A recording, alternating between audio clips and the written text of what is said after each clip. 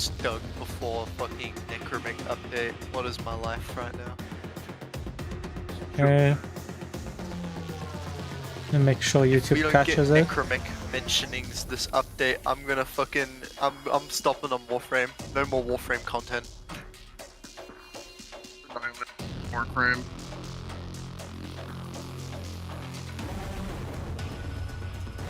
Make sure this works.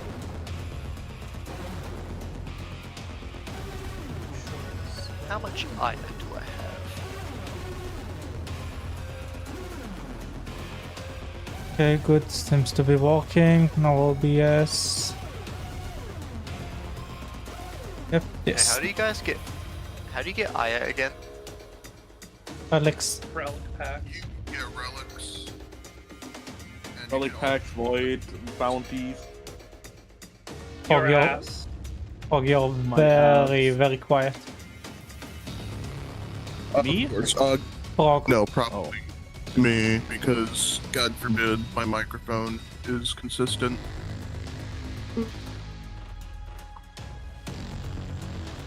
I get that. Alright. Does this sound better? Yeah. Alright. Got the microphone like a millimeter from my mouth. Awesome. I'll just get relic packs from the syndicates then. I have not gotten any ducats. That's not good. Yes! I got the 2 Aya I need. Alright, pink void rig time, let's go. El Skeletonio's fired. No, not Skeletonio. Dude, how will he feed his family? He never had one? Oh, okay then. Yeah, He actually stole mine and shot them dead, so... I'm gonna make the most blinged out void rig ever.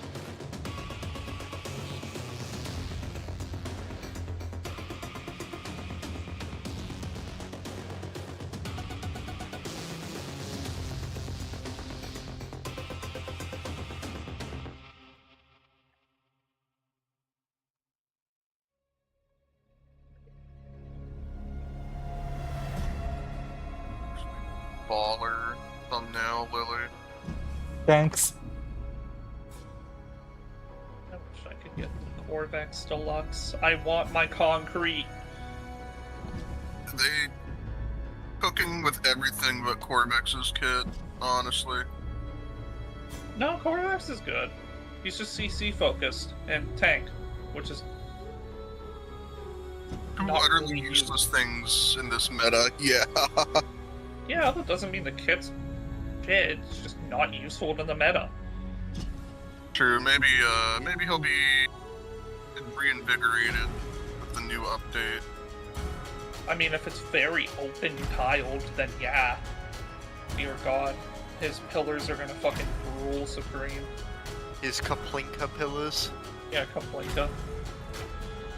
I'm plinking my shit. Whoop! A max rank compression, that way Yeah, my that's- DAS gets multiplicatively. On top of multiplicative go. You added Fucking SuccMut into waiting room music goes like hella hard for some reason. What's the organ?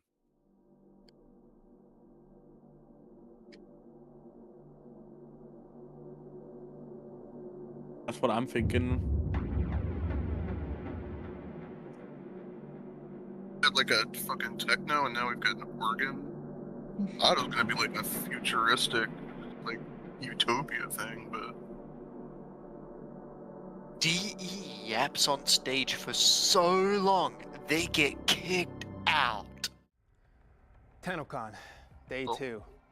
So you lost your voice at the Tenno concert, eh? You ain't here for nothing. Free rewards. It's always free rewards. If you watch TennoCon for 30 minutes between 11 a.m. and 4:30 p.m. Eastern, you'll receive the Halvu primary weapon. Someone offered me a free weapon once. Hey kiddo, he said. Gave me the creeps. Now, Tenno Live is where things get interesting.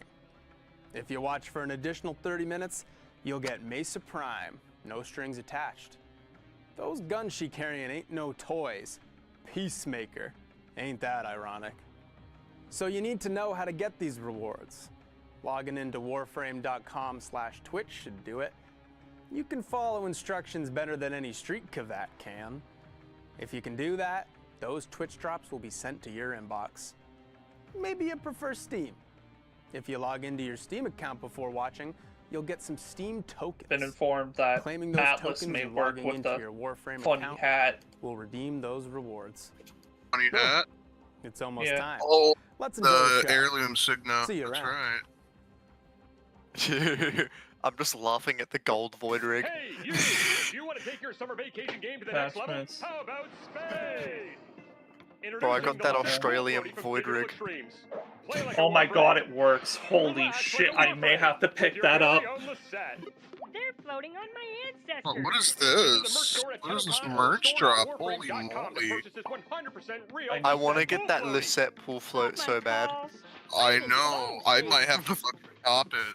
I might have to, dude. I'm going to be right back 1 second before the thing actually starts to grab myself something to drink. That way, when my fucking porch floods again when the next hurricane hits.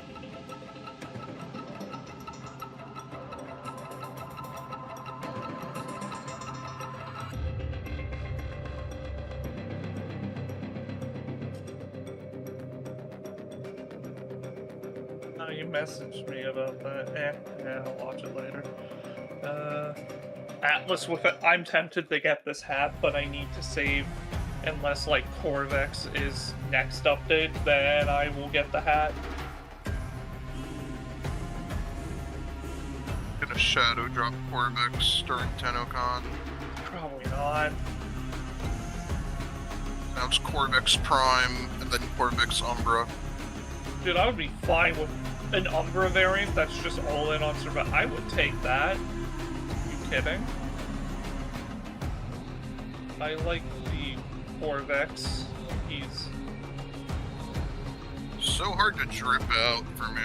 I don't have enough concrete. I just keep him stock because I Wait, think what's his this? beauty is in the yo, Dozo. look how hard I can piss. What is Dozo this? showcase. what? Dozo That's a showcase. fucking nice dojo. Okay, holy. Is that supposed to be like Albania? Or is this just like reactor number 4? Reactor number 4. Reactor number 4, I think. See if Trinity can work with a hat. That's I really swear if cool, he can, though. That would be cute. Yeah. I was just thinking of Chernobyl.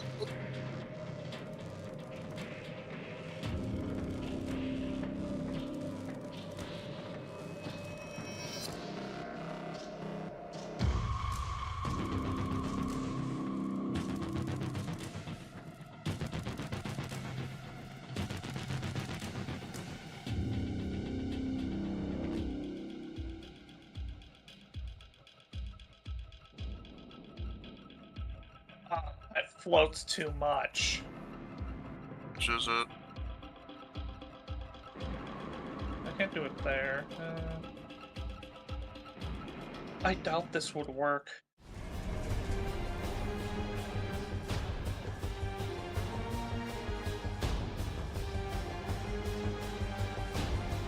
I finally have a reason to use that Grattler skin. Oh, Kome music. Kome music. Cool, man. Yeah, My that- TennoCon viewing experience. Yeah, they're doing the Shrine Defense soundtrack. I am Sister Marie Leroux, Homemade Prime. ordained of soul, sworn Look to for Lua, man with and bearer fucking of the black holy cowboy fire. head. That's fucking Satan. That would be so funny. Look And for then man. like the middle-aged dad, Bye-bye. like right next to him. That I that would be love bad. to just screenshot it and fucking send it to him on his phone. Holy shit. Necros could work. I could make that work for Necros. I can have a Milady Necros. Oh. No. Could it work with Revenant? No, his helmet's like way too fucking tall. But can it work with Grendel? Oh god. Milady. Yeah. Oh my god, I can work with Grendel. I can make that work. Neckbeard Grendel. There is much work So to just be Grendel. done.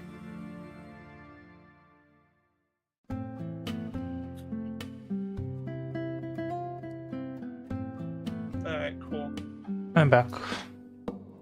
Welcome. I have a question for anyone here. Has anyone tested if the primary compression is like multiplicative on the Grattler? No. I think you're like the only person using the Grattler. Or Still. even an arc gun. Despite the fact that the Go for it, Grappler Master. got a skin recently. How long is left? 3 minutes. 3 minutes. Not that. Rook.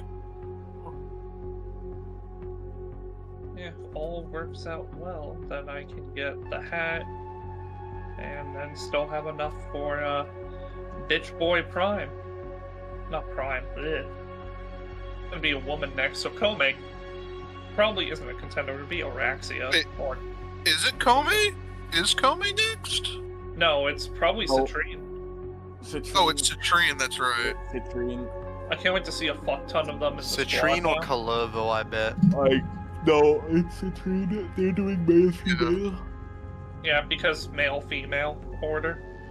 No, yeah. They switched from male female to male female. Honestly, they better. Since They're gonna Baku. cook with Citrine Prime's design. Bro, I am excited. I want to see. Who's the- ready to I- see blinged I- out I- Voidrig?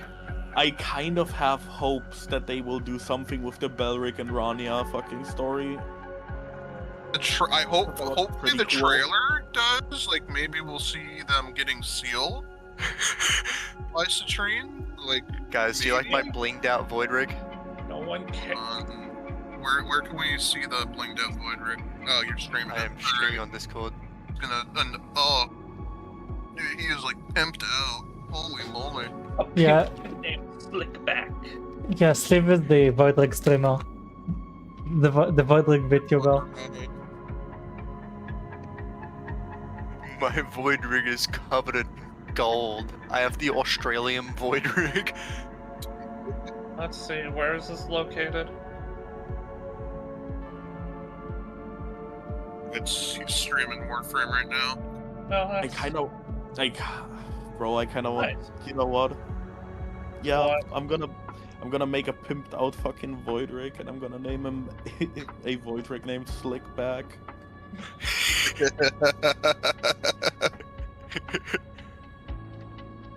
The Australian Voidrig is real and will hurt you. How will he fare against Floridian Voidrig? Floridian Voidrig isn't real.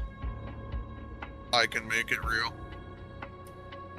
Damn it, Gara's glass thing is there, and I kind of wanted that to Give make... you a small part of my soul into the Voidrig and make him Florida Voidrig. Give him like an alligator arc gun or something. That'd be sick. Oh, the TennoCon relay's up. Unfortunately, I don't get paid until Sunday. Man. Oh, there you go. We're Oh, the starting. music started. Alright, It's starting. Shut up.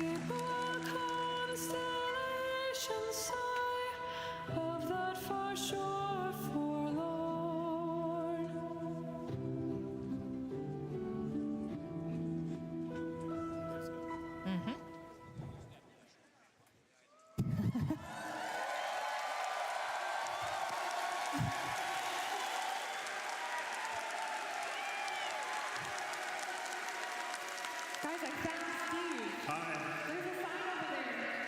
Have you seen this man? Yeah, I've been missing for like a year and a half. We found Steve. Hi, everyone. Hello, welcome. How are we feeling?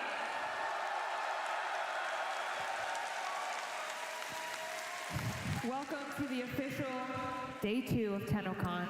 How about that concert? Oh my god. Was that awesome? Wow. I'm not even sure what kind of, like, are we a game company anymore?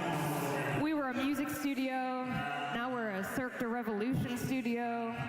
You're gonna have. Going up the wires after this, right? You're getting in the silks. We're gonna lift you up. Okay, cool. It's gonna be beautiful. Welcome to Dev Short 110. We got 15 minutes and then we're gone. No, first and foremost, I want to address the elephant in the room of Rebecca Ford. I wanted to give everyone an update that she is out of surgery and she is doing so well. She is recovering. Spot Sci-Fi, Spot Sci-Fi. And she's watching right now. She is on watching. Twitch. Yeah. Everyone say hi, Reb! Hi, Red. Uh-oh, I might cry already. How's Twitch chat, by the way? You have Twitch it? chat is scrolling very quickly. Okay. Yep. I don't even actually see it scrolling. It's Yep, it's going here. Hey. People are saying hi to Rebecca in Very chat good. as well. That's very nice. Excellent, thank you. For our lovely viewers at home and here in the audience, we do have TennoCon today broadcasted in sign language as well. You will notice the beautiful Kaborski to my left. Hi, girl! From TLC, absolutely crushing it. They were also here yesterday, so thank you so much for your beautiful work. Our Tenno and Envoy love you and appreciate you, and thank you so much for giving them love as well. And new this year for the people here in the audience, if you do need described video, we have that this year. There's a QR code on a poster around the stadium. If you scan that, you can have a described video. So if that's something that you're interested in, please partake in that. We're happy to do that this year for you. Steve came out looking really cool. Megan, she was fine. Was that a Twitch chat? That's descriptive video. Oh. Okay, sorry. Very descriptive, thank you. Okay.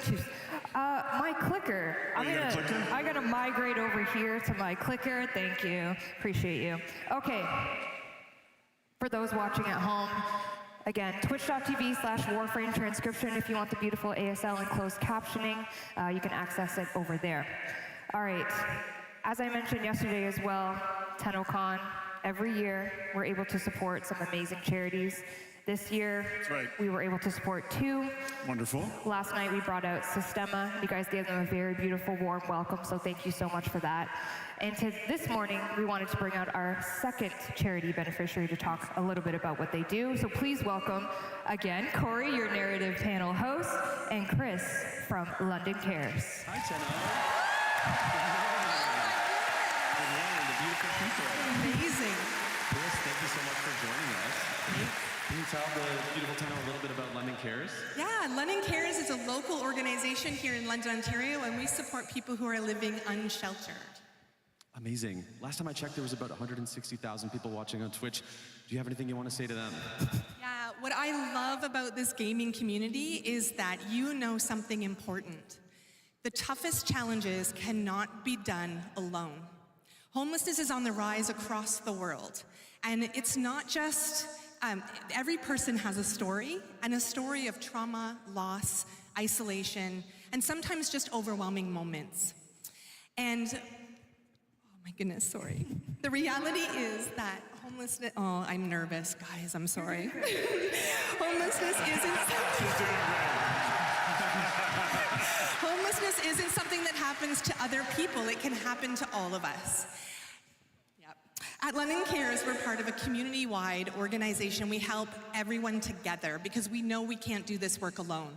Our outreach programs, our housing programs, and our day spaces treat people with trust and respect so that we can walk together towards housing.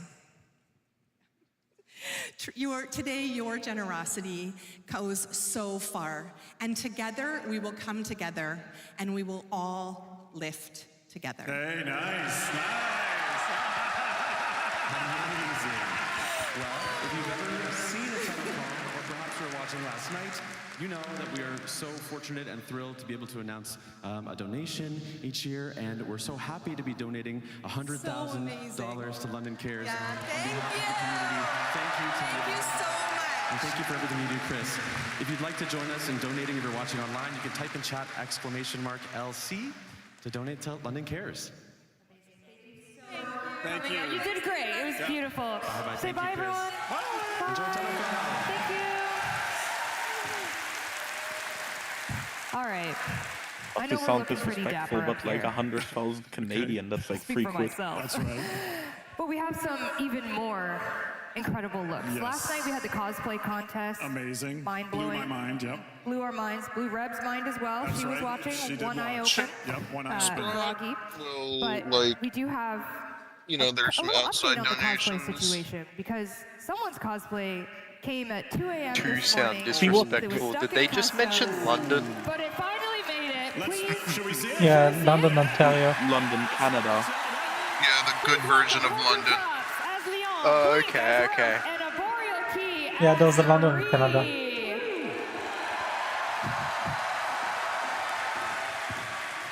There they are, the Devil's Cosplay. Pride. Alrighty. Pretty good.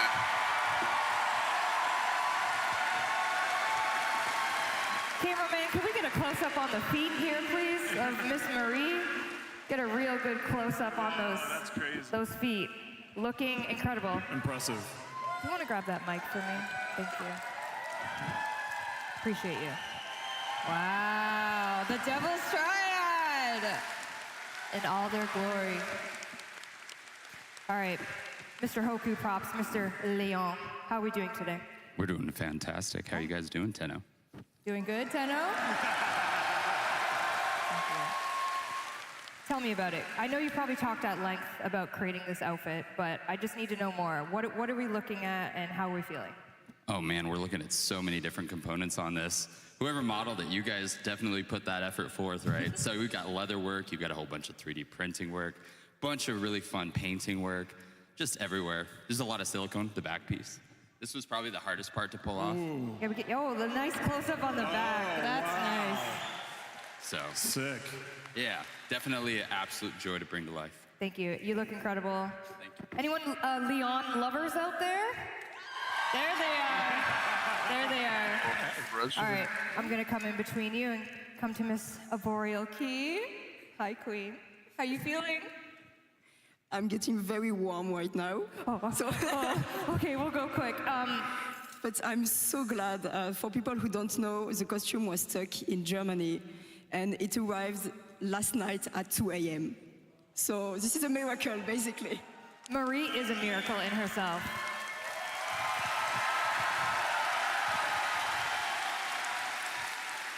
I do have to ask about the feet, though. I know you made a video, but for the people out there, talk to me about what we're looking at. How can you achieve this? So I worked with a stunt driver for the feet. So a guy who breaks cars for a living. I went to him and said, I have to stand like this. Please help me make something that will hold. And he was very delighted to do his first pair of shoes. So we did the welding together, and then I built the leather shoe on top of it. So it should hold. It should hold. I hope so. If not, we'll hold you up. We got you. Give it up for Marie. Arboreal Key, everyone.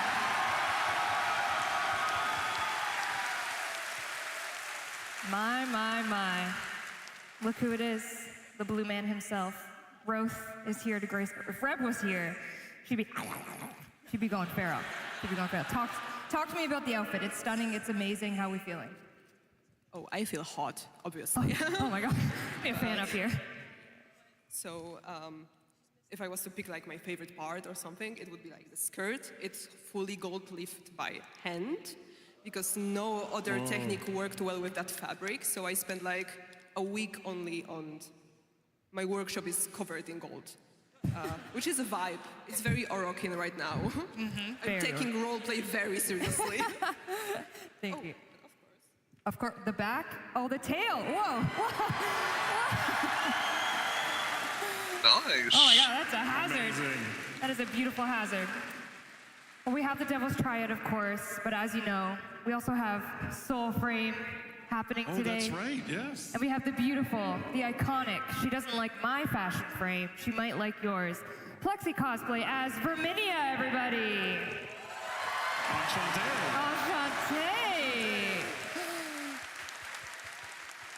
Hi, gorgeous girl. With a poppet. A Lovely floppet poppets. and a poppet.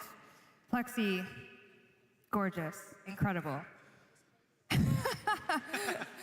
Hold on, I'm gonna come over that way. I do see your feet are out though. Always. It's stylish. Why did we design her with her dogs out? That's a Jeff question. Jeff? Yeah. Jeff? Perhaps some fever dreams? Okay. We'll ask him on the dev stream. Talk to me about it. How many rats did you make in total? Over 30, but I also have an additional 200 floppets to hand out today for anyone who needs a little help with their aura. Oh, I need help with mine. I have 0. Okay, you made the white, you got the white floppet, you got the hat floppet. Oh, there they are in the back. You got all of That's them. amazing. What was the hardest challenge to accomplish with this? I had to do 50 crunches a day because Virminia is not only stylish, but also very fit. You look incredible. Thank you. You all look incredible. Can we have one last round of applause for our beautiful cosplayers?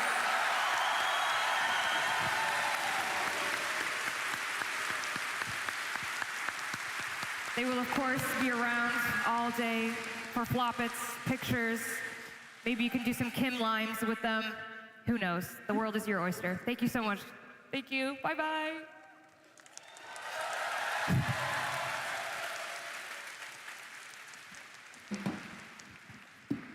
Okay, let's do a little bit of housekeeping, shall my we? favorite. I love housekeeping. You love I love housekeeping. I love graphs and I love housekeeping. I got no graphs for you. Okay, all right, fair But enough. I do have information about Twitch drops. Let's go. The fact is, hopefully they're working. Does Twitch chat say they're working? Let me get my readers on and we'll Get see. your sunglasses on. Get my readers on. Dropping things.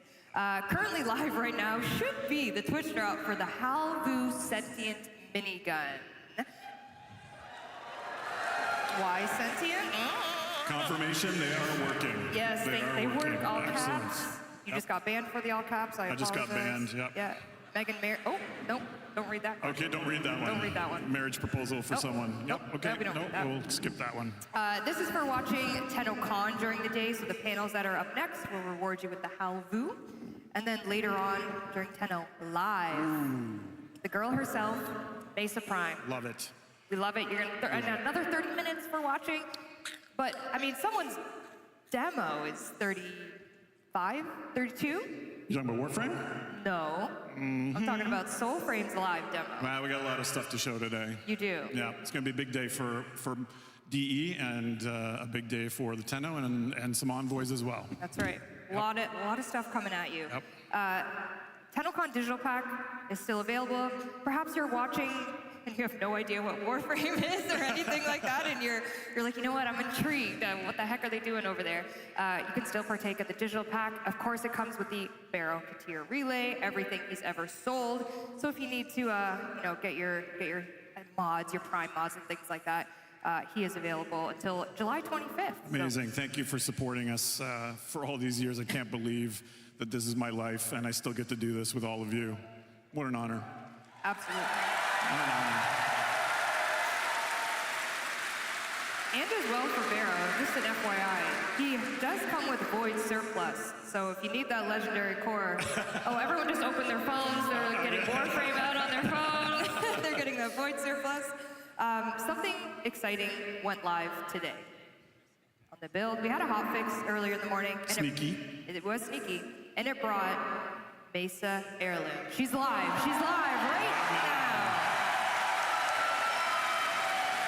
On all platforms, Mesa Heirloom. Are you Team Duster or Team No Duster? I'm respectfully looking no duster mode. No Duster. Yeah, respectfully. Okay. Who else is Team No Duster? Team No Duster! Oh, you're freaks. You're a bunch of freaks. The option is up to you. You got your Cowboy Signa or your Duster. She's live in games, all platforms. A beautiful Liger design. Incredible. Liger crushes it every single time. And then just a healthy reminder, later on, there will be an in-game relay experience. That's right. If you go to Saturn, not right now, but on Saturn, there will be a TennoCon specific relay. Here you will go.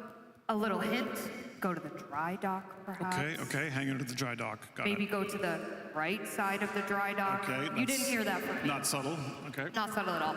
But this will go live later when Tenno Live starts. And for our Tenno at home, you will experience a once-in-a-lifetime moment as we do the Warframe demo live. We'll call it out. We'll make sure everyone's ready, give you a heads up. But if you are at home, you you want to participate, you can get in that relay very soon. Okay, we do have some online giveaways that I did want to highlight, and the main reason I brought you up is you're going to be our Vanna White of this evening. Okay. Saturn. We're doing this now? We're doing this But they said like the right side of the dry dock. Let's see. Well, first let's talk about HyperX. You see Excalibur over there? Oh, I do see him. Can you lift him up? With headphones on. Oh, I was muted. Not now. When TennoLive goes out, they will start the TennoCon relay on Saturn. Oh, there it is. Please walk across the stage. What do we think? Oh, yeah, I missed that.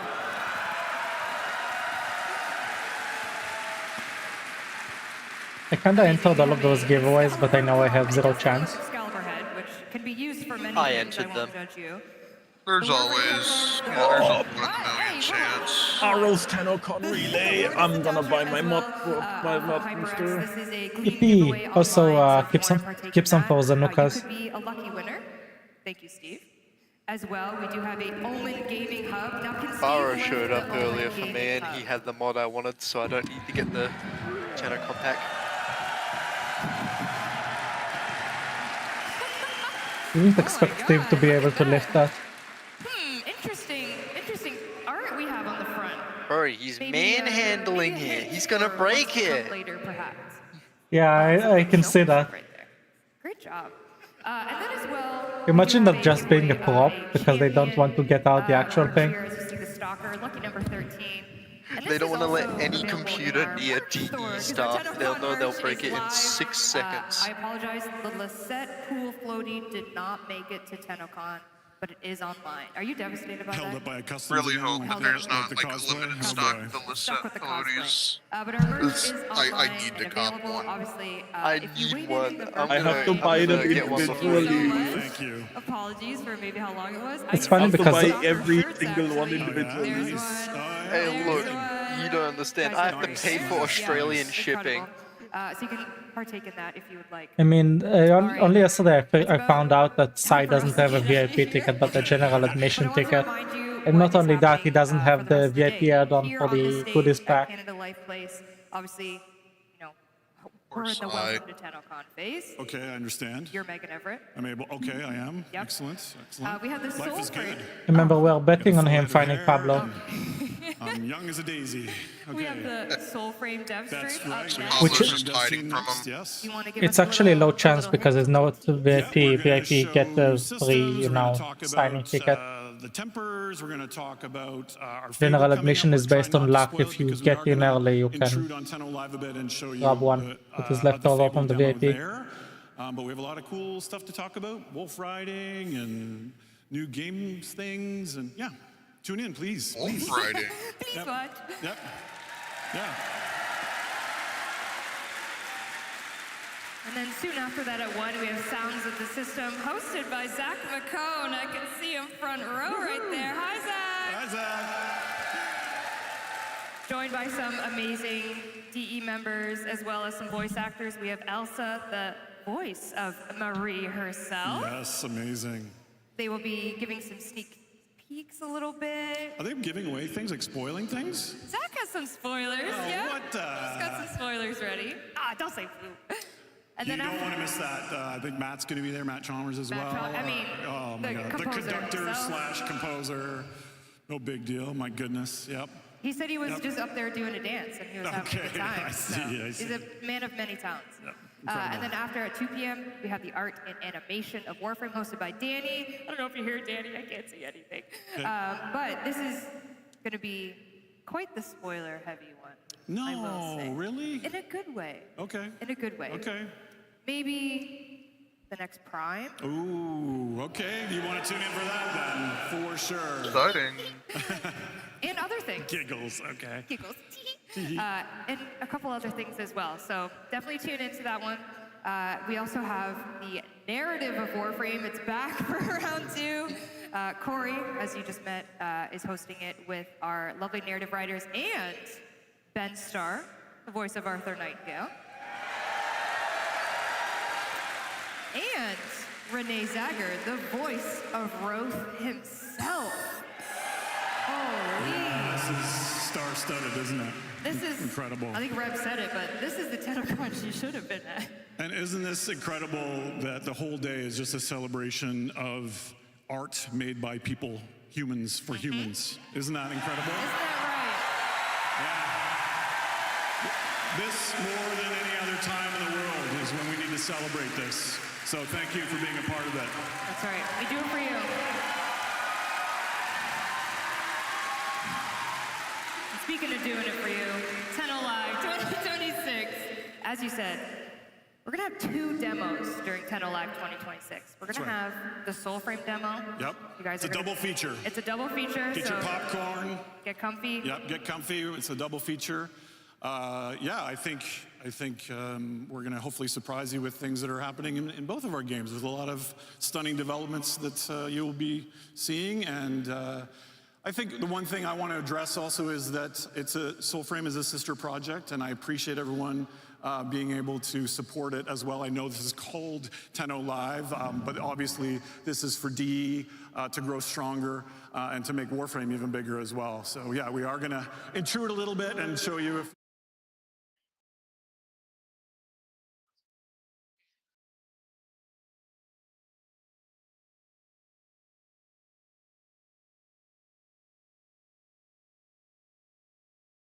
Up next at 12 p.m. Eastern Time to show you the next little tidbit of Soulframe. A little bit, yep. Okay, we'll see you at 12. Thank you so much. Bye. See you soon. See you soon. See you soon. Bye-bye.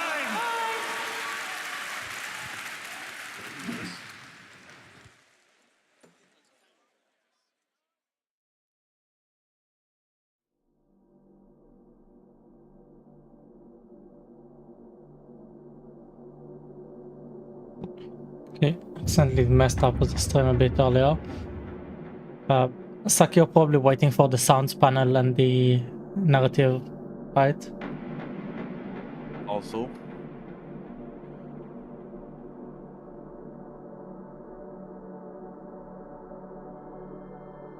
Maybe exciting. TennoCon. Ladies Day and 2. gentlemen. So you lost your voice at the Tenno Yeah. concert, eh? You ain't here for nothing.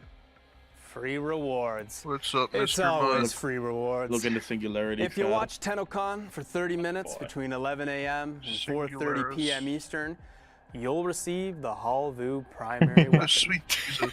Someone offered me a free weapon once. For those Kiddo, who he do said, not know, "Give me a 260 free That's days like a and year. 23 TennoLive hours is where things mod get drop interesting. booster chance. If you watch for an additional Yep. 30 Did it. minutes, you'll get Mesa Prime. Did you get some drop Zanuka strings beacons? attached. Those guns she carrying Nope. ain't no toys. Peacemaker. He's never getting Ain't the that death one. ironic? So you need to know how The to get TennoCon these relay is rewards. still here for a few Logging days. into warframe.com/Twitch thankfully. should do it. You can follow I need to instructions farm better like than hell any you street cats. cavat can. You can If join do us if you that, want. Those Twitch drops will be Oh, you sent to guys your are running? inbox. Fuck yeah. Maybe you prefer Steam. If you Well, log into we your can Steam do it account later. before watching, Yeah, we are you'll get running some in Steam a tokens. little bit, Claiming those just tokens let me and know logging when. into your Warframe account quote will unquote, a redeem little those bit. rewards. A little Oh. bit. It's almost time. Let's enjoy the show. So we'll just play some See you Risk. around. No, I will This be right back. TennoCon shit is not fair for Australians, bro. Oh, that's right. It's like, what, 11:30 for you right now? Yeah, nearly 11:30 p.m., bro. Fucking coincidence. This shit's going till 4 for you guys, too. Poor Steve's gonna fucking leave. I'm just gonna get the drop for the gun, because I already have Mesa Prime. Then I might have to get off. Ah, man. I really fucking like that Mesa skin. Or that blazer, or whatever it's called. Fucking god. Okay, you know what? Forgot password. That skin is so good. Man, I really like that skin as well. It's just something about it. Makes it so I can't stop looking, you know? Yeah, honestly, it is like kinda hot, But what? I think the fucking whole cowboy aesthetic is just too cool for me. There. Cowboys. Cool. Yes, sir.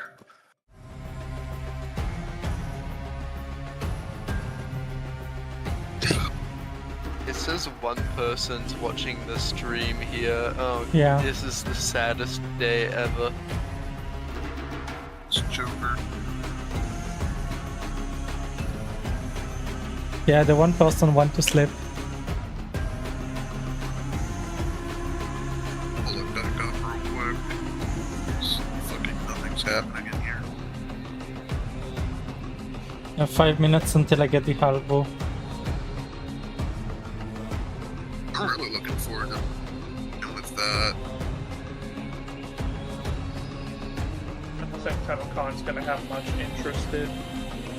for me to be interested in.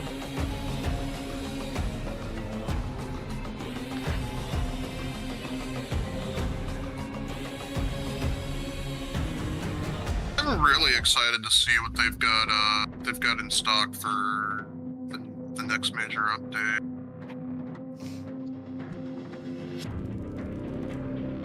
I can't wait for them to finally go like, we're removing necromechs! They're not gonna be a thing anymore! Fuck you, Big Steve, you fucking suck! We're gonna ban you from our game! Typically. Bitch ass motherfucker! How dare you put Omniformer on mechs! We're gonna put your head on the spike, Big Steve! No, not Big Steve. What would happen to Big Steve's Big Forma saga now? True. It would be up to Little Steve, actually. Yeah, it'd be up to Little Steve. Not Little Steve, but Small Steve. Boy, I can't wait to go on Warframe and play with my necromechs!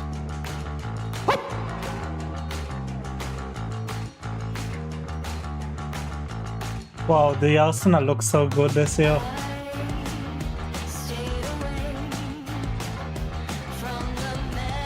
It's actually insane compared to last year.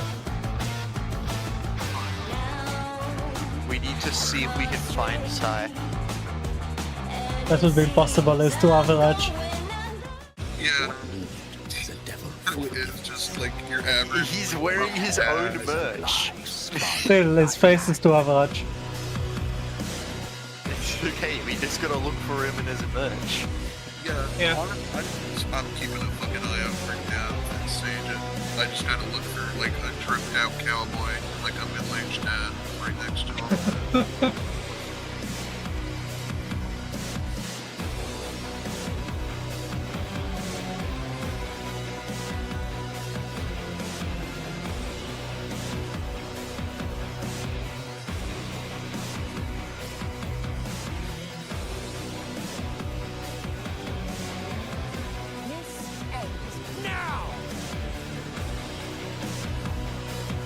One more minute until I get the halvo.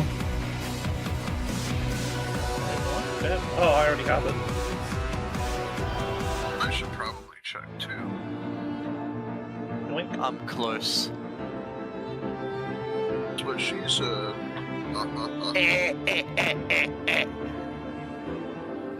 We are mature men. No, we Very aren't. mature. No, we aren't at all. Forget that.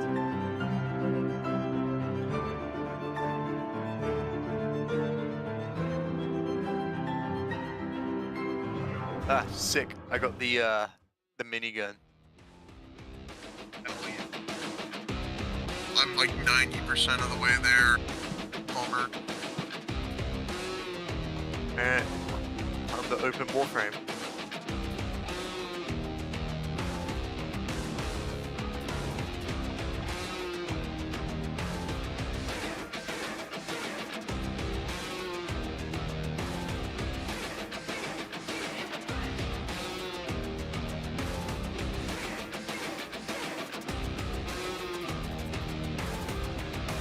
I can't wait to fuck with the funny little gun.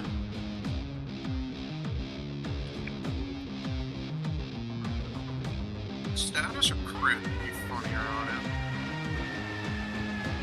I'm just gonna mod it like how I modded my Karak. Oh, holy shit, this thing's bulky. Maximum fire rate on it. Oh, that's what I'm gonna do.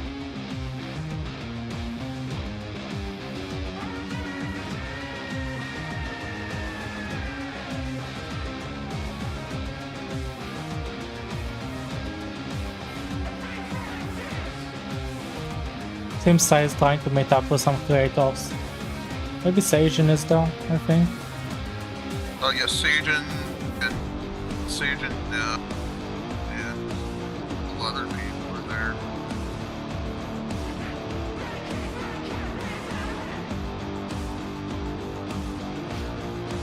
Any innate polarities? No. Why would DE give us innate polarities? Why would they give us crumbs? Oh wait, never mind. There's 2 Madurai ones. I might be dumb. We basically have 30 minutes break between panels.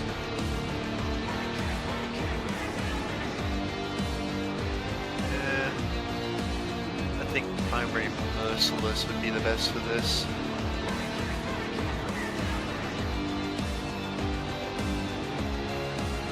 Fuck, I have 0 Forma. Hell, I have Forma for days. So kind as to gift me some. I'm just kidding. I'm going to boot up my game. Heal you before you take my Forma. Well, you know, that's like the preferable option. So yeah, like I said How sad earlier, has your day been?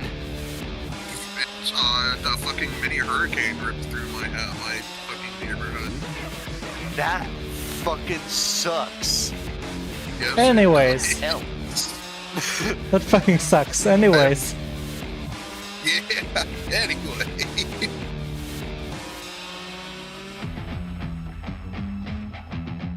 okay, so like I said earlier, we are bringing in someone specifically for the Soulframe panel. We're bringing in Remiko. Oh, who's that?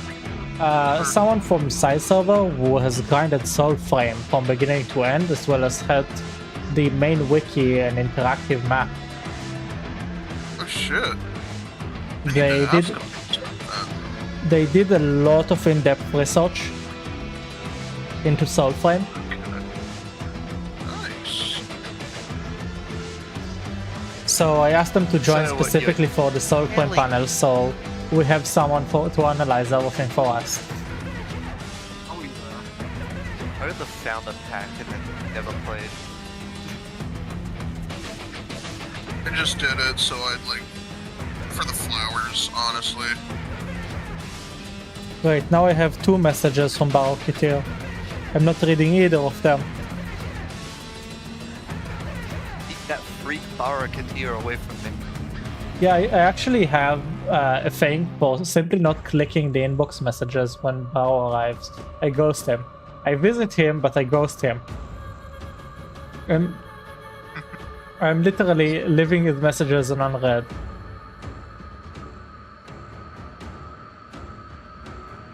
If he's a WhatsApp user, he'll be pretty devastated. Like new cats. Well, that's the most mods I can put on this. Time to hop in the Titan and then start blasting some Grenier schmucks. This Bao's TennoCon relay is an elf, but I could... Oh. Well, Let's look at this hullabaloo. is my game muted on the thing? Yeah. I got flashbanged. Does it come with potato? It comes with 2 Madurai. It's what? Potato? Let's see, potato? Ooh, yes it is. Yay, we'll take that. Okay, this gun's pretty cool. Nice.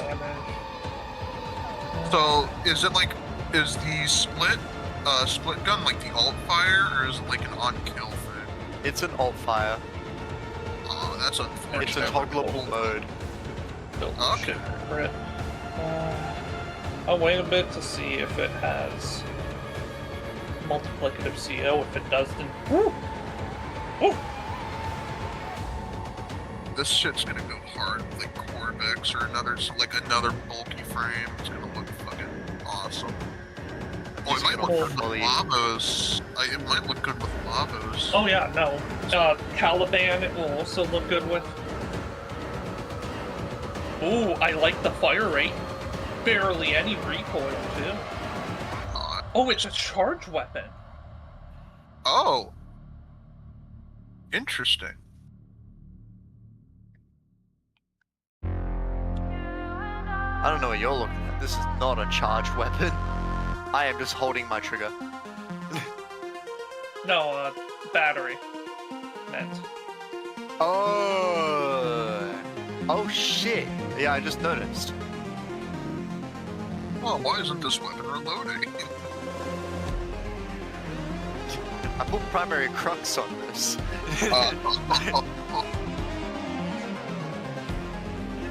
That's decent damage. I like this. I don't mind it. I wish I it had actually more kind of that prefer the gimmick. auto mode instead of the burst mode though.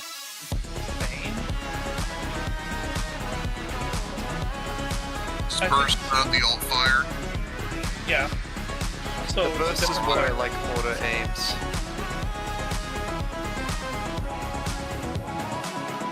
I just like it for its gimmick.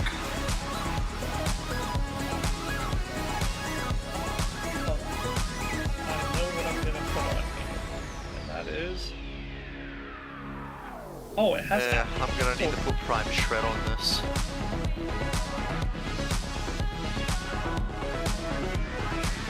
This definitely would have been better as an arc gun in my opinion. Probably. Nobody uses arc guns though. With 2 mods, you can get it to a ×5 and a ×7 crit multiplier, so that's pretty good. Nah, but imagine this with secondary encumber and... oh god. The amount of status effects I'll be putting on everything. I'm gonna try this with blast. But I think my Helios is hard carrying this weapon.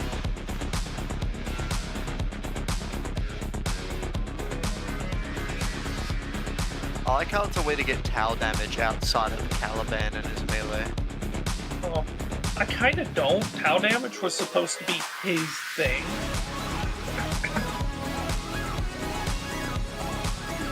Alright, so I have Corrosive Blast.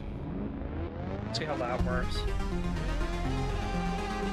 I'm just rocking Toxin.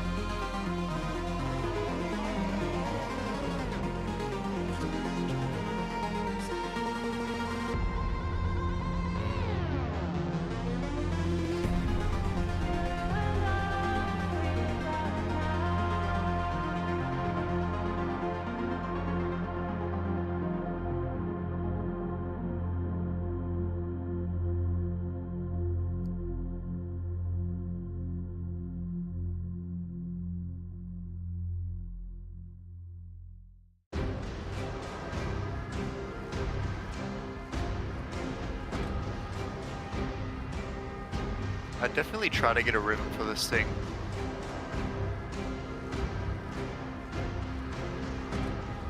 If you did get a ribbon, what would you look for on it? Multi-shot, probably.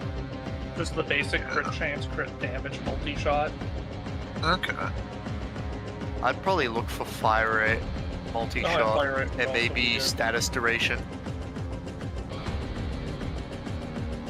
Alright. Look at this thing.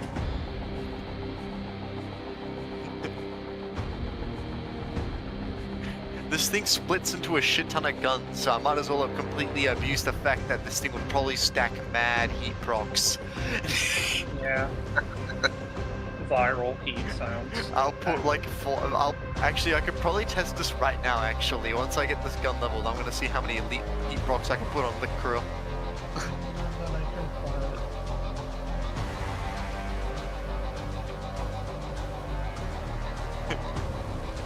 Lick Krill overdoses on 2 trillion heat procs and fucking dies.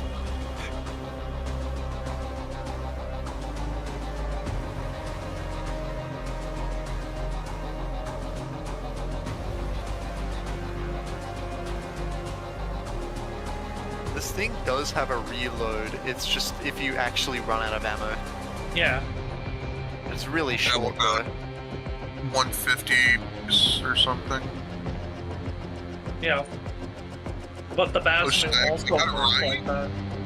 They got the fucking 150 right base. Yeah, Or was it just 150. 100? Holy No, shit. 150.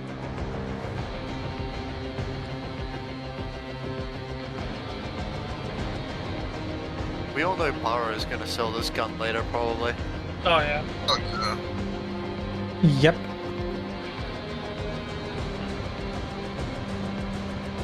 You know, the early bird gets the worm. The early bird gets the Omniformer first. The early mech gets a former.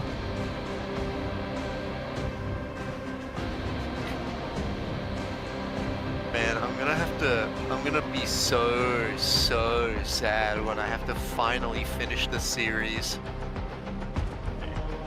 I'm up to the last former. So that's no longer an option. Wait, you already have nearly 69 former on your mech? Yes. No, it's all Omni. Oh.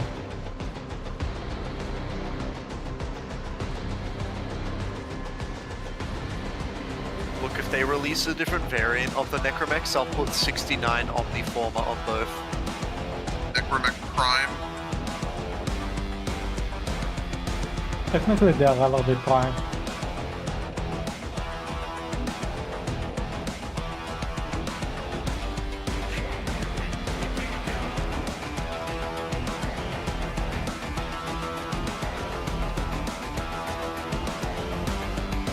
They want more base damage.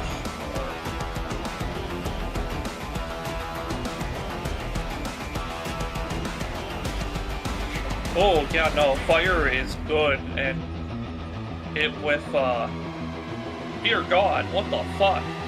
Alright. Viral loves this thing.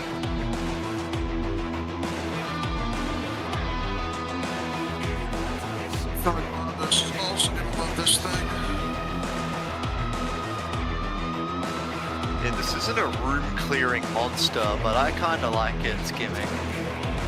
Unfruit works well with Corvex. I'm running it with 500 base damage because of fucking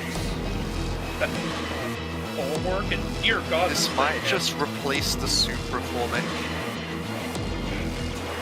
I mean, I already made deck the Bastion for Corvex, so this isn't that bad. Oh! Never thought I'd hear the day someone actually enjoys Corvex. It's supposed to be an echo chamber of Corvex. Corvex is awesome. And don't let fucking Reddit hear that. Have auto target to the closest enemies around you. Oh yeah. It's why I'm liking it for Folly right now. It's because I can focus on my casting while just holding my trigger. I'm sure this won't be exploited at all. Probably will, but who cares? It's fun. This is fine. This is literally the perfect primer. I just realized. On jaw. Because the gun's like split between different enemies, so you could literally build this for punch through for the... Yeah, this is unironically like the perfect priming weapon.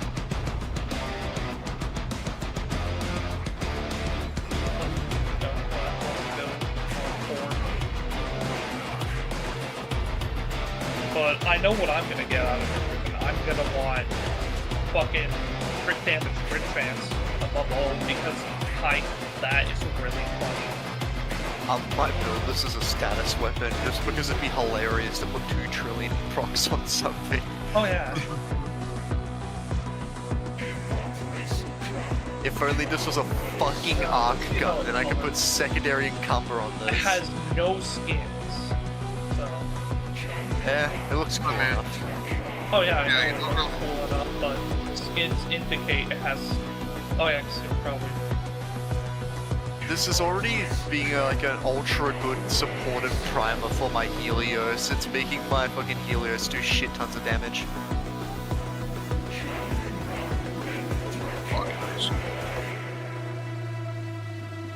I can.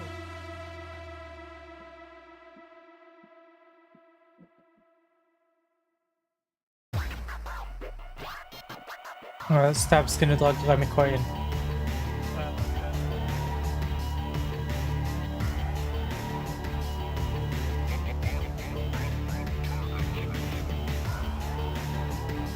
Hello. Hello. So we have 14 minutes before the panel starts.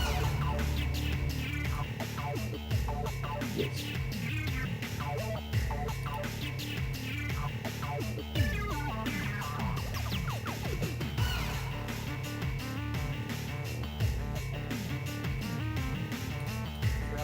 Different one.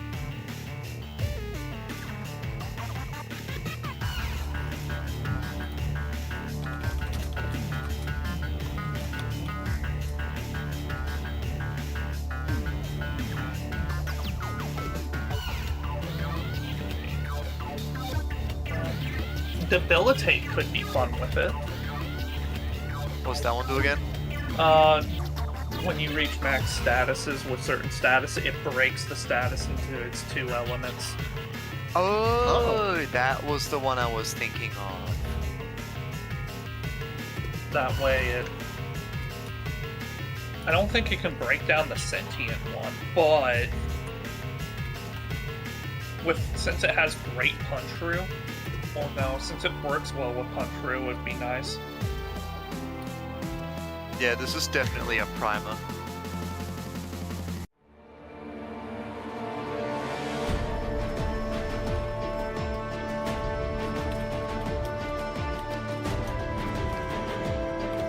What I'm tempted to do is run it with cold. I can imagine Lavos players being very happy with this. Lavos players, me included. So, I think the alt-fire definitely has condition overload stack bullshit. Well, multi-CO. Yeah, no, just because I am shredding since... Quick test. And by alt-fire, do you mean the main fire? Okay, what button do you press for the fucking the multiple gun mode? The alt-fire button. So you mean the burst? Sure. Give me a second, I have to fucking survive.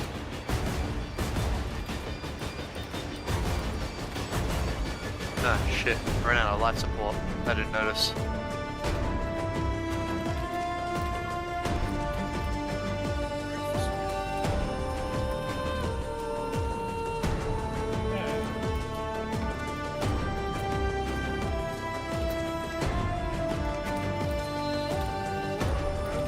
I forgot how multi-CO works. Does that mean you mod Serration on, or do you keep Serration off? You put the Serration somewhere so that it only plays based off of that Serration bench. So it could be the Arcane as well, like that had.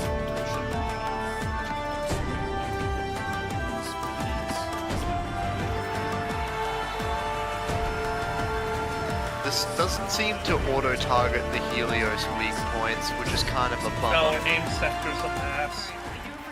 Yeah. The good thing is a lot of the Helios weak points are center mass. Speaking of doing it for you, TennoCon 2026, as you said, we're gonna have 2.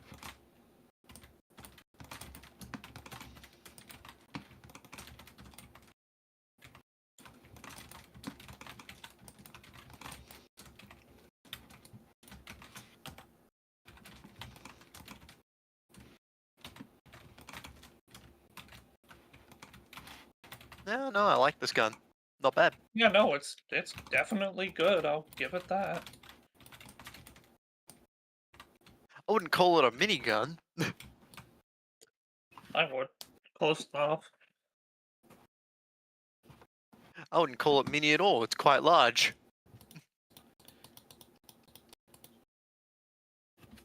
A large gun, I guess.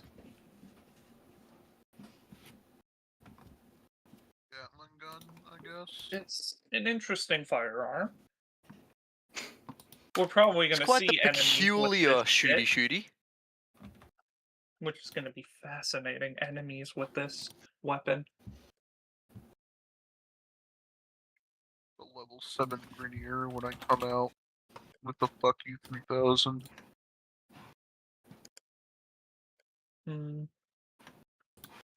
Deadhead would be good. Bulwark is just good. Crux doesn't really make sense. Frostbite. Actually, yeah, I should be doing that, but let's remove all. Put on multi-shot. Serration.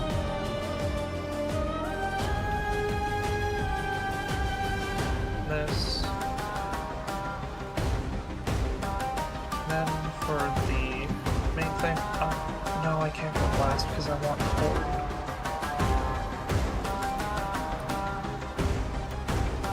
Oh man, the health I'm gonna probably use full heat.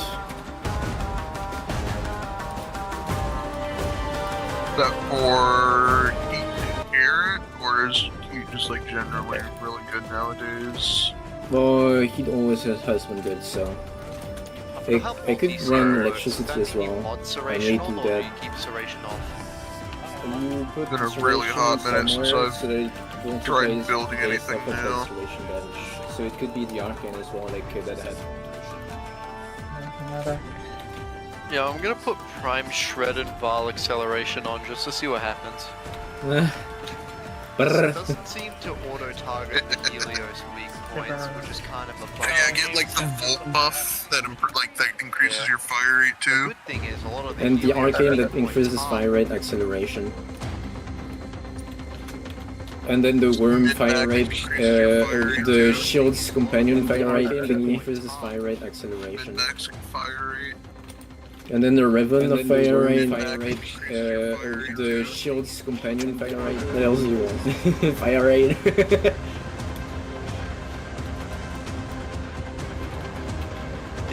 Get tainted mag for the more magazine capacity. And then you run Crux and something else. Okay, I fixed all the audio in the stream. Nice. Alright. Ooh.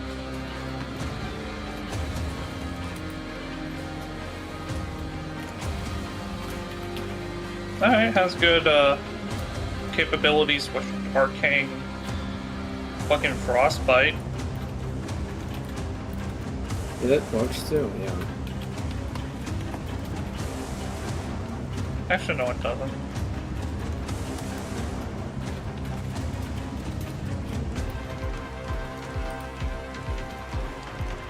I'm just gonna get Crux on for the fucking ammo efficiency and status spam. Yeah. I need to build heat with it, but...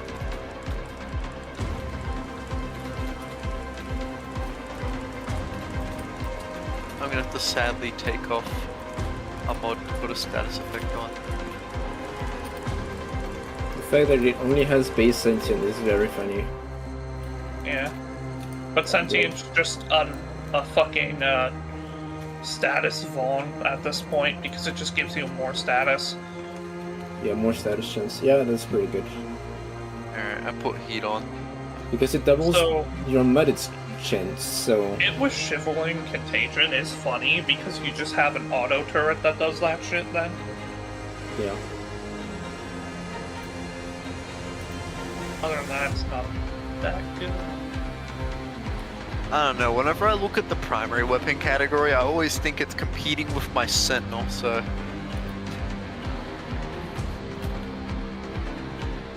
Wait, does burst mode let it shoot by itself? Yeah. Okay. Zaku? Zaku question mark?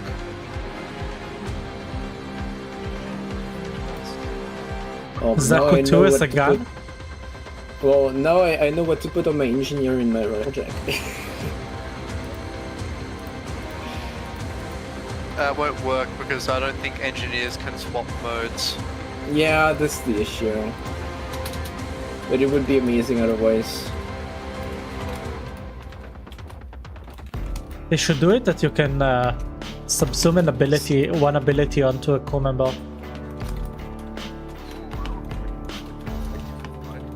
It would be kind of overpowered, honestly. Imagine putting like Jade Stars on a crew member. This is Warframe we're talking about. Yeah, balance? What balance? Yes.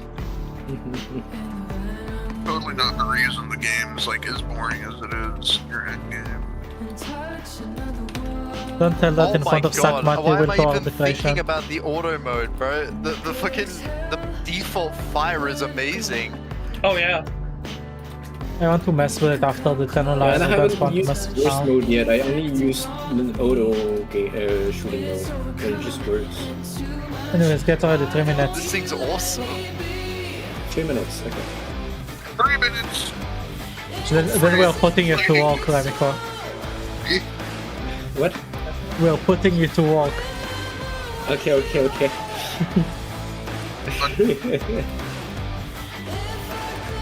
It must have been a while since we visited. Yeah, it's been a long time. Yeah, I need to play some more Soulframe with you. Well, I haven't been playing last update because game is going in a direction I don't really like. But yeah. So yeah, I'm worried mostly I from. mean, that means you can also provide some good criticism on this stream. Yeah, what's going on with it? I haven't played in a while.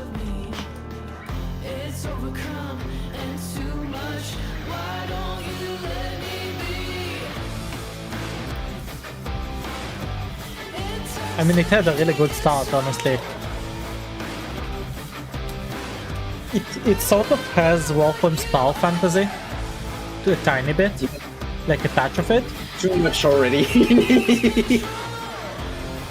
Yeah, but imagine that on the Souls game, like. Well, just play Elden Ring at that point. Yeah, you're not. I Elden Ring. mean, it's just the Warframe power fantasy. Souls like just don't really mix all that well. But when it released, it was kind of fun, like going around with a sword, just smashing things. Yes. You can also do that. Well, yeah. So basically, what happened with like the last few updates is that they improved enemy density, also added the Koga, which is basically still path way too early. And then they add stuff that they may remove because they don't know what they're doing yet. Like if it's satisfactory to them.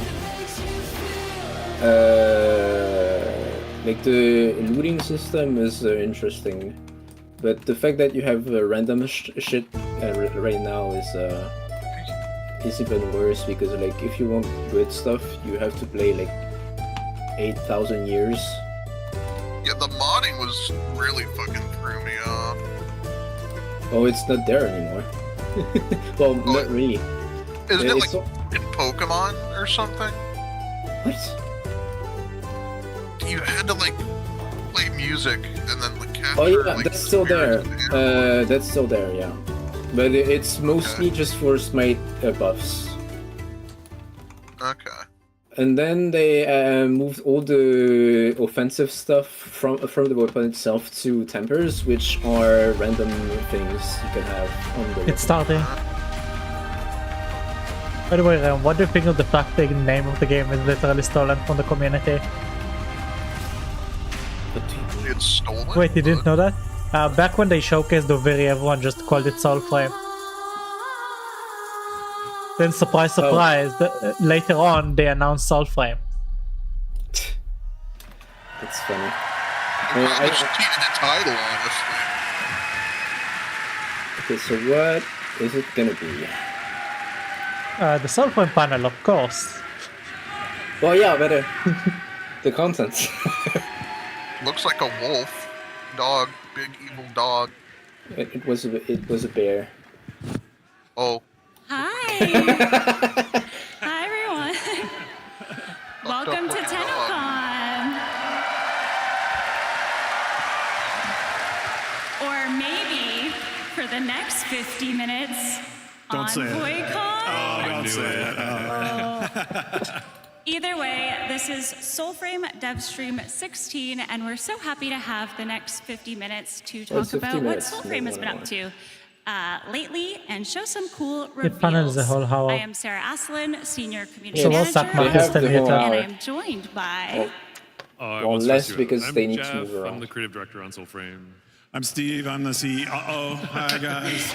I'm Scott McGregor, and I'm the lead designer. And I'm George Spanos. I'm the audio director. Oh god, I can't do notes since I'm doing this. Oh, and we got our wolf pack. Yes, the wolf pack. We got the wolf pack. Give it up. That's a spoiler. That's a spoiler. Okay. And we have a very exciting special guest who is coming on later today, so stay tuned for that. Amazing. To start, we have some exciting news to share. To celebrate TennoCon this year until midnight tomorrow, Sunday, July 12th, everyone is invited to Soulframe who has ever signed up on soulframe.com. So if you've ever signed up, you're in. It's awesome. Scary. Did I tell you guys I was doing that? No, I'm just finding out about this now. Well, Sarah, yes. CEO. Yep. These invitations will be sent by next week. So yeah, if you haven't signed up and you've been interested, wanting to try out the game, soulframe.com right now. Excellent. For those of you joining us perhaps for the first time, Soulframe Preludes is our pre-alpha state. For the last few years, we have been building this game alongside of you. It's And you have broken our game with some pretty hilarious bugs. Sounds about right. It's like Warframe has been in beta for some 13 years. To help us improve our combat and help shaped Alka from the ground up with us. This also means you have seen things really early, and that has been part of building this game out in the open. They say that every Game Awards. Maybe that was unfinished content, or maybe you survived a Virtue rework, and then another one, and then kind of another one, all in the span of a couple of months. But it's also exciting. Annoying. Can you give context? Sorry.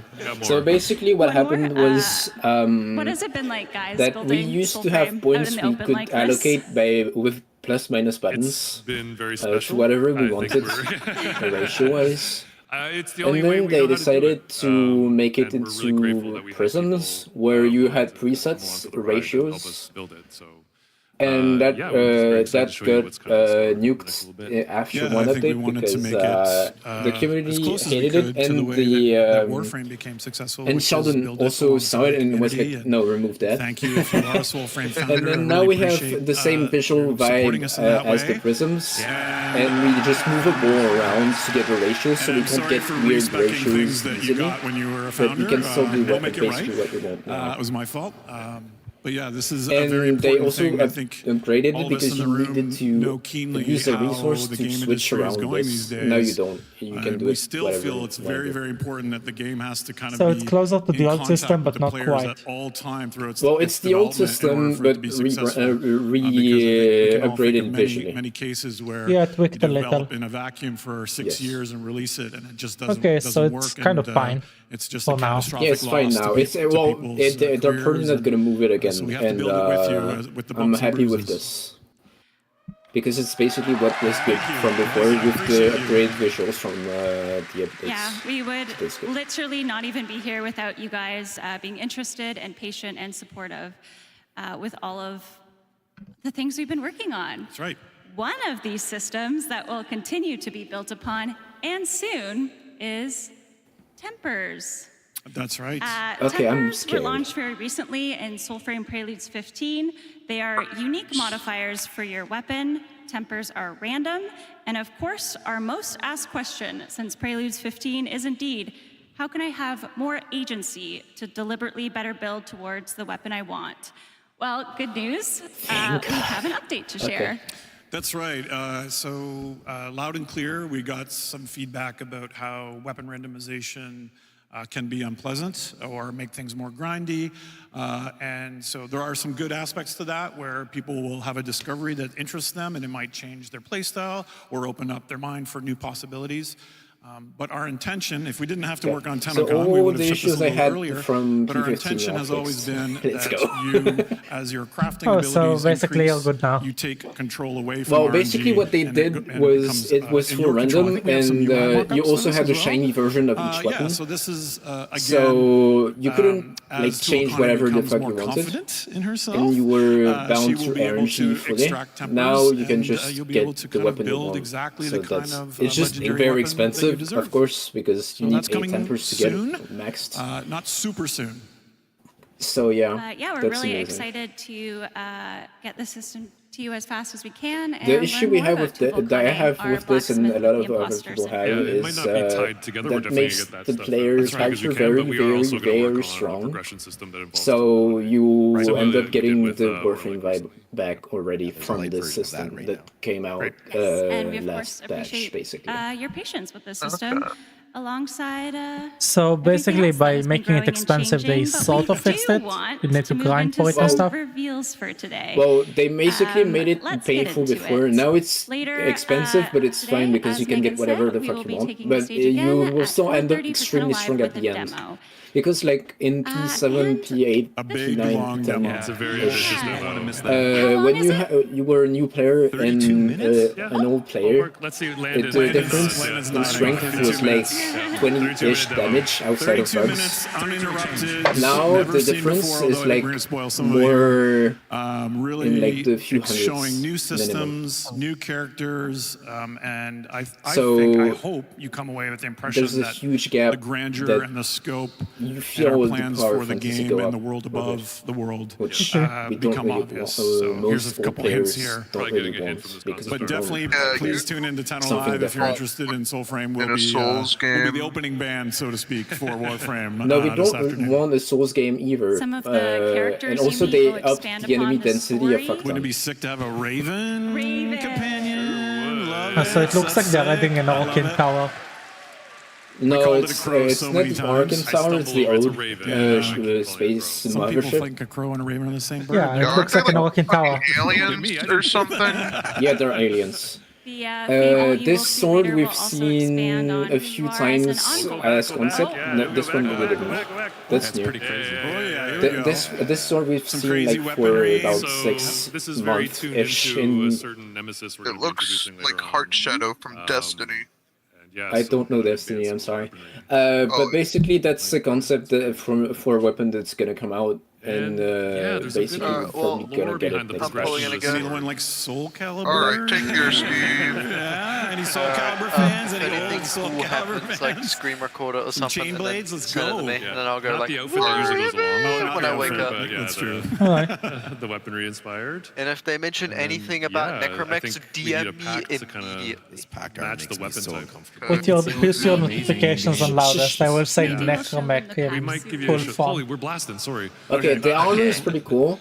And But then yeah, what this is was more gonna said- content what that's was going said to fill about the story kind of that we're showing later. But like everything that we put in, of course, this will be accessible to players as cosmetic Also, do you have a date for the update, or they are so these are kind of going to announce it now?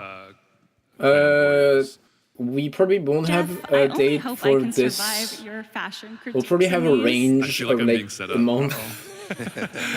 You are, This video's after gonna all, drop soon. famously judgmental So the fashion. two things we me. might No, know is either not some as of the much as a stuff we certain see here will rat be in witch like I may have seen P15.5 and will drop earlier. like in less than a week, or Jeff of House Cooks. Oh no.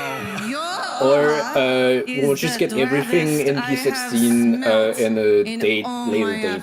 It's probably gonna be like a few weeks range. As the veil. Because they usually say hopefully this and then it's 3 weeks later. Hackies? Really? Sorry, Jeff. Sorry. The burn. Yeah. Sorry, Jeff, for giving us Nice So sorry cosplay. about that. That's a Well very done, good well one. To be fair, she said the same thing to me earlier. That's okay. Somewhere I feel like Megan is super vindicated right now. If you and, are like, here in yes. person, Herminia will be sniffing around all day, so definitely go say hi to her. Thanks, Plexi Cosplay, for your... Oh yeah, Verminia in the game is blind. That's why she's sniffing around. Anyway, like I was saying, our demo at Tenno Live today will unveil more of our Envoy that we have ever seen before. She got blind by Perhaps you will dying. see some of our origins, and maybe everything will start to make a little more sense. Oh, that'd be nice. And I have Aren't all a little people in bit of that a are playing spoiler dead? because I do want you to keep special eyes peeled for Tempest Bayer. For the name of the place. By the way, he's gonna have the same voice as Archer.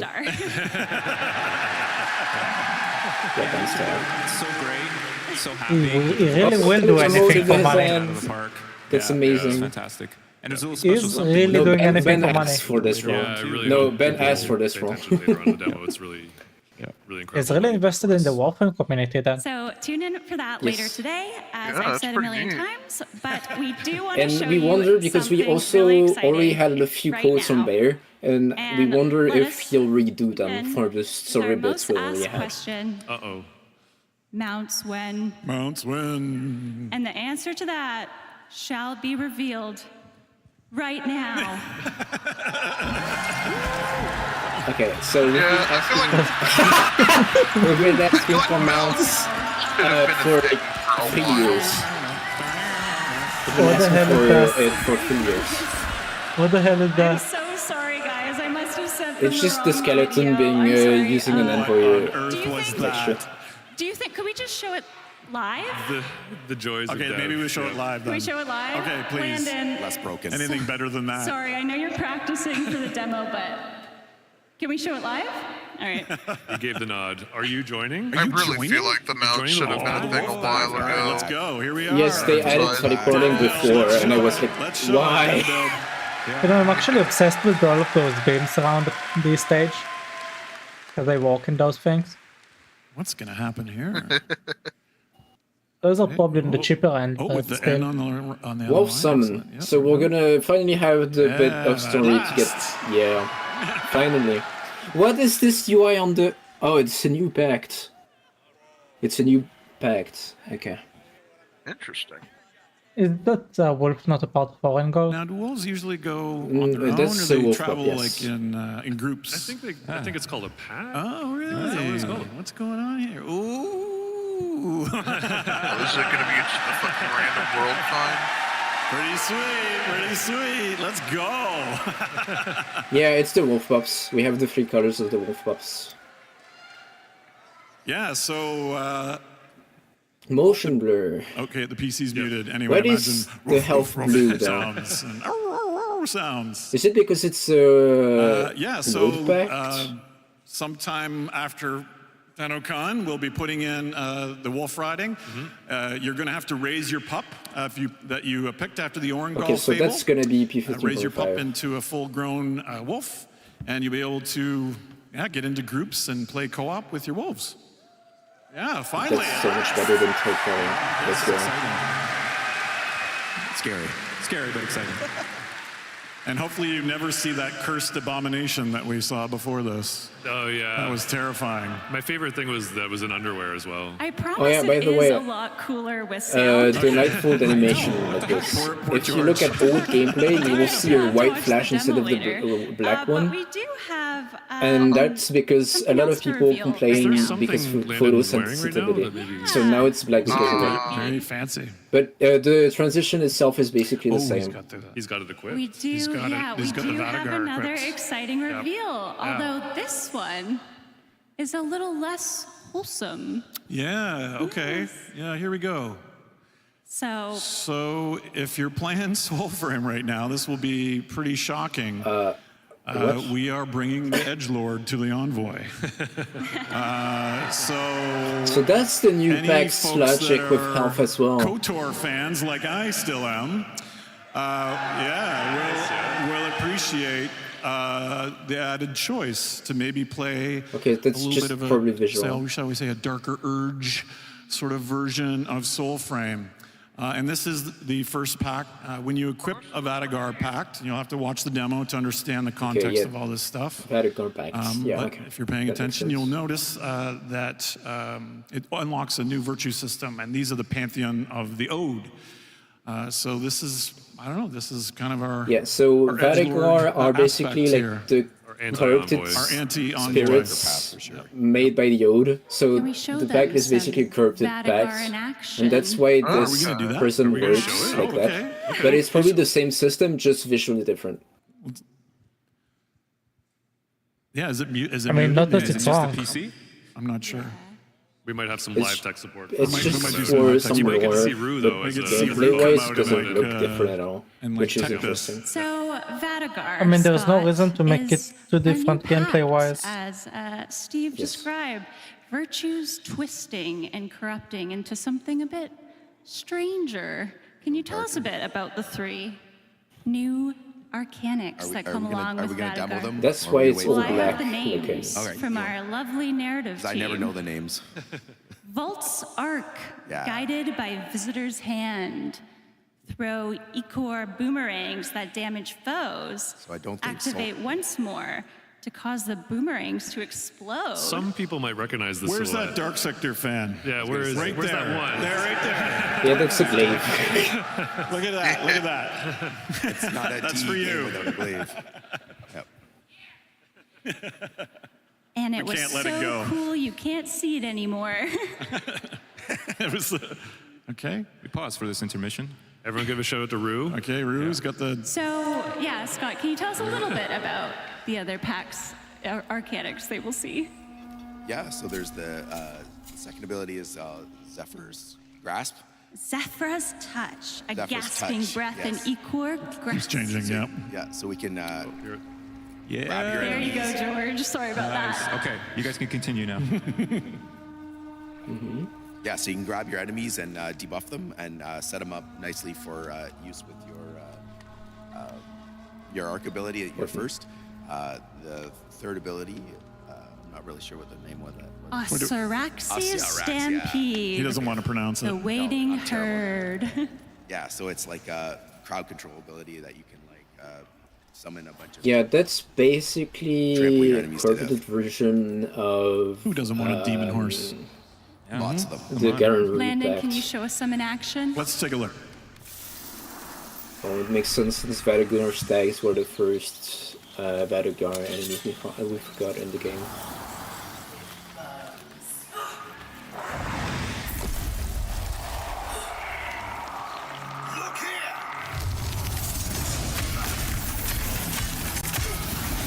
That actually looks fun. Yes. Oh, and the third ability is literally just Dagar. Yeah, it's basically just re-themed of the Garen Root packs, but corrupted version. Same Stampede on third, CC on second that almost rips, and damaging thing on the first.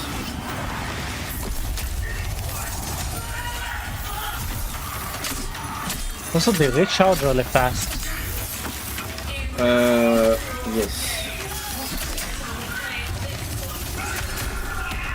Because it probably is meant to be a cast-through thingy, or they changed some arts back into Akin, so we have the health to cooldowns again.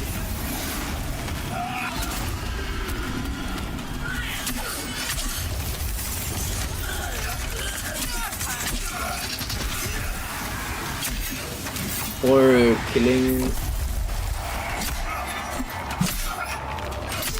Okay, it looks like the cooldowns get a bit faster when one ability is active. Maybe it's tripping on that.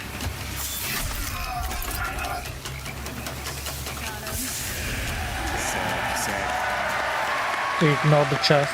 Yeah, go hop in your wolf again. Back on the wolf. Back on the wolf. Oh, the wolf with sound. is Yeah, with sound. Landon's done such a great job of making us look good. Yeah, okay, we see that they So don't have I know everything finished that's not because our the evil feet weren't envoy, on the ground proper. But Is there maybe something he should do to cleanse? Well, it will like be make up fixed. for the But his evil honestly, they actions? should make it like really? a bit of like Can Red you Dead take a bath Redemption and horse wash away your mechanics, sins? where I you can think a whistle little to it bit, and it actually. will follow A you. little bit. after all that corruption, let's go find something a little more peaceful. Oh. Okay, what was your question, Lily? Just want to chill out for a bit. Oh, Yeah. so you're missing Oh, there's fishes. The swimming has been there already. I am so happy that swimming But there is was now in a Soulframe. deep enough body of water But to there's swim something in. else I've been wishing I could do. There has been a few, but the map keeps getting updated. So yeah, we have fishing now. What is it for though? It's fishing. People want fishing. I'm glad you're happy. Oh, it's hook fishing. No. Yes? Come on, Landon. Oh, it's just no canes. Oh, it's coming.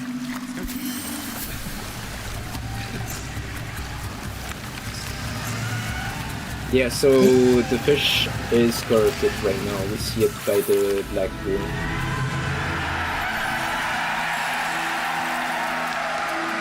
And now it's cleansed. And goes back in. Catch and release. Catch and release. It's the world's first ever vegan fishing minigame. Thank you to those who laughed. Yeah, so fishing That's very is coming. funny. Okay, Very that's exciting. cool. And Yeah, but what is it for? Lovely day in Alka. So that way they can say it has fishing in there. It was maybe gloomy Yeah, but and like- raining. It's a little too hot, a little too warm. Yeah. Maybe. I Maybe wish you it get a was buff Tragically lightning and for thunder. doing it once, like fully. Yeah, that reminds me. We have weather changes. That's right. So we have a Oh whole yeah, we finally don't only have like the quest weather changes. Oh, that's amazing. Okay. The most amazing Millions part is for gonna me be at so much playing this, better. I played like an hour just in all the familiar places that changed so much just because the weather became so dramatic. So I think this is going to be a really exciting and welcome change to the game. Part of the systems that we're adding. It's good for ambience. Yeah, I think we're gonna look at having specific animals maybe go and hide. Oh, even the during textures on periods. the armor Maybe the enemies change. will change up a bit. So They get wet and some stuff. interesting That's things we can amazing tie looking. to the weather systems of the game. No birds in the trees at night. Yeah. Stuff. But better fish to catch. Maybe. All right, that's enough gameplay for now. Oh. Sorry, tune into Tenno Live. Yeah, shout out to Landon, Gavin, Sam. Thank my you, Wolfpack. thank you, Wolfpack. Thank you. I will come back for the Tenno Live thing, even though I might not say much. Okay, so mounts are indeed coming to Soulframe, finally. And put my cute asset up. And they are coming fall 2026. That's not far away. They said, Fallish. yeah, okay, it's not coming then, I guess. Hopefully. Looks amazing. But I do wonder if these wolf mounts That's man are the most. only mounts? I don't know. Tune into Yeah, Tenno Live. Easy. Oh my god. What is this? Spoiler city. And fishing. We saw fishing. Very exciting. More non-combat activities have been a long-standing request from By the way, on Soulframe the community. icon, the one, and we're really the happy white that the wolf that system had is in the the works. black marks is already. And there probably will be a prelude other update buffs. between these, like where we'll introduce again some like puppy bonding that you have to do to build. Okay, so P16 and then probably later. That's that right. makes Yeah, sense. we'll release. I'm hoping we'll release the fishing prototype, the weather system prototype, and then yeah, some puppy time. Will we be able to customize them more, Jeff? Do you think we'll get like fur patterns in time? Fur patterns, cosmetic like Oh my attachments. God, that's amazing. Yeah, we'll definitely. Okay, that's exciting. Definitely let people kid out their pup. Awesome. Mononoke mode. And I remembered this when we were watching the fishing, George. A lot of sound behind the scenes work went into fishing as well. Yeah. One of our sound designers, Slater, went out and recorded a bunch of it. We're always looking to record original sounds. Yes. And so he was very dedicated and intrepid and ventured out and into the wilderness and got us a bunch of great sounds. And I think we have a little video. Real wilderness. Excellent. Yeah. We don't just sit behind computers all Hey day. Envoys, I'm Slater from the Soulframe sound team, and you just saw the reveal of our new fishing minigame. I was excited to work on this project because my brother has always been an avid fly fisherman. So I got my field recorder, an underwater microphone, Oh, yeah, some we got a ultrasonic few microphones, a few other images bits and of this. bobs, and I went and met him that's at a river true. in Elora where we picked up as much source material as possible before I started working on the game. I hope you enjoy this behind-the-scenes look at me standing in a river recording some sounds.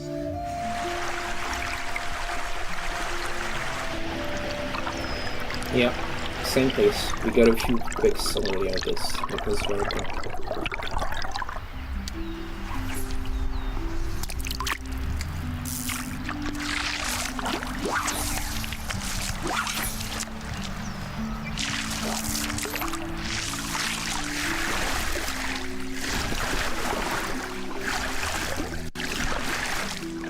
Thanks for watching, and we'll see you at Tenno Live for our new demo with all new sounds and music. It's a tough job, but someone's got to do it. You didn't see the case of beer off to the side there. That's okay. My favorite thing about the video is imagining how annoyed Slater's brother is. Yeah, probably. It's just like You know how many times he had to cast that reel to get the perfect sound. Yep. Yeah, so I think the fishing system we hope to be a little deeper than just run up and grab. There'll be lure customizations and that sort of thing. You have to build these wisp hook lures that catch the polluted fish. And there will be different species that have different things that they like, and different, bottom feeders, and all the other kind of nerdy sort of research we did into how that system works, but recontextualized into the kind of world of Soulframe. And there'll be like iconography in the world for locations that you can go to certain fishing spots. And yeah, so hoping to make it kind of deep and something that would be worth doing for hours at a time, just kind of relaxing and enjoying that side of the game world rather than just the sort of action or violent part. Wow, so delightful once again. Are you being sarcastic right now? I just wish we had more darkness. Okay. And in fact... Oh, my stream paused.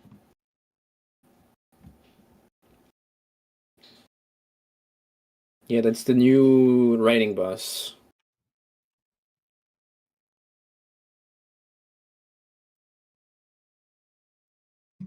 along, and this is a preview in the form of an undead knight and her absolutely wretched horse.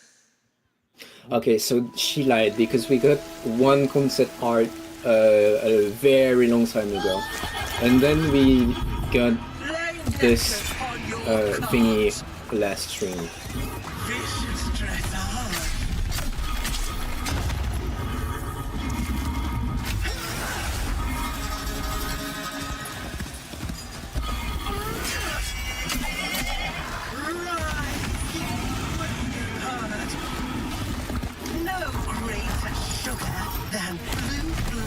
And this is probably gonna be a new Vichy? Rainbreaker! Or is it Rainbreaker? Mendicant Rainbreaker.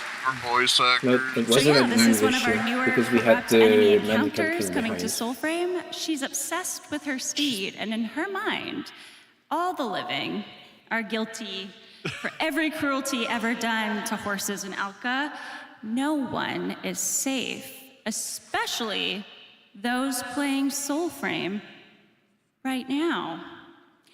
Because, yes, as I speak, our Mendicant Rainbreaker has just went live. Yay! Nice, nice. But it just... I love how everyone's cheering and they can't play, but that's awesome. Thank you Oh, for cheering. that's why they did a hotfix that I'm basically changed getting nothing a last minute note here on that the visuals. I think maybe a bit of an issue. Is the horse out of the stable? Well, that's let me just see Partially? here. Partially? Let me just see. Come on, hamster servers, come on. You guys go I find know. her at home and let us know. I'm not old. But she will be going live today. Let me just check here. Excellent. Okay, so it's not there yet? And yeah, Well, if we'll you're see not if in we get Soulframe, H11. like I said. So it's not a showstopper, but there might be a host migration Okay. situation, but I We think can we're going live ahead. with that. No updates complete with one of those. Yeah, so go find her. Excellent. In the wastes. Okay, guys. Retuning Tempers is coming soon. Mounts are coming. Fishing is coming. Weather changes. When is retuning? I want to know. Rainbreaker may be or not be live in game. And we have a sick Yeah. new Fable being demoed. Probably later everything in the today. same update. But within that demo, We are No, going they ahead, said actually. I it's just gonna got be a note. host We're going ahead with migration, it, so and we're not, good. host Okay, Hell yeah. nice. All right. Woof. Yep. Unless go it find actually that doesn't wretched work. horse. My heart. All right. But within our demo later today, we also get to learn more about a rather elusive character up until this point, one we may have not actually seen too much of so And she's kind of far. already a fan favorite, I think. I think she might be.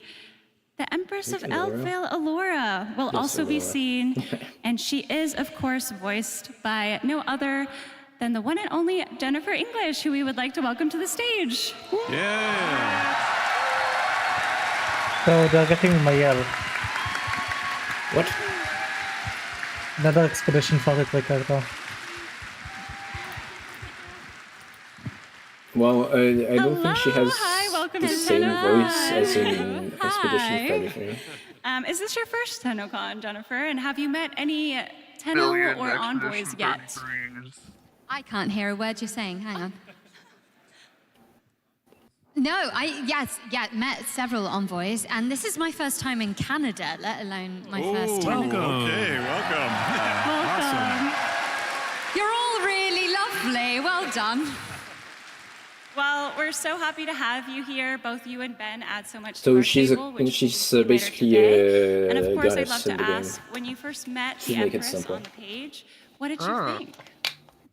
That's the character. I'm not allowed to say the C word, am I? But C-wordy. Like, look at her. This design is incredible. I would wear this outfit. And no, I absolutely loved her. But the thing is, the writing was just, like, as soon as I read the script, I was like, I have to play this character. She's incredible. And every session I have, I just go, this is the best job. I love it.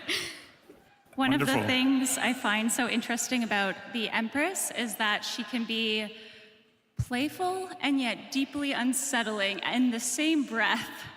How does it feel to take on a character like that? And as a performer, how do you capture that? Well, I think the best note I got for her was that she has the morals of nature itself. And yeah, she, just like nature, she can be enormously cruel and fair and unfair. I want to see this moral in big. She's so fun to play, and yeah. Thank you. Yeah, it's great. There's so much presence in the demo, yeah. Okay, so I wasn't sure you were going to say something, and I was like, yes, go on. You're too far away. We also have a never-before-heard Alora line Uh-oh. Oh, wow. that I would love for you to read if you would like to. See if I remember it. Oh, no, on the spot? From courage comes wrath, from graces a doom, from spirit raised death in this Icarus womb. Basically, Wow, what a gift. What a gift. that's a quote to And, tease yeah, the I think, Valor stuff in you're right the, about the Empress. What's amazing about the flying folklore of Fae is just how dangerous So you know, and whimsical you know she and won the- arbitrary their choices are you and know how she they won interact the with best voice humankind, and we actor wanted to try to award in capture Game that with Awards this last year, character. right? That it isn't all warm and fuzzy from I Fae. didn't know It that. can be quite dangerous. And, Then she did. You're going to see a lot more at Yeah, Tenno okay. Live. Terrifying. She won it so for scary. Expedition Thank 43, you. but still, Thank she you. won And it. for the record, you can say whatever you want, girl. Cunty. And also, this character is who made the Sprout Folk in the game. Sorry. Wow. And there she is in game, just looking incredible. Yes, this is the Yeah, the present lighting you is brought amazing. us. This is the first time they've ever seen the Empress in game. In game, yeah. This is how the demo is going to start this afternoon, this evening. Yeah. Yeah. Beautiful. Just beautiful. Also, that's probably the It gives me beginning. chills seeing her in quest. game, and of course, you just add so much to her. And thank you for being here today. Yep. Yes, thank you so much. We're blessed. Most importantly, though, Jeff, these She's eyelashes. not like I like I've it. been hearing so Right? much about the eyelashes. When can we get them for our envoys? I don't know if she doesn't seem like the type that's willing to share, so I think you really have to, yeah, you're really going to impress her to get access to Speaking the of that, though, No cool but can female. Sarah Loves Archery and I would all Pretty like much, to yeah. know. No comments. We love Well, the increase technically in she was customization revealed so far before this in year, the beginning. but when can we expect more, and can it be So we quite soon? can't really know. I say we call More her Noka. customization and preferably some eyelash makeup situation. By the way, in the lore in the As we all beginning, know, she wasn't called customization and Laura, but fashioning is Aurora. a very, very important part to these games. So we have very much in the works. We have a lot. Actually, even just the amount of hairstyles that we have coming into the game alone, I think there's about like over a dozen more that we're going to be able to get in. A whole bunch more soon. So, yep. Yeah, a whole bunch of stuff. I'll keep chasing I think about Aunt Matt that. fell Very asleep. soon. Oh yeah. When doesn't he? Okay, I just wanted to say before we start to kind of wrap up here that Soulframe has been growing in public for a while now. Some of you, again, have been with us since the very first Preludes invite. Some of you have joined more recently. And some of you are waiting for the moment Soulframe feels more finished. And we are still building and listening and changing things, but everything you've played, broken, questioned, loved, challenged, it has helped us build this game we're building. That's right. Yep. And yeah, it is with your courage, grace, and spirit to do so that has allowed us to build this game at all and hopefully continue to do so. Of course.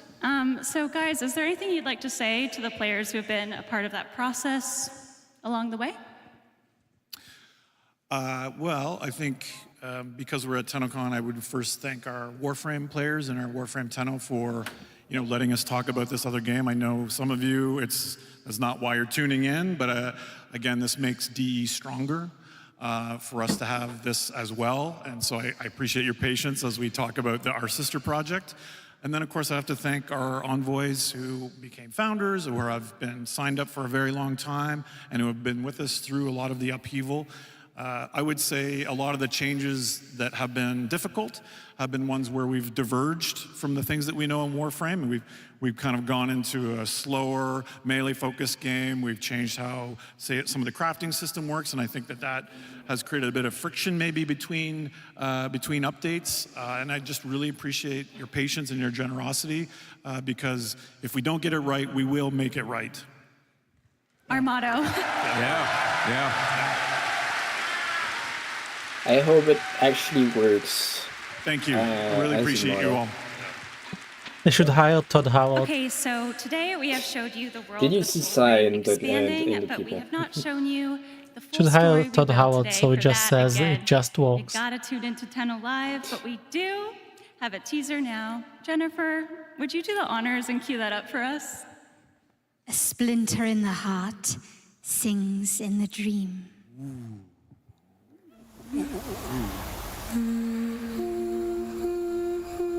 More songs update. Let's go.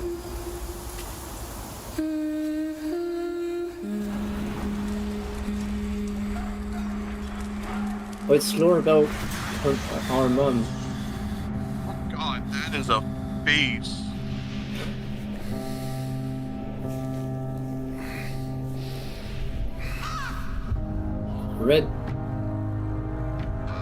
Red into blue. Okay.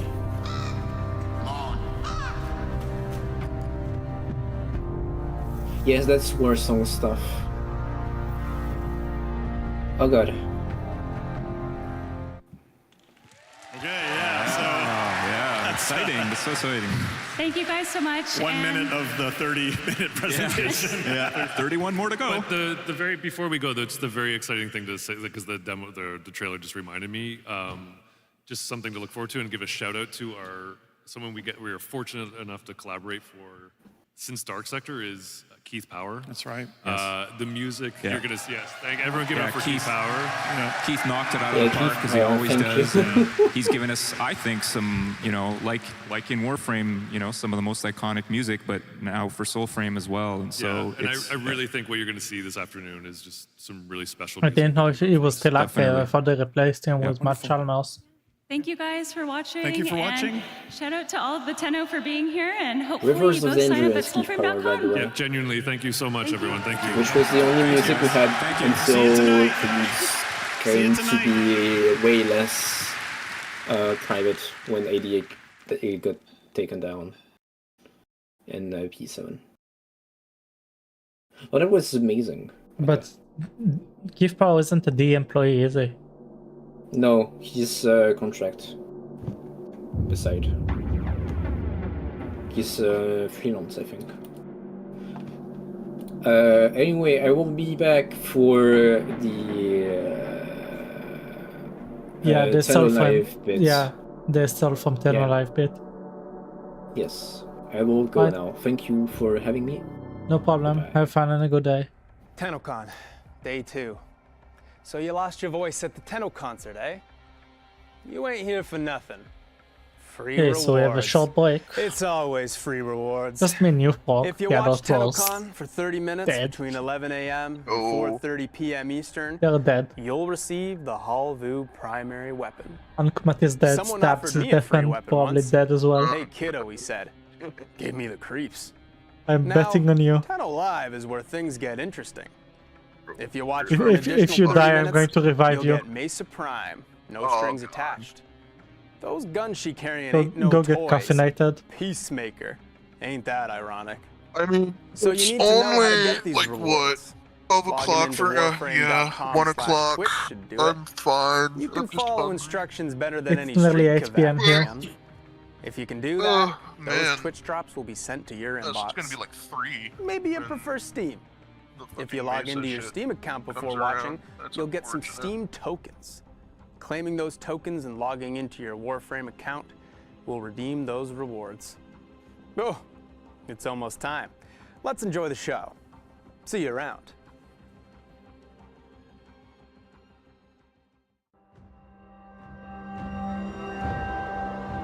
Actually, while this is going, I'm going to check out the new Warframe merch. I actually ordered the no lemonade thing. Nice. I want that cup.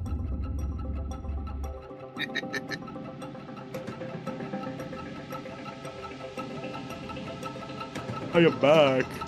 Welcome back, shit, you Mr. didn't Sleepy fall Man. asleep. I did not fall asleep. Where were you? I was Where have you doing been? I was downstairs. Yo, I was doing stuff around. Yeah. Yeah, you missed the entire Soulframe panel, but no matter. No, I didn't miss it. I was watching it on my phone. So, absolutely nothing was missed. Honestly, last year's TennoCon sword shirt is much better than this year's. I mean, this is kind of like the first time I'm doing this. Like, actually properly watching TennoCon instead of just having it on. I'm vaguely listening to it. I watched a few of them.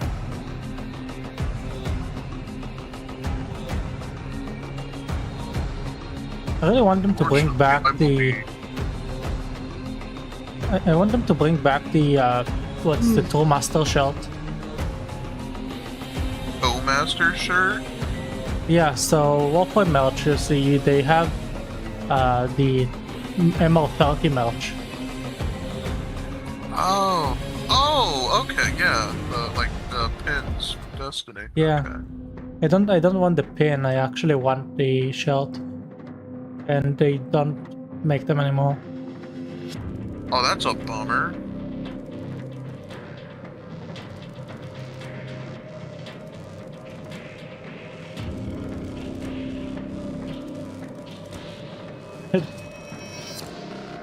Those pins are funny.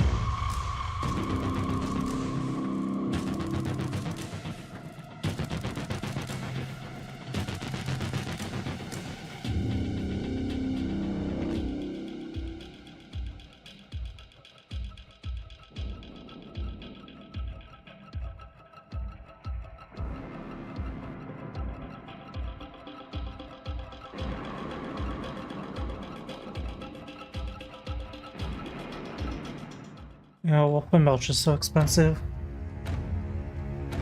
Unfortunate. Oh, they have an entire Soulframe place.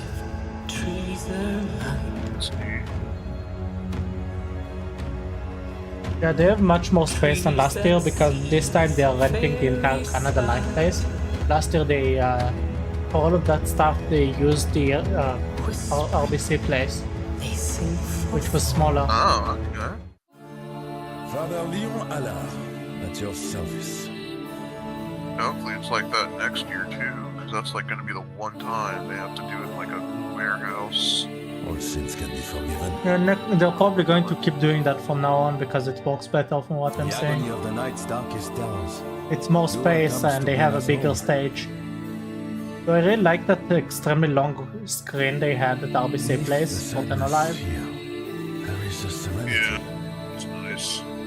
If you've seen the countdown on it, like the timeline, they held the timeline basically. My mind yearning to be free. I was there in person, it was actually amazing. Nice. Silver tears of Lua wash over the Yeah, soul. I'm kind of sad I can't make it this year or perhaps even next year. But I know I'll be able to make it again. For sure going next year.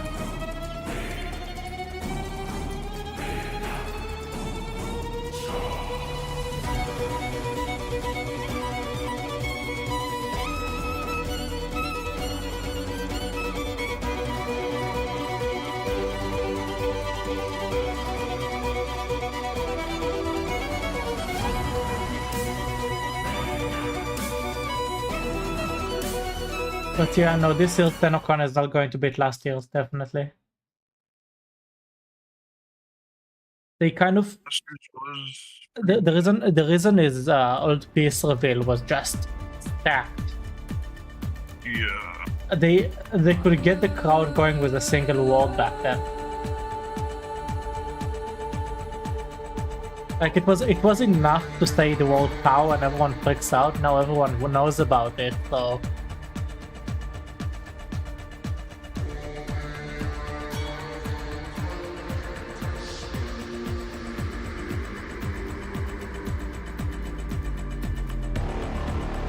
Like they managed to build up everything correctly, but this year we are going to see content that has already been revealed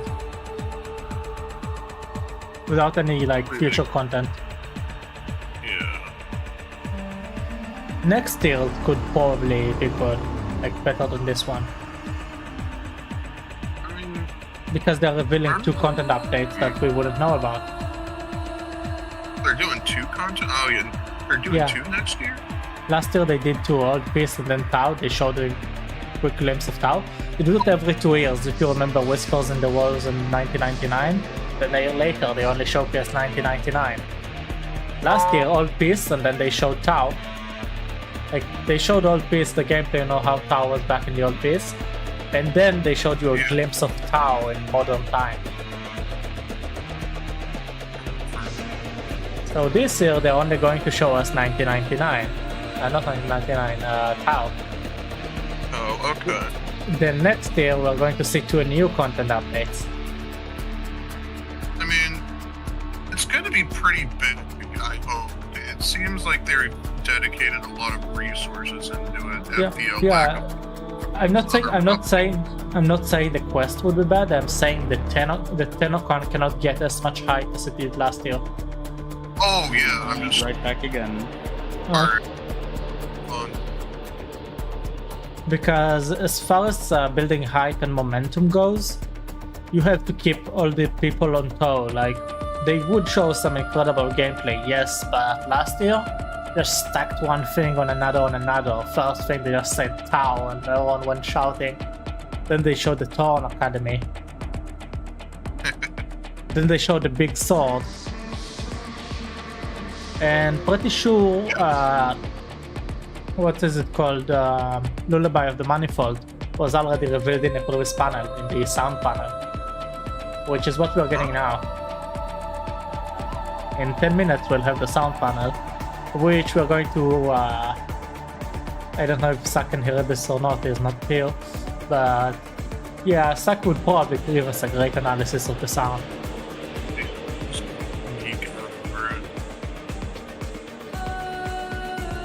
It's good to have multiple people specialize in different things when providing commentary for this kind of thing. But yeah, with no viewers to actually watch it, it's kind of wasted. You get what I mean? But still, even though we have no viewers, let's keep this going.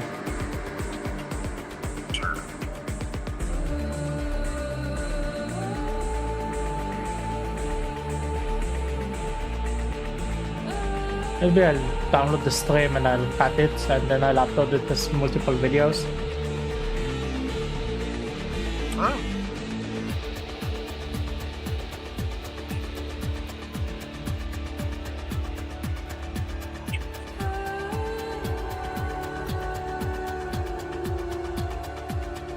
Like, I'll probably subtitle it and everything. Like the things Remiko says and stuff like that. But yeah, I haven't played Soulframe in a while, so Remiko will big help. Yeah, no, I didn't know a lot of shit that was going on. It's like it was fucking massive help. Yeah, Remiko is a real one. I've known her for quite a while now. She's pretty cool so far, it seems like. Met her in this server actually a while ago, before Soulframe existed. No, after Soulframe existed. It was announced in 2023. I mean, he's also the one who gave my Soulframe key. Oh, nice.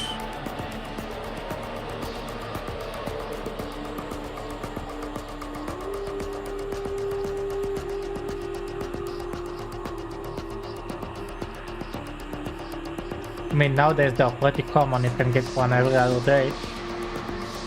Yeah. But back then you had to either receive it from DE or you had to get it from someone who had an extra, because if you get it from DE, you get multiple keys for free. So you can test the multiplayer features. And back then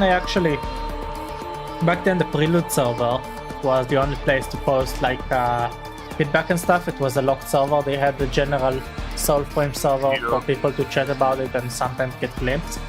But the Prelude server was the important part. I myself helped debug a few things in the game. Oh, nice. Like, back then I was supposed to release a big list of bird bugs. And now the bird is just the buggiest thing in the world. But I didn't get to it because I kind of got burned out before I could, write it. Yeah. But I think I opened a few bug threads at the time. Nice. I need to go on a quick toilet break before, everything goes crashing down on me. Warframe wise.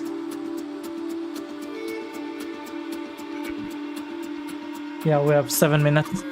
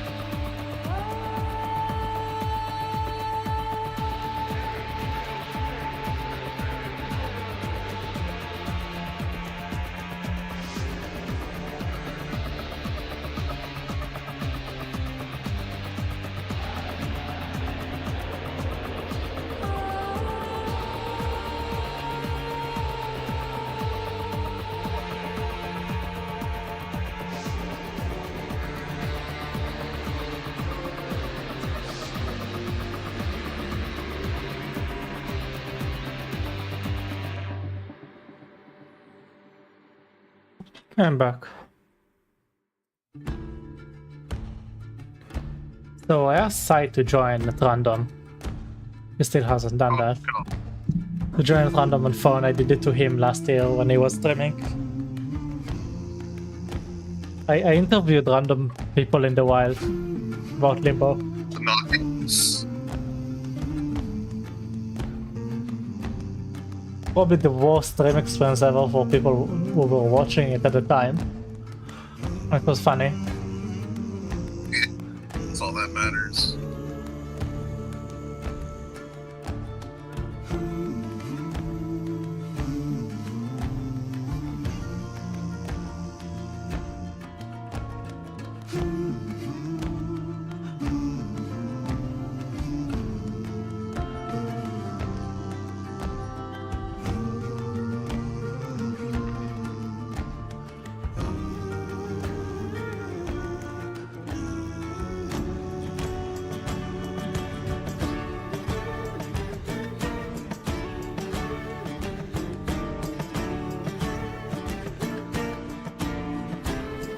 What is Suck doing on Wardell?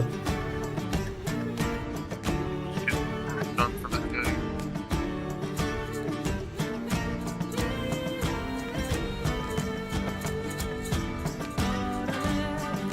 I haven't done it in a while. No, Sam, I just low-key forgot about it. You're actually deciding to lock in for once. I can do it in the bot room.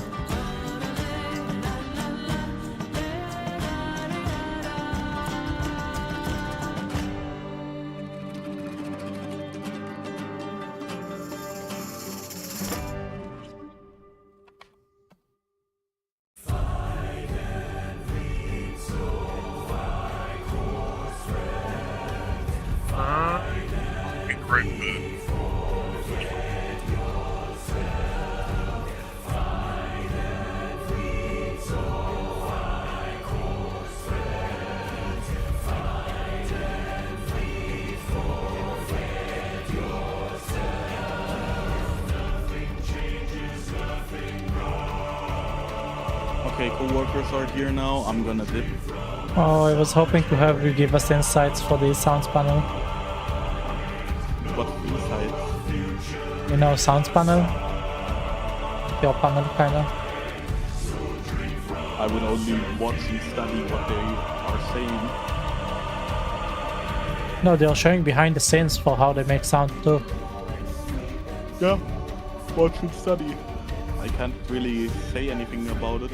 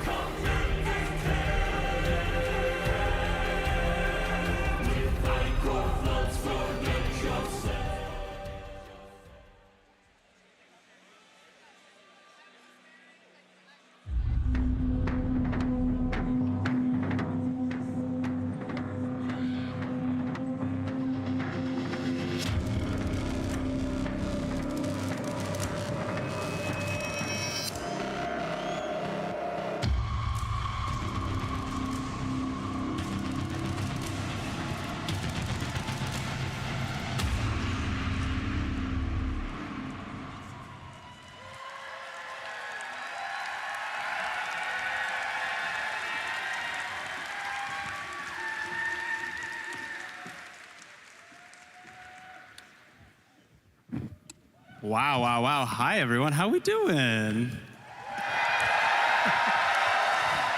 Wow. All righty. Well, what do we think of Soulframe earlier, huh? Looking pretty good. I love it. Well, welcome to this year's Sounds of the System panel. We have lots of fun behind the scenes and some reveals to get into today. But before we get into all that, I would love to introduce our lovely panelists. Composer, lead vocalist, and now conductor of TennoCon, please welcome back to the stage, Matthew Chalmers. Hey, everybody.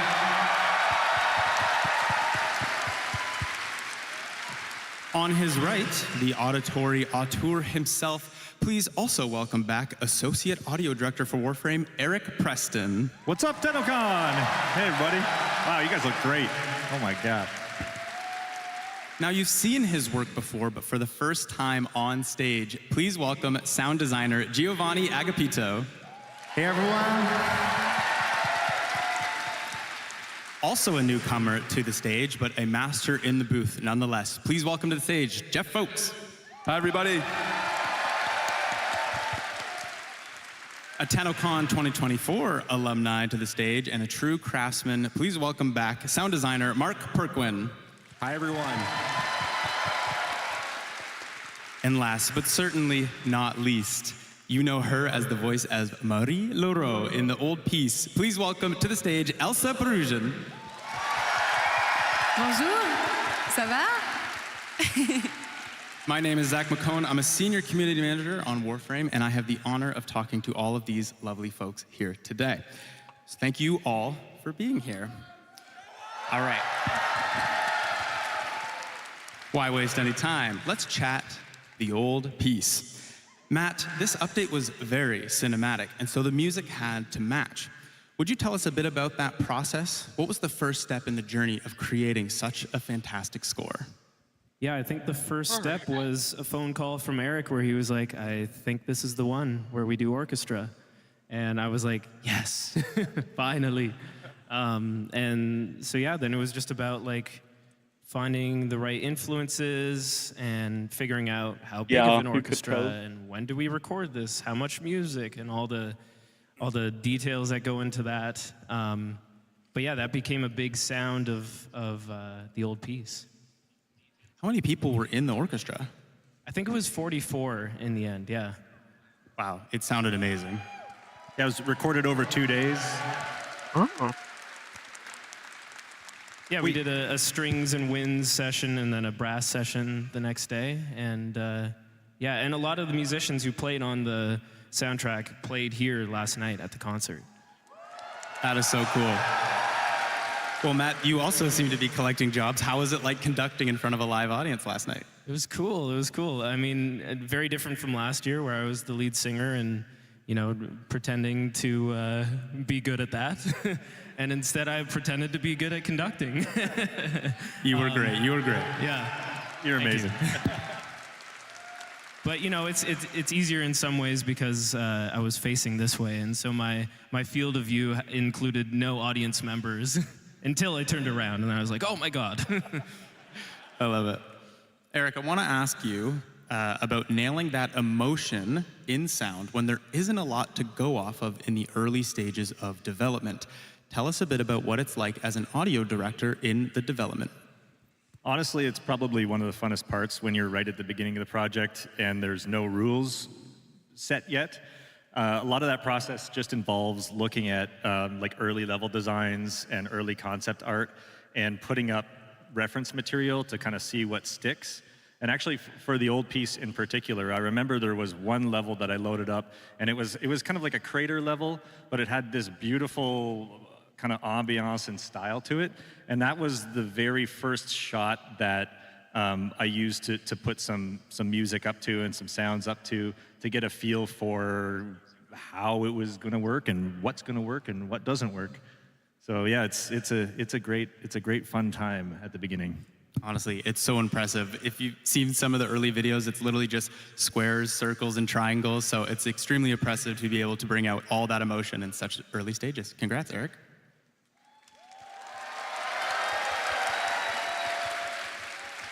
Now, it's not just quests, but missions too that require a huge amount of work and creative thought.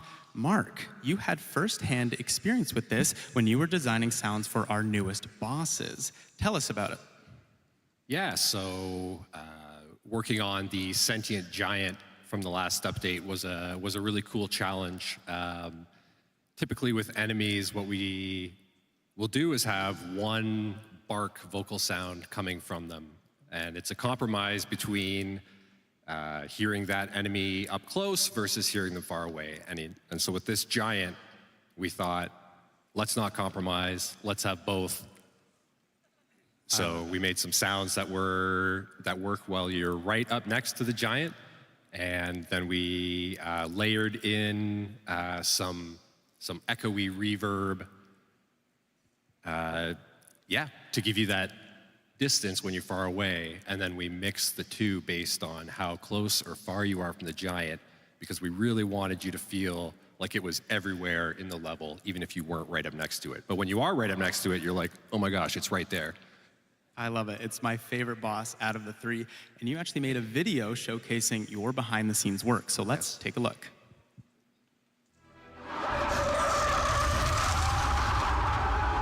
Here's a quick look at making Hunhollis' screams as big as they are. Here's how this would sound through a typical chain and engine. We have a random sample selected, played with a number of parameters.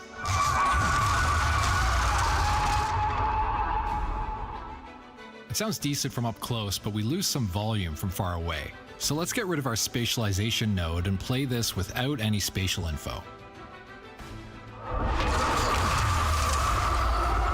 You'll hear from a short distance we lose our panning, and from further out it sounds the same. So let's try layering two sounds. This is our new reverb heavy layer that will work well from far away. That's going to be better, but now we've got a mismatch, so we're going to overcomplicate things with this setup, which will always play the same spatialized and non-spatialized pairing. Now we've got punchy screams from Hunhollis up close, luscious reverb when we're far away, and it's just right in the thick of it. Wow. Give it up for Mark.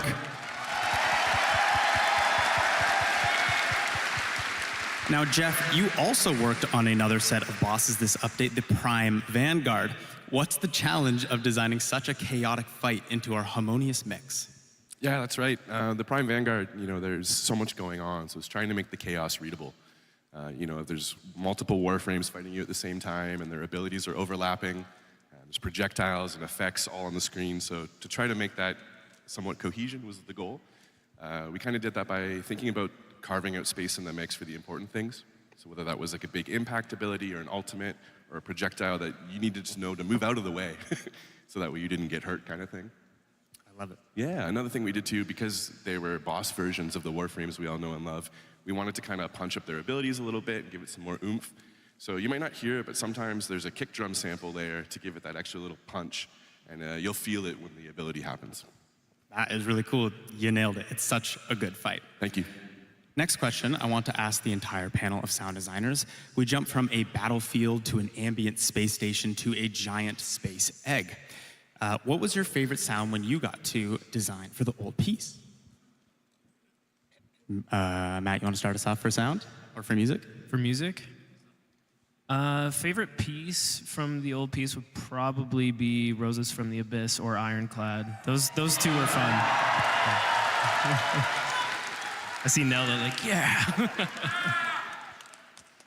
Eric? Mine is more of a music thing too, and not so much a sound thing, but it's the transition into Uriel when the beginning of Roses from the Abyss happened. Kind of a funny story about that piece was we had written the combat piece for the second part of that action sequence, and then we needed a little bit of a transition there, and that transition is just a really nice, happy accident that came from putting the music up randomly and having the choir stem soloed, and then, oh, what happens if I kind of unmute the the drums here. What happens if I unmute the guitars at this part? And yeah, it just came together to be a really cool scene with some additional sound design from Paul from the sound team. Wow. Giovanni? My favorite sounds probably are the ones that I made for the somatic barriers, for the somatic barrier memorial.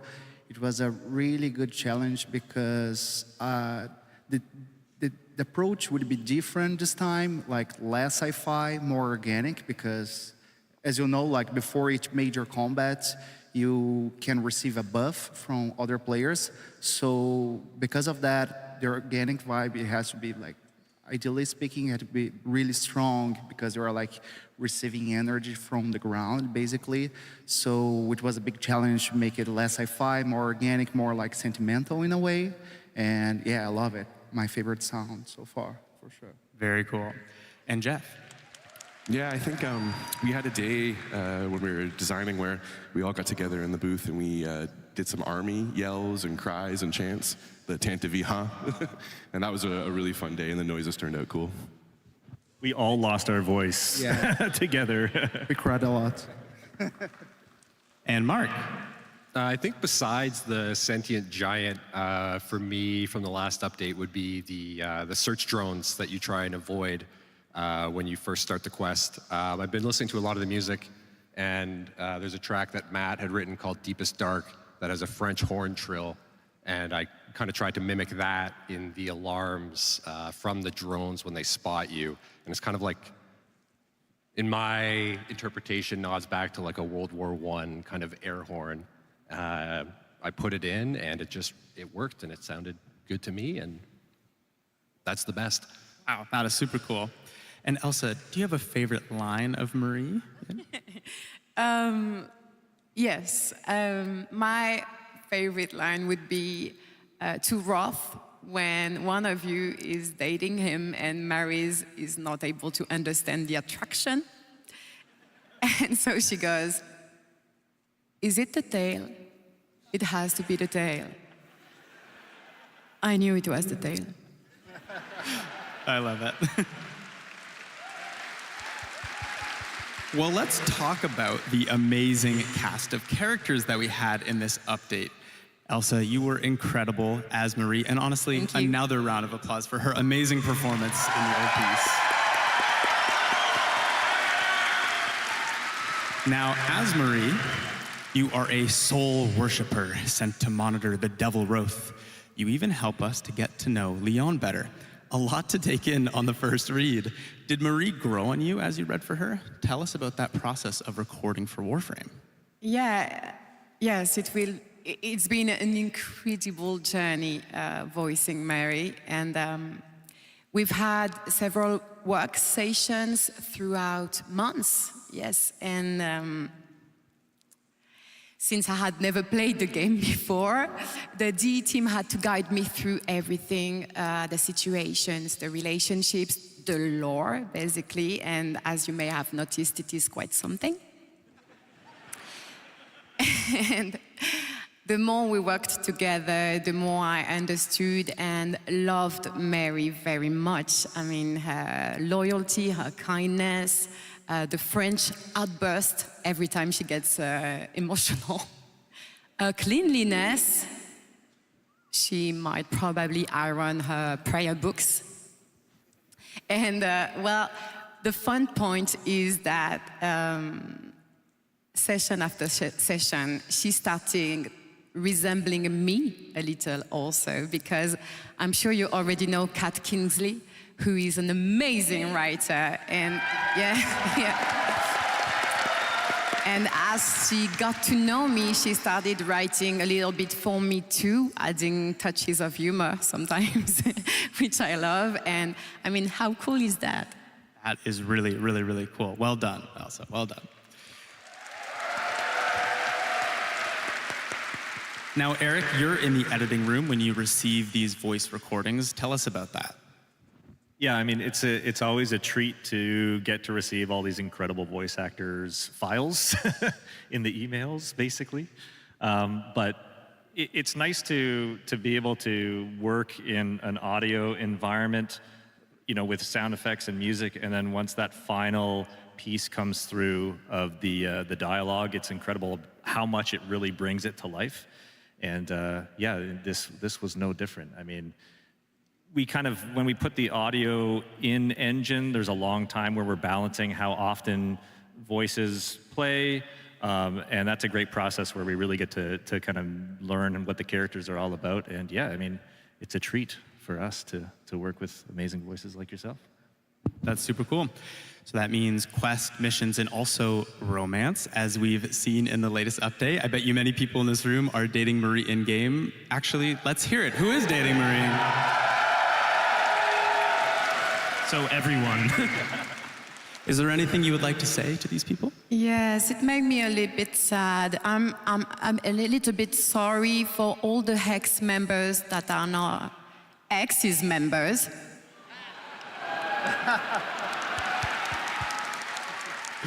I love it. Thanks, Elsa. Now, you were also joined by the wonderful Elliot Cloud as Adis and Mike Weston as Master Itsam.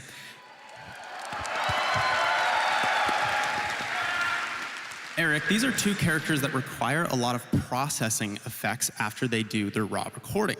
Tell us about going from that raw performance to what we hear in-game. Yeah, so there's always a little bit of exploration that needs to happen to try and find what the correct processing is.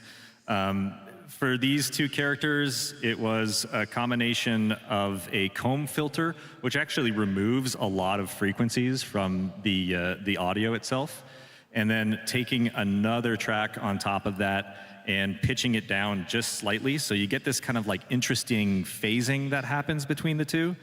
And I tried some processing that was a little bit more extreme, but I found that having a good balance of a little bit of sci-fi and still hearing the essence of the voice come through was the right balance for these characters. Well, we actually have a short clip to demonstrate that process. Let's take a listen. Lestratus, they lead. They know orders from Galastra. Make them tell. Lestratus, they lead. They know orders from Galastra. Make them tell.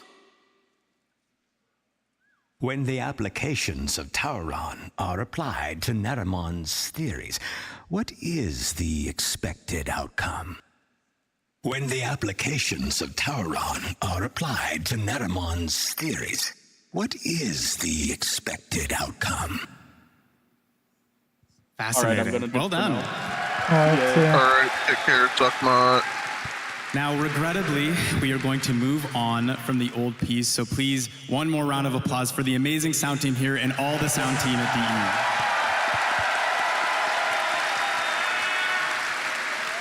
All right, let's go on a little journey, shall we? To worlds previously unknown, starting with the wonderful Valis Undermined. A wacky, weird world we had with this one. Who knew what was lurking underneath Fortuna was some cheeked up mushrooms?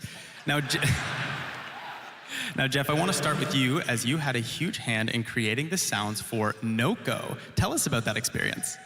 Yeah, Noko was my first frame to design, so it was really fun to be working on a guy with so much personality. Thank you. In the early days, Eric and I had chats about how to really make Noko come alive and how to embrace the mushroom fungal elements and making him kind of mischievous and playful, but never too silly that he couldn't fit in with the other frames. So that was a fine line to try to follow. A lot of his signature sounds kind of came after we started recording source material. So we used a lot of vegetables, dry leaves, any wooden or organic instruments or percussion items, rainmaker, shakers, and stuff like that. And once we kind of had a feel for that, it became almost a signature sound in each of the abilities. That is so cool. It sounds like a ton of fun, and you actually have a video showcasing behind the scenes. Let's take a look. Hi everyone, my name's Jeff, and I'm going to take you on a little behind-the-scenes take of Noko. One of the biggest design challenges was balancing his character. Noko is playful. He has this whimsical trickster energy that makes him feel alive and unpredictable. But at the same time, he's still a Warframe. As players level him up, mod him, and take him into tougher content, his abilities still need to feel impactful and powerful. So every sound had to walk that line. Lighthearted enough to sell his personality, but never so silly that it took away from the gameplay. To build that identity, we wanted to stay as close to nature as possible. A lot of NOCO's signature is actually simple Foley recordings. We experimented with things like a rainmaker, wooden shakers, branches, plants, anything that gave us those earthy, natural textures. This rainmaker became one of my favorite source recordings. It has this soft, cascading texture that immediately reminded me of spores drifting through the air. Wooden shakers gave us a natural rhythmic movement that felt alive without sounding mechanical. And then there were all kinds of natural items like bark, branches, dried plants, leaves. NOCO also has a little vocal personality. Believe it or not, that's actually my own voice. I recorded a bunch of playful quips, coughs, squeaks, little vocal performances, then manipulated them by pitching and layering them until they became something that felt less human and more like this curious little fungal creature. It's amazing how much personality can come from something as simple as a voice recording once you start transforming it. Once everything was recorded, the real fun started. Each of NOCO's abilities is built from several layers, with every layer serving a different purpose. First is the organic layer. This is where all those natural recordings live, giving the sound its earthy, fungal identity. Then we add our magical layer, which brings in that mysterious fantasy element that helps sell the spores and fungal energy.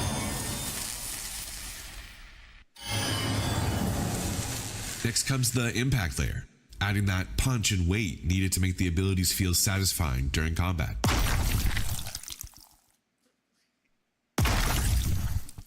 And finally, NOCO's voice. This layer gives him that little bit of personality and reinforces that playful, mischievous spirit.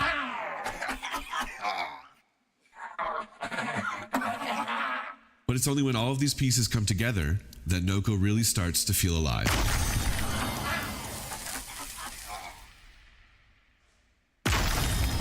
And that's a little look behind the scenes of how we brought NOCO to life. Thanks so much for watching. Have a great TennoCon. Wow. Well done, well done. Now, Matt, you also got to have some fun with this update. With beautiful harmonies and synth arpeggios, we get a very new sound to Warframe. Tell us about that process. Yeah, there was a lot of new instruments on this one. The first instrument me and Eric talked about was the CS80, which is like a classic 80s synthesizer, which I couldn't afford, so I got something similar to it. But then we wanted some of that organic influence, and I thought of African music, which I've done a bit of studying in my past, and I've always wanted to get an mbira, which is basically like a thumb piano. And so I found a maker in Zimbabwe on Etsy, and I bought a couple of them, and then that became sort of like this, and they're tuned slightly differently. They're not like Western harmonies, so the way they split up the octave is just slightly different, so it gives like some weird, microtones, and then the vocals ended up, I used auto-tune on them, so they sort of had like this really locked-in pitch, and then all the interesting melodies around them were sort of like all, it had the analog synth detuned kind of sound along with the mbiras. So yeah, that was kind of the sonic palette. Amazing. It's a beautiful soundtrack for an underground world. Congrats, Matt. And Eric, I gotta know, who makes those little mushroom sounds? They're too cute. He's in here somewhere. Paul, I'm looking at you, buddy. One of the sound designers, when we were kind of creating the little creature, Paul went off into his studio and came back with the most adorable little noises for this guy. And I don't think we really changed much after hearing it for the first time. It's like, yep, that's NOCO. Let's go. NOCO. Yeah, exactly. That's amazing. Well, not long after, we traveled to another unique, inky, scary world. The Shadowgrapher, of course.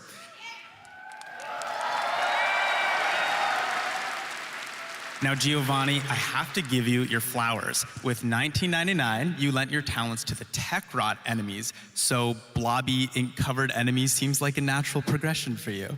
Tell us about how you brought the inhabitants of Vesper Relay to life. Oh man, this was amazing, yeah.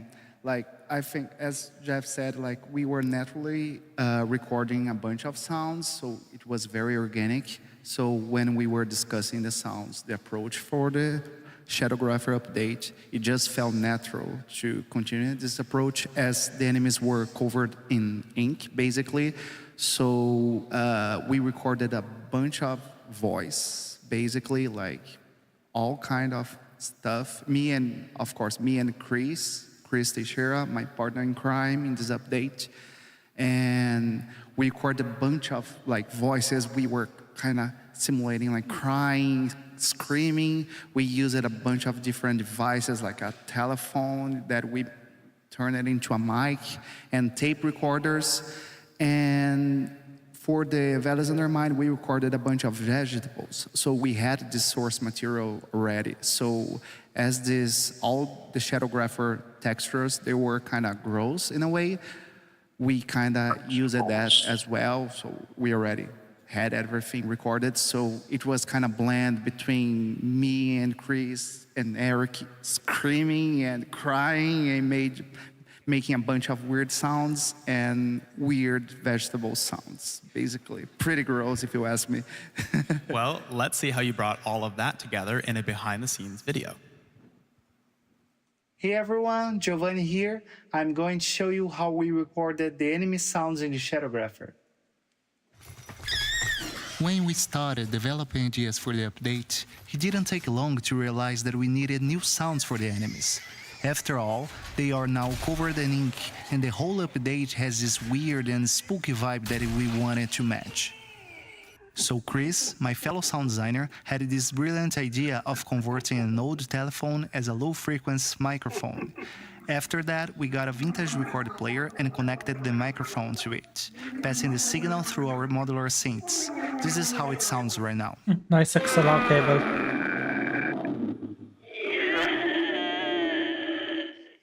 As you can see, there's two tracks.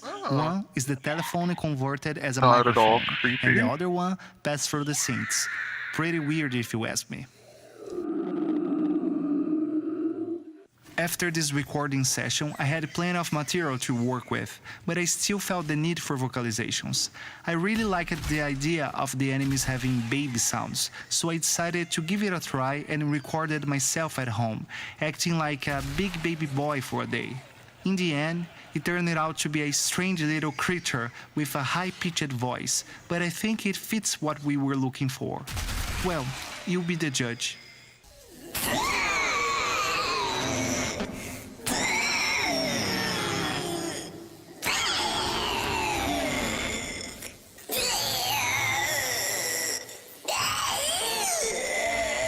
My neighbors probably thought something was wrong with me, but luckily no one called the cops. So this is processed sounds, but what about the raw files? Let's take a look. I can say it. Okay, I know. You are tired of listening baby sounds. I get it. So now, after everything is processed, edited, and implemented in the game, this is the final result, finally.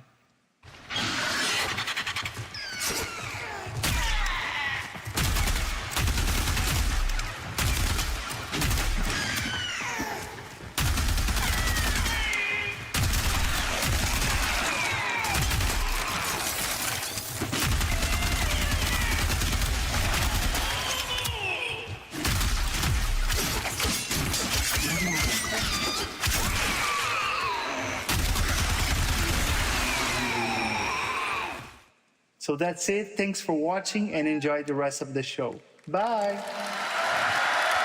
Thank you. Wow. I would not let those babies near me at all. That's gross. Well done. Now, Mark, you also worked on this update with an interesting microphone. A binaural microphone, you said? What is that? That's right. It is this. You bought it with him. Binaural reveal. Any ASMR fans in the audience? That is so cool. Would you tell us a bit about it? Yeah, totally. So it is a stereo microphone that each input comes through one of these ears here. So the way we can pick up sound in space is using the shape of our ears and the distance that our ears are apart from each other. So what this microphone does essentially is simulates what human ears do, and if you record sounds through it and you move the microphone around, you get the sensation when you're listening back in headphones that the sound is kind of moving around you. So we did a lot of that for the Foley Enemy. We played some of the music box track, Eric and I in his office. We set up a 4-speaker setup and just kind of panned the music around those speakers with this microphone in the middle of them. And then when you're listening back, you really get the sensation that the music is kind of all around you in space. We did the same with some of the laughter, and some other people on the team did the same with some of the ambience that you hear throughout that level. Gross, in the best way. Super Awesome. gross, Very yeah. cool, very cool. Thank you. I mean, Elsa, you mentioned Warframe's all a bit new to you. Is any of that helping at all? Or? Actually, it gets me really excited. I love this.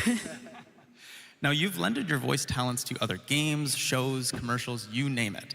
It's not just lines, but sound effects too, as we've seen. What is it about video game voice acting that is so different from other media? Yeah, you're right. It's never just lines. But it's always a game, I think. You know, like kids playing at pretending to be someone extraordinary, then actors playing at being someone extraordinary. I think no matter the discipline, I always try to come back to this joy of playing. And doing voice work for video games is an incredible game of imagination. Because at the very, very, very start, all you get is a few words of description, maybe a sketch of the character, some references, and that's it. And from there, you have to build this entire new voice. My references were for Mary, of course, were Marion Cotillard in Inception meets Joan of Arc. Yeah, an Oscar winner and a literal saint, yes. And I was like, I hope I'm good at what I do. And thank you.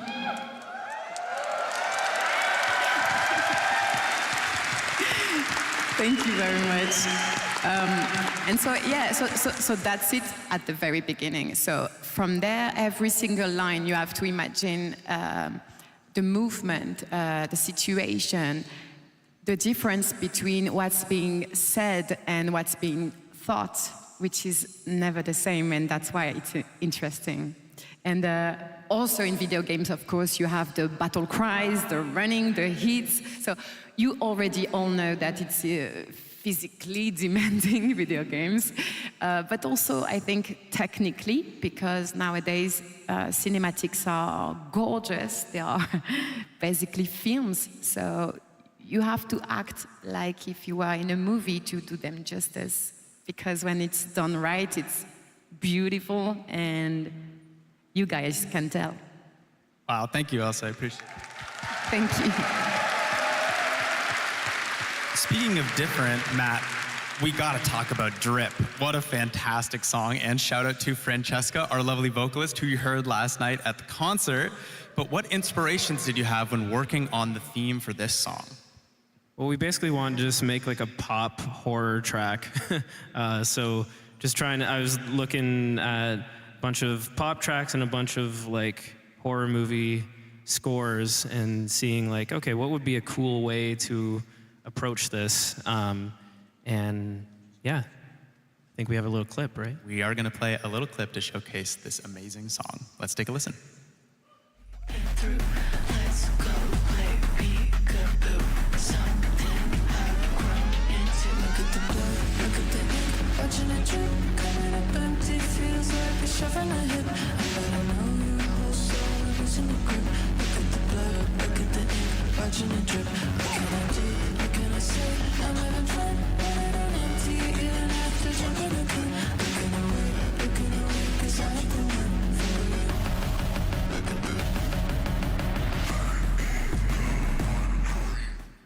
Ooh, so good. Love it. And last, but certainly not least of the new worlds to explore, Jade Shadow's Constellations. Now we know it's new, we won't spoil too much, but Eric, Matt, I know you were both in the room with that choir for Jade Shadows 1. What was it like to bring it back bigger and better? I mean, it's always great working with live musicians, and again, similar thing to the orchestra. A lot of the choir members from last night were the vocalists in Jade Shadow's Constellations, and they're just amazing. Yeah, give it up for them.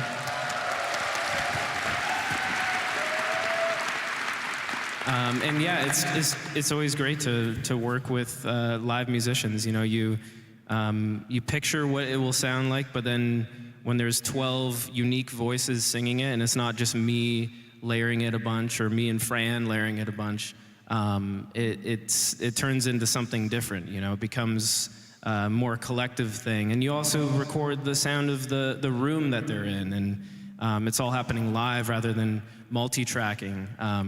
So it brings like a humanity to it, which I think was very important in the first Jade Shadows, and that sort of became the standard for anything Jade Shadows. And it's so beautiful, it works so well in the quest. Nice work. Speaking of the quest, Eric, I want to quickly mention a fun little project, the first cooking mini game in Warframe.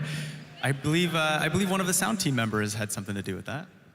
Yeah, Laura Dickens is the sound designer who did all the work on that, so shout out to Laura.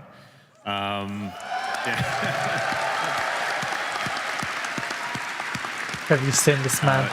Yeah, it was a Yeah, I have one of privilege to those see that signs. come together. I mean, I remember one of our early meetings was like, how far do we go with the amount of cooking sounds I met him at the last that moment when we he was create heading here? to And it was Tenno like, Live. let's just There was a go- line for let's go all the signing way. for him. We So, just stood in the yeah, middle of the room she and cooked. were lined up in front of him. He was like, sorry, I can't do anymore, I have to run. And he ran right into me and I was like, hey, sorry, can you sign this? Also, I want to quickly shout out, we've had some I'm interesting cooking, but the picture was over it the was years, taking so including fast, Gauss half my and face is Grendel clipped off the Deluxe, image. if anyone's a fan here. We saw him at the cosplay. But he did his regular And Steve with these face. skins, we did something different, including adding the track You know what Redline to face? Gauss's ability, and also doing a lot of sound You know work when, for Grendel's when he does abilities a with the funny, deluxe skin. funny Eric, I wanna expression and quickly opens chat his about eyes your entirely. process of that. Yeah, so that was a fun one. Grendel is very close to my heart. I did the sounds for the OG Grendel way back when. By the way, the uwu is not intentional. You've heard it here first.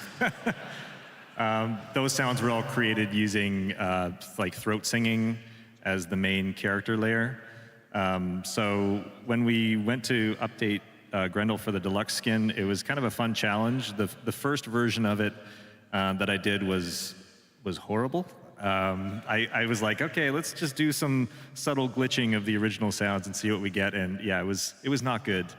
So ended up kind of rebuilding all of the sounds from scratch using bespoke mechanical layers, recording some synthesizers to replace the uwu with a more synthesizer-based uwu, and just collecting lots of really cool pieces. So yeah, all those sounds are basically like built from the ground up for that skin. It sounds amazing. Well done, Eric. Well done. Now we are nearing the end of the panel, and I'm so glad we had a chance to talk about just an ounce of the craftsmanship that everyone here pours into the work. But that's in the past. Let's talk about the future. I shall knew we? they were going to do this, Yeah? this time too. First off, maybe you've heard of this band before. Is anyone here an online fan?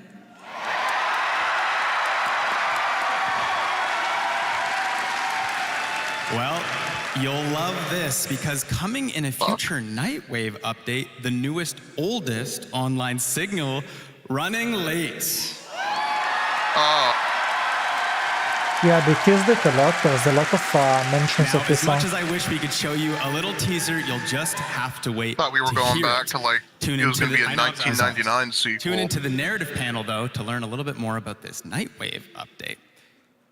Okay, this whole panel, there's been an elephant in the room. I'm sorry, guys, I have to say the word Tau.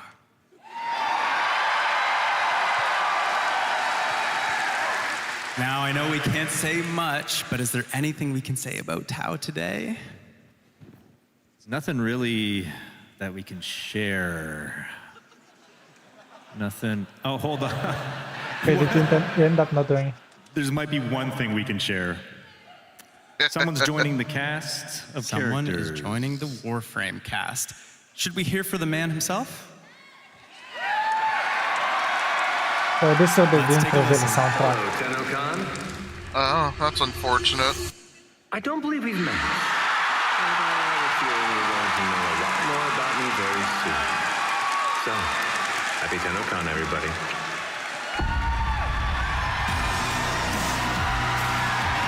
He's the antagonist. He's the antagonist for sure.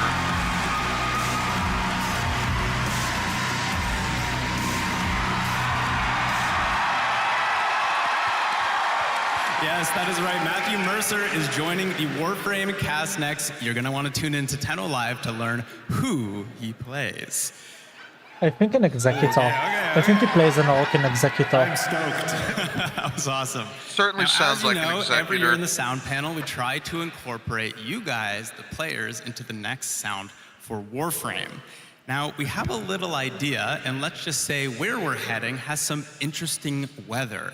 So we're going to create some rain today with your help. Eric here has got a microphone to record you, and all you have to do is follow my instructions. So listen first, and then we'll do it. We're going to start by rubbing our hands together. This will make our wind. Then we're going to do some light snapping. This will be our light rain. Then we're going to start smacking our legs with our open palms. This will be our heavy rain. Follow my hand from left to right and start. We're going to do wind, snaps, slaps, and then in reverse. Slaps, rub hands, and then some wind. Make sense? All right.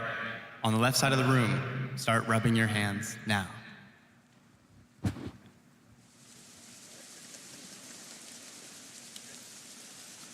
And then we'll do some light snaps.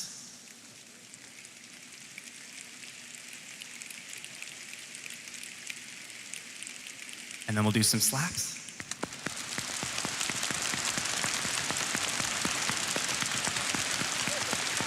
And then we'll do some snaps.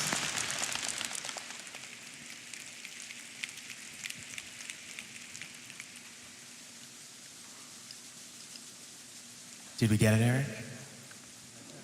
Amazing. Hey, thank you.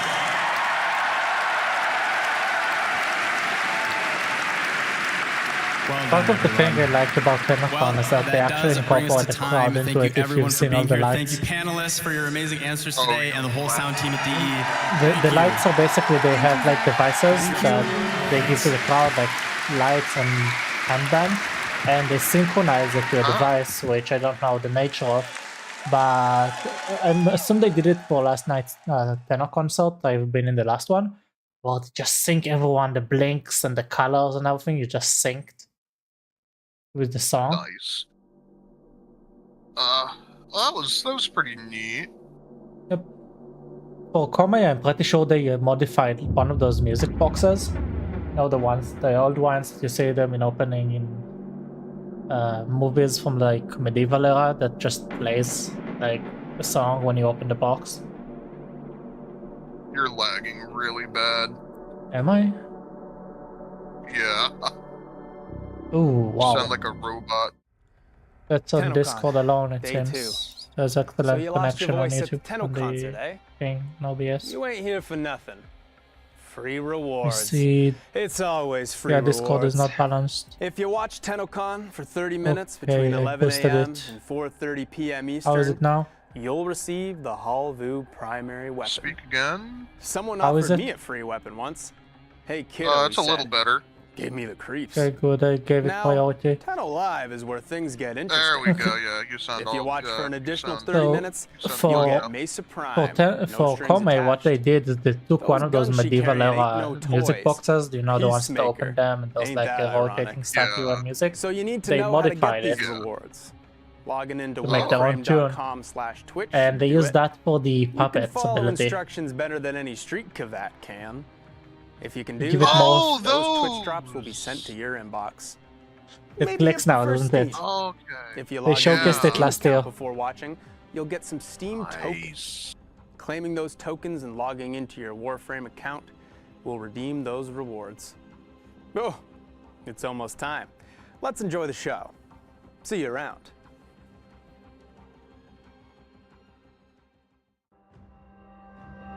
So last year I was at TennoCon concert, and that's why I didn't watch it this year, because I knew how terrible it would be with recording. They record directly from their mics. I'm losing you again. Damn it.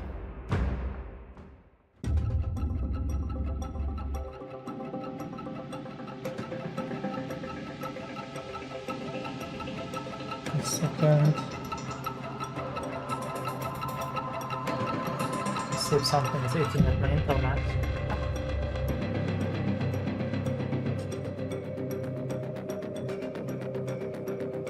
I uploaded my download file.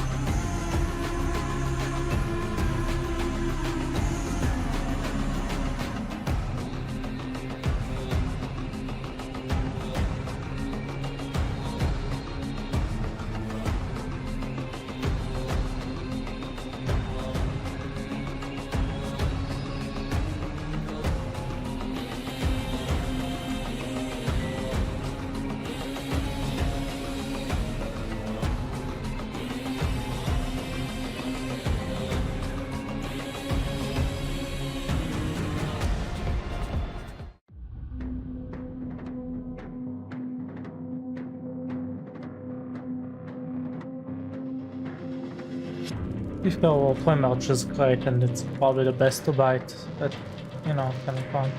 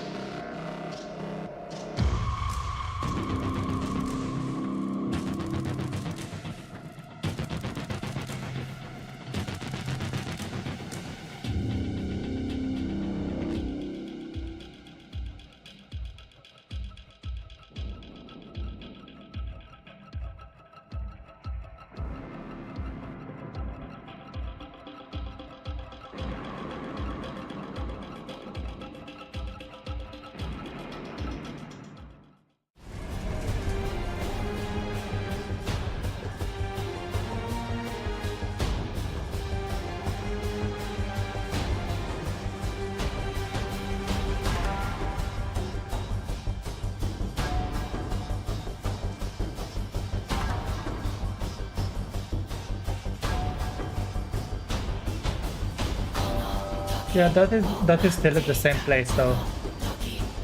That's at RBC place. So it probably just took footage. No, that's the tickets are different. They put different primes on every, different frames on every card. I would have smelt your aura from here. It's from this year. I'm pretty sure I saw that as well. That registration specifically is RBC place. Well, not an RBC place, but the hotel in front of it. I am the witch Verminia. Enchantée. A flopet. May you grant us some color and learn some taste besides. Flap, flap, flopet.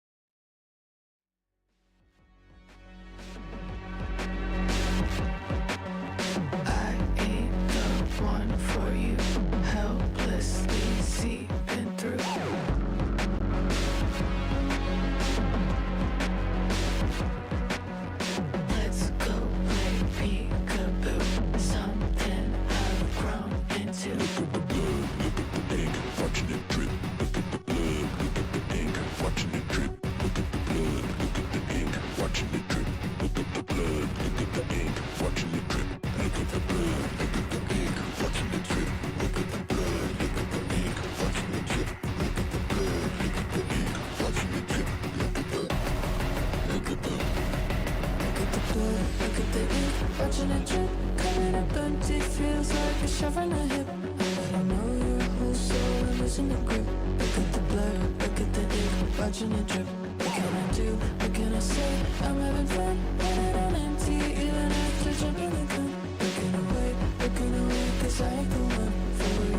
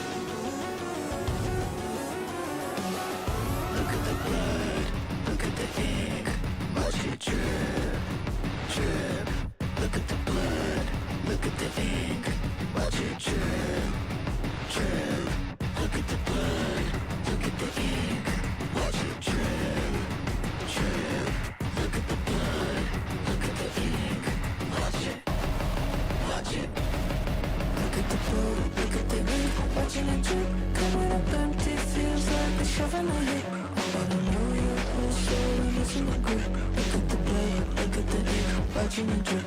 What can I do, what can I say? I'm having fun, running on empty, even after jumping the gun. Looking away, cause I ain't the one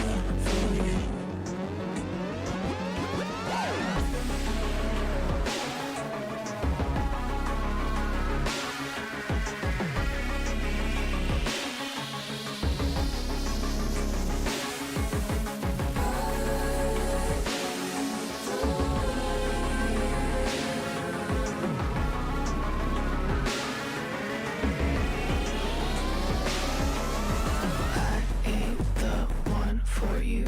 Helplessly seeping through. Let's go play peekaboo. Something I've grown into. I ain't the one for you. Helplessly seeping through. Let's go play peekaboo. Something I've grown into. Look at the blood, look at the ink, watching it drip. Coming up empty, feels like a shove in the hip. I don't know your whole soul, I'm losing the grip. Look at the blood, look at the ink, watching it drip. What can I do, what can I say? I'm having fun, running on empty, even after jumping the gun. Looking away, cause I ain't the one for you.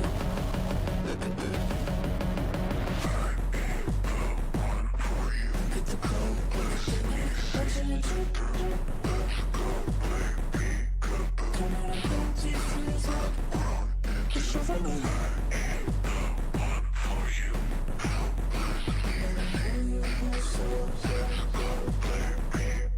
Look at the blood, look at the ink, watching it drip.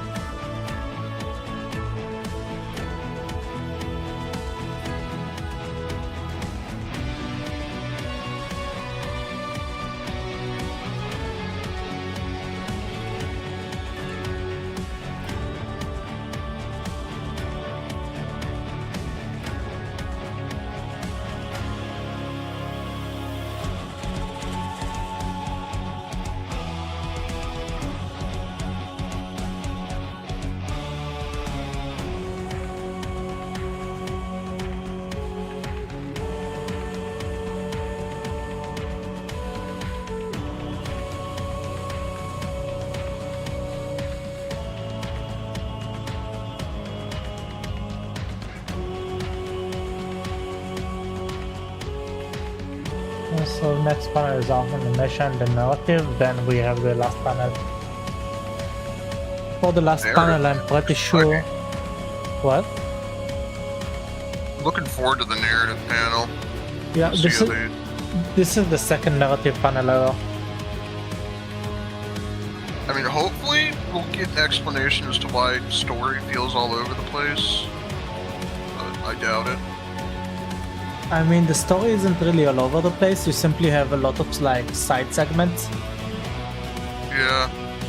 There are a lot of side segments and subplots that all interlink in one way or another. Like stuff like Yeah, Deadlock that's Protocol is background. Like Arvos later on reappears for Whispers, if you remember. Yeah, he fucking takes whoever, what's his name's fucking house. Yeah, Drusus. Yeah. The Leverian. He took money from Parvos to keep the place running and couldn't pay it back. Fucking $10 billion we give him. Just didn't hear enough, I guess.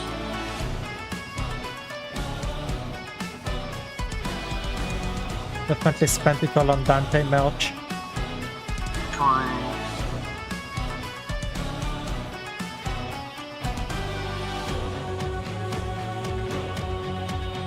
But other than that,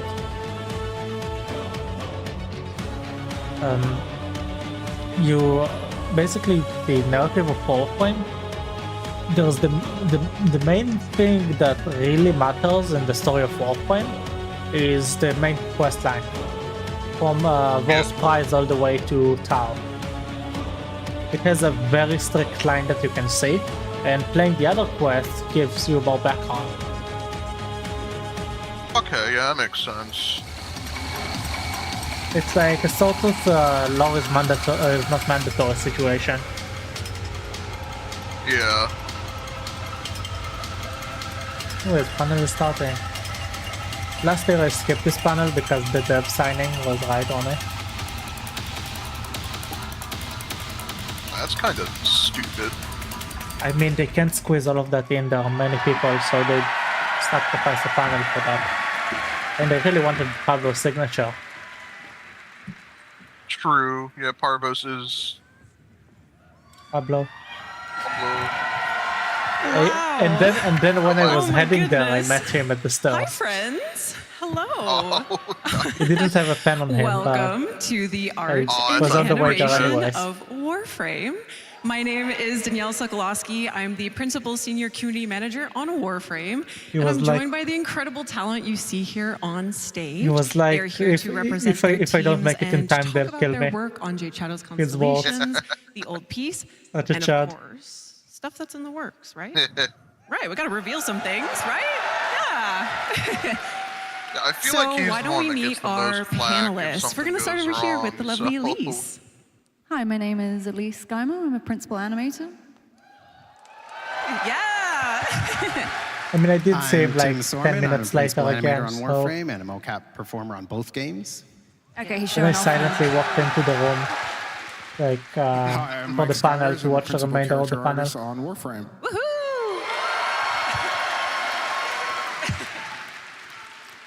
I am Marco Hasman, Associate Art Director on Warframe. Yeah, Marco. I'm Gary Black. I'm the art director on Warframe. Hey, scary. And who is that we have on the end there? Detective? Detective Kaz? Hello. Hello. I'm Kaz Adams. I'm the weapons art lead on Warframe. Oh, she has the key. Okay, everyone. Oh, nice. I have that as well, Let's get but started my chain broke. talking about one of our Twitch Oh, drops for that's today. The unfortunate. Havu. So I'm just using it as a keychain now.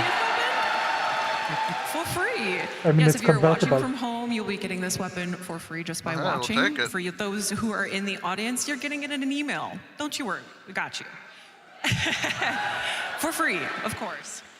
Yeah, Now, that this actually means primary that has an interesting TennoCon origin, visitors, like if you're in person, you It can get was- twice. Oh, let's see, my slide. Oh, there she is. Oh, that's Oh, so not so sentient in its origins. There are plenty of people Now, who do that. I don't Marco, think I what did can you that tell us last year. about this concept? Well, as you can note, it was initially done as a TennoCon, and it was more of an open task where we didn't have a precise slot where to publish it yet. So I wanted something that it was still working with our rifle animation, but I really like that kind of minigun vibe, so I really wanted that floating and rotating barrel, but tried to keep it in a compact design.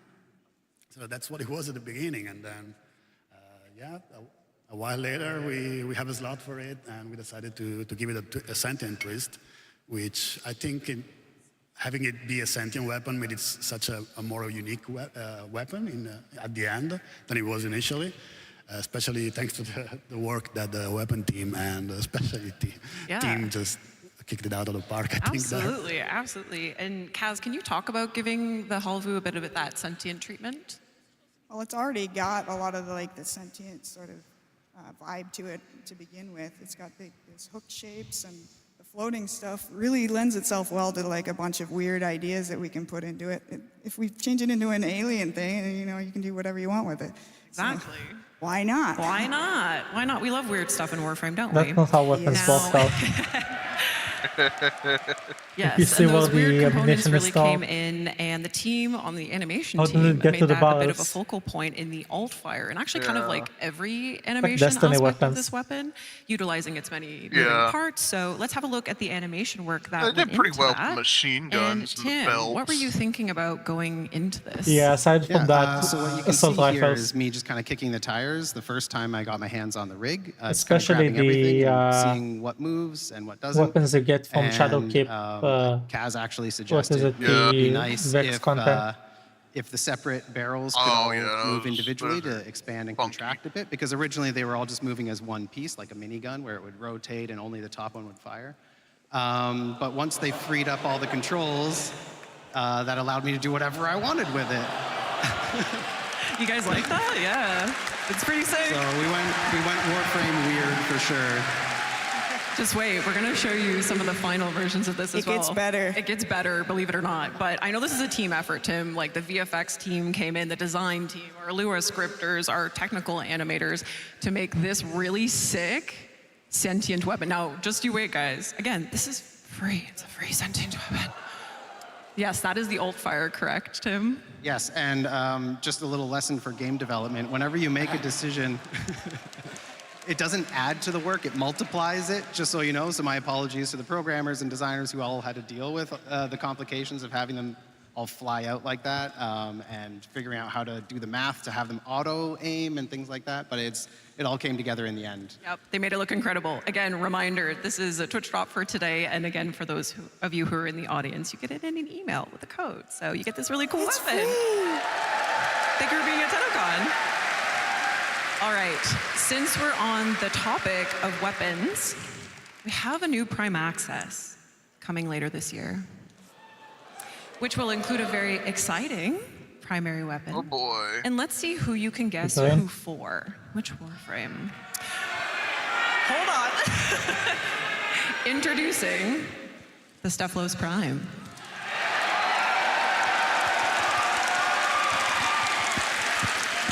Now, Kaz, with prime weapons, we always kind of want to take it to the next level, but with the Steplos, which is such a big, grandiose weapon, I imagine that kind of presents some challenges sometimes. Yeah, sometimes we start with really enormous weapons on the Tenno faction. So if you're going to make something enormous look more elegant and beautiful, you kind of need to slim it down a little bit. You need to get rid of some of the surface area and just stretch it out and make it more elegant that way. So we stripped it back down and we made it longer and more elegant that way, and then came back in and added some touches of the gold rails and everything on it. And made it a beautiful prime weapon. Now, we can't have prime access without also having prime accessories, right? Now, for our mystery prime, which you've surely not guessed what it is yet, we have operator and drifter cosmetics. Yes, ma'am. They're keeping the best to the end. And Marco, I believe this is the first time we will be launching a Prime accessories kind of like face pack. It's got the eyes, it's got the ears, it's got the face. So how did you guys approach that to kind of make it fit so beautifully on the operator and the drifter?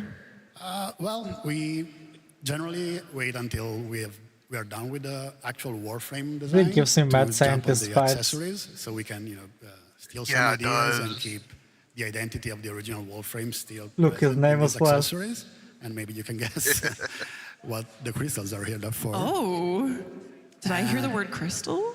Yeah. Oh, Marco, do you wanna tell them what it is? Well, we'll find out in a few seconds. Okay. Anyway. Citrine Prime. She was so chill about it. Did you guys guess? Did you get it? Yeah?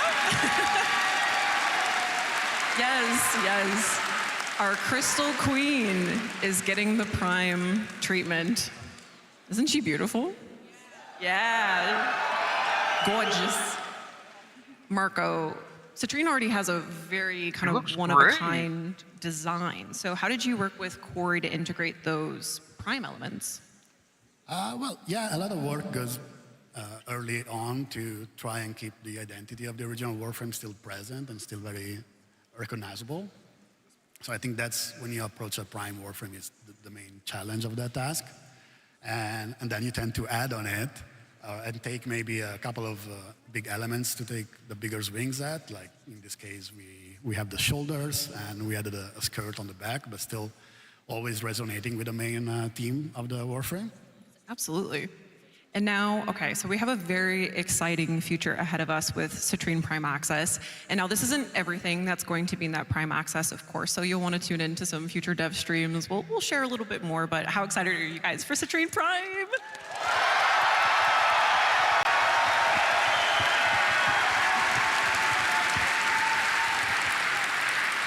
All right, let's talk Jade Shadows Constellations. Now a heads up, oh, we have fans of Jade Shadows Constellations, of course we do.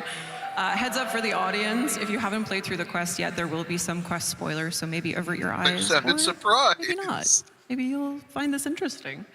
Now, this sequel to the Jade Shadows story, we introduced our most complicated Warframe to date, right, Skyers? Oh, yeah. Sirius and Orion, a 2-in-1 Warframe. And before we talk about them all grown up, why don't we go back quickly to when they were sweet little babies? Aww.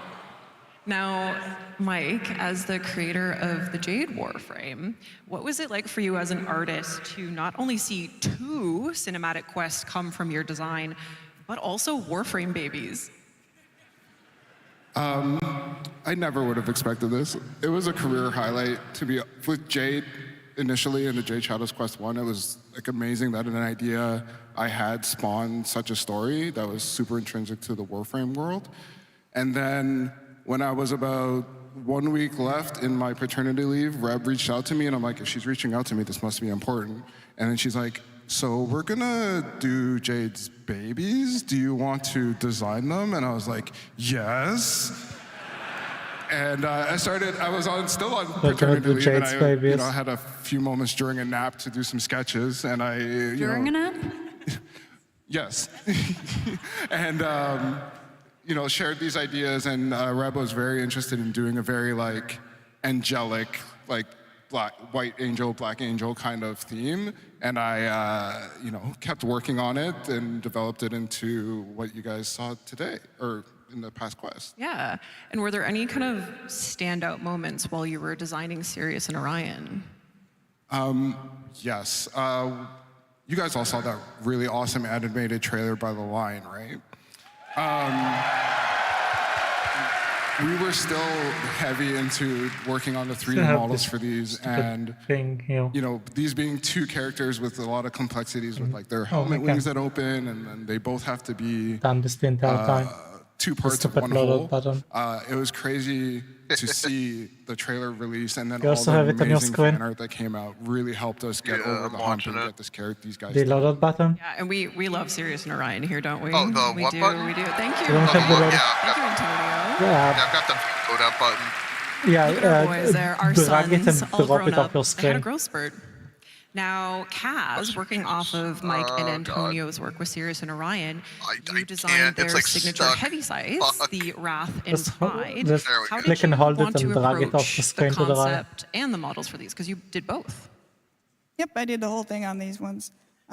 We knew we wanted to have something that represented both of the Warframes. It's because they also and we were stream thinking regularly. about other types of weapons, like maybe the split dark sword kind of thing or something like that. But when I thought about just the theme of the scythes and stuff, and well, a heavy scythe has a blade on both sides. Why don't we just do one on each side that represents each character? And it looks like I had to do was flip it over to do each version, but the rig's a little more complicated than that. There's 2 bones on one side and 1 on another, and they telescope, and it's all sorts of weird stuff. So actually, this was a lot more difficult than it looked, but it was really, really fun to work on, really fun to sculpt. It was really fun trying to bring in some of the elements from each of the characters into these pieces. Yeah, and you made them so beautifully complementary to our sons, so thank you for that. Now, we can't forget about Sirius and Orion's mentors, Ryoku and Vina. Yes, yes, shout out to our character artist, Frederick and Adele. Yes, our newest proto-frames. And now, you know, with new proto-frames, we need new Gemini emotes, don't we, Elise? And both you and Shaylee worked on Vina and Ryoku's, which we'll have a look at now. And I know you shared a fun story with me about Vina's Gemini emote. Yeah, here's some footage of me being really creepy. I should have probably just mocapped it, but no, this is hand-keyed. Yeah, so the direction for Vina, I think Reb said, well, first off, she's hot as fudge, and she would like live in blood, drink blood. She's all about that blood. So I was like, well, I'm gonna have to have her like licking some of it at some point. So I'll do like something where she kills someone so she can lick the blood. And then Liger, who did the concept for it, he was saying, oh, it'd be really cool. She was like super unsettling, contortionist vibe, creepy movement, kind of like how like a tiger stalks its prey, or how like a chicken head is like gyroed. So my direction for this was basically sexy murder chicken. Hopefully I nailed it. Nailed it, absolutely. At least nailed it, right? Sexy murder chicken? Yeah. You did it. Now, all these characters come together, you know, Sirius and Orion, Vina and Ryoku, in the Jade Shadows Constellations quest. Let's have a look at some of the mocap and early animation work that went into the cinematics for that. And Tim, what kind of inspirations did you pull from for these cinematics that you can tell us? And maybe a little bit of general of how you... Maybe you want to talk about that. It looks hilarious, but I mean, like, if anyone's like me when you were a kid and you had like action figures or Legos, or for me it was like Power Rangers toys, you kind of, you know, you're flying them around your room and they're just kind of standing like this. But in your head, what you're seeing is the line trailer, right? Epic action. So we actually, when you're animating, you can start like that with just stiff characters flying around, figure out your choreography, your camera movement, all the kind of gross overall movements, and then you get into the fine details, polish it all up, and try to get that like extra zazz that makes it look really cool. Very cool. And I know, Elise, you were telling me this, that animators are involved in like pretty much every single process, every single part of the creative process. So you're working with like direction and the narration team to kind of build these up, right? Yeah, so the amazing thing about Digital Extremes is that all teams are kind of involved with everyone. Good ideas come from anywhere. But the cool thing about us is that we have a mocap studio on site. So me and Tim are animating these scenes, but we're also doing the motion capture. We're in the bodies, we're acting as the characters, and talking with, you know, Jeff and Reb about what the narrative team are thinking for this, and working with sound and everything. So it's one big collaboration, and it's really nice that we're you know, it's not like an outsourced company goes away and does the mocap and we get it and we just animate it. We're through the whole process, so it's really hands-on. Like, we love that, and we love that. Okay, who is, yes. We love our animation team. We love the DE team. Okay, who is ready for some more reveals? You guys like cool stuff, right? Yeah. You should have seen them last year for the, what is it, the... and sleek operator and drifter suit coming. So the guy just jumping with the guitar in the empty room. So this suit is planned for an upcoming Nightwave mix. Now we won't spoil too much here on this panel, but you're going to learn a lot more about it on the narration panel, the narrative panel with Corey and the narrative crew. So you want to tune in for that. Are there any motorcycle enthusiasts in here? So this is speaking your language then. Yeah, I see you. Yeah, I'm probably going to get a motorcycle license myself. In addition to the suit, we also have another Nightwave Mix reward that will be coming. on the roads. I know any fucking words for this before we show it? Yeah, so, you know, when you're, How dangerous you're is doing it in your emotes, country? and a lot of them are super cool. It's like you get at the end of the My mission. God, and it you're is like, oh, horrible. Look at badass, I finished. I'm Take it cool. 10 And I was like, times you know more what, it'd be really dangerous than fun mine. if we had like a cheeky one where you're like, come on guys, you gotta get to the end, come on. So I want to do something. Do people like, more fun. with motorcycles in your country wait in line for red light, or do they go between the cars?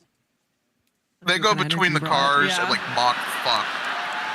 So it's illegal here, but nobody gives a shit.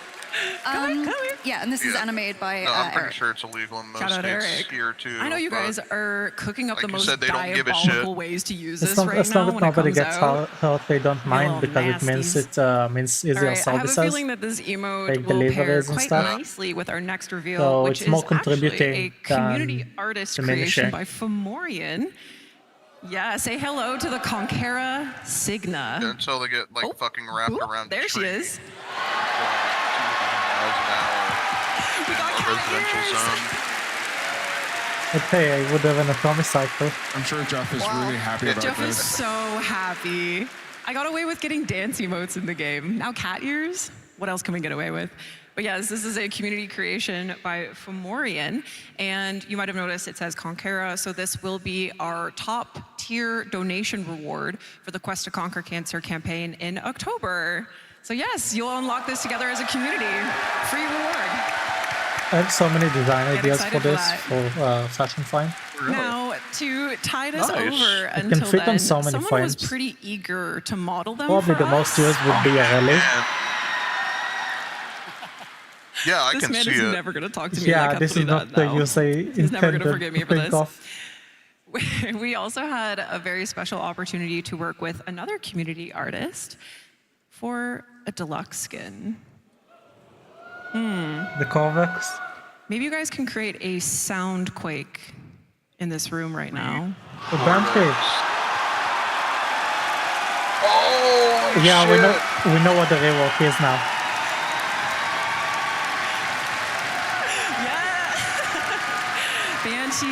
Banshee Deluxe. She's real. And this is designed by the lovely Mishka, who's actually here at TennoCon. Mishka, That's where are beautiful. you? Hi, Mishka. Yeah, pink shy Lulu. Yes. Oh yeah, the fucking Shy is gonna Yes. lose her shit. Beautiful, beautiful, beautiful, beautiful design by Mishka. And yes, so this is an upcoming deluxe skin for Banshee. Now, Carrie, we just saw 2 community artist creations. How does it feel? How cool is it to see years and years of, establishing Warframe's art and design come through in community creations like this? It is very cool. Like the community artists are incredibly high skill these days, which is really fun to work with. And seeing some of the older frames get a new interpretation, like Banshee is been around for a while now, and the deluxe skin has as well. So seeing a new interpretation, seeing something that gets kind of into some of the mythological theme, like there's a bit of scary monster that you wouldn't want to have screaming at you. Quality at the base of it is very interesting. And then some of our constraints and stuff, like you don't want a giant shoulder on your firing arm and everything else. There's a lot that goes on. So, Mike, you seem to be musing here. Giant shoulders are often a problem. life experience. Okay, well, we're very excited for Banshee Deluxe. You guys excited for Banshee Deluxe? Yes.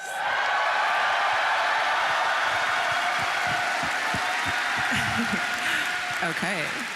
So much to look forward to, but let's take a look back. The old piece was quite a monumental update for, obviously, you guys, the players, but also for us at DE. We essentially set the stage for our journey forward with the old piece, But, of course, before we look forward, we have to look back. So we looked back through the eyes of the operator as they relive the moments of the war-torn moon Perida. This was an entirely new environment and setting that was majorly ambitious for the team to execute on. So let's have a look at some of the work that went into building it.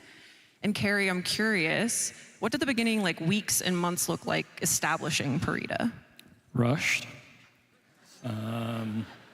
Yeah, it was coming off of very big updates. So 1999 and the Encore were kind of huge for us, as I imagine a lot of you would remember.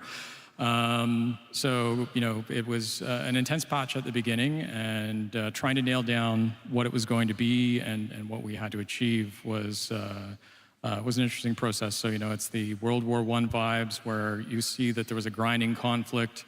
It was trying to make it much more personal as far as the story goes, like a note of friendship between two people in the middle of what was recently a war is an interesting concept to try to bring across. Show some classic Orokin when it's intact and on and on. And then, of course, rocks.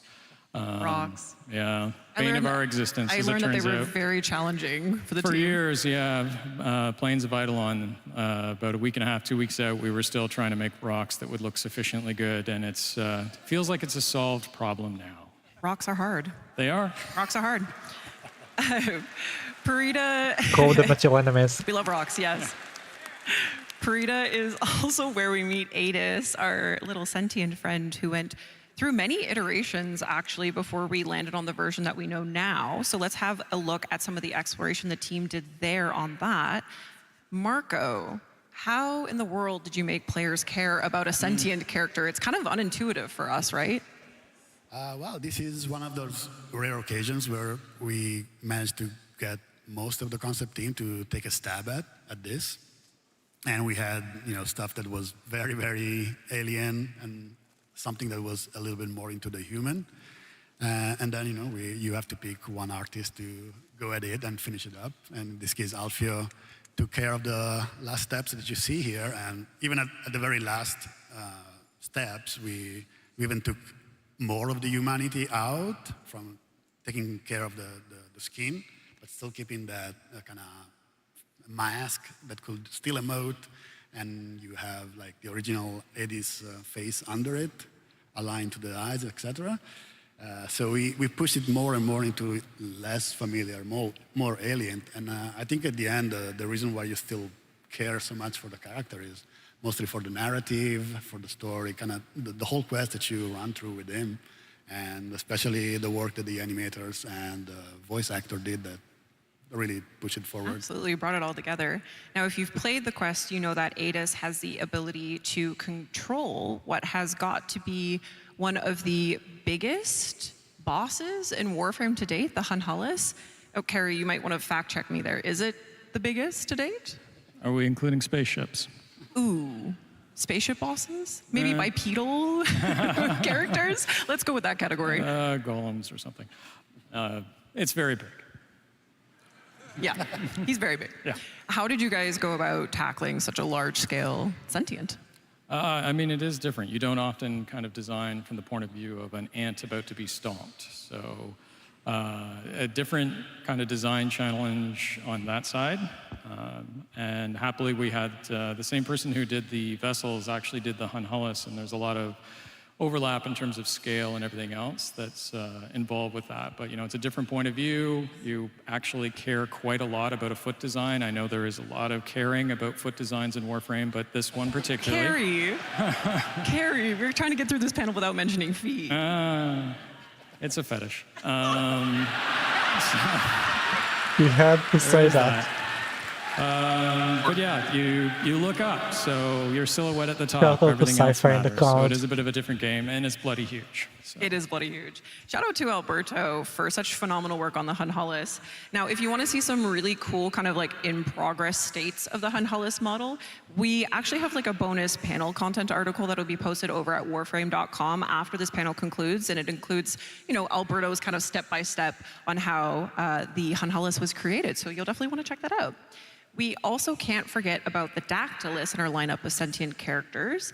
And now, Mike, can you tell us a little bit about how it was collaborating with different departments to make the Dactylus? It's kind of a dynamic character in the boss fight. Before that, next time you guys are doing a big, giant robot, please let me know. I think we already did. Working on this guy was really I think Carrie told me to say fluid process. It is. There's a lot of interdepartmentals. Yes, yes. Often, sometimes or actually I should say, the question often is what comes first, chicken or the egg, and the answer at DE is generally yes. Sounds like he's about to cry. So working on this, we worked with a bunch of departments, and Corey did a really cool design, and then having to make that in 3D and make it to the specs of the game designers for the boss fight was interesting. Like, I tried my best to split it up into different parts just in case if there was anything they needed to do, or if they changed their mind, they could do that. And I think at one point it was really bulky and really like hulked out, and they were like, we have to feel sorry for him. So we had to make him a little bit frail. And I think when we saw the demo last year, it really hit. When he got stabbed. Yeah. Well, I know that you wanted to make the players care about a sentient character, which coming back to Adis was a bit of a tricky thing. Was there anything that you took from Adis that you applied to the Dactylus? We literally took his eyes and then put it in this character. I figured, if it worked for Adis, it would work for this guy. So Absolutely, absolutely. All right, and credit to Phonetic as well for giving it its texture polish as well to really drive it home. Okay, so another unique element to this update was the new faction, the Anarchs, our new enemy faction. And of course, they came fully equipped with Tau Dax weapons. And Kaz, I know you had a blast working on these with the weapons team. What were some of the highlights? Yeah, so I got to design all of them, which is always fun. The only one that we had to use for reference at this point was the Orpheus from Teshin. So, well, I can't make everything out of just arc shapes and stuff. He's got to start pulling in some other elements. So I started looking at Teshin's model as well and bringing in more of those slightly bulbous bell shapes and things like that. And then some parabolic kinds of shapes as well, especially for the bow. And yeah, just kind of tried to expand the style a little bit. But it always is hard to start with these sorts of things. With the blank page, you don't know what you're going to do.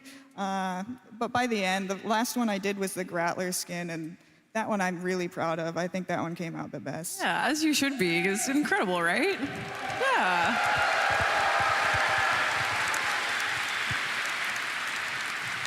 So, speaking of weapons, we had some big ones released in this update, the Tactilus artifacts. Focus school weapons that perform Tauron strikes, as we know.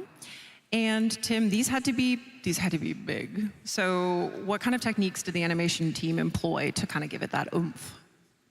Yeah, so usually when we cast powers, we're focused mostly on mobility. Warframe's a very fast game, and we want you to be able to cast powers on the move.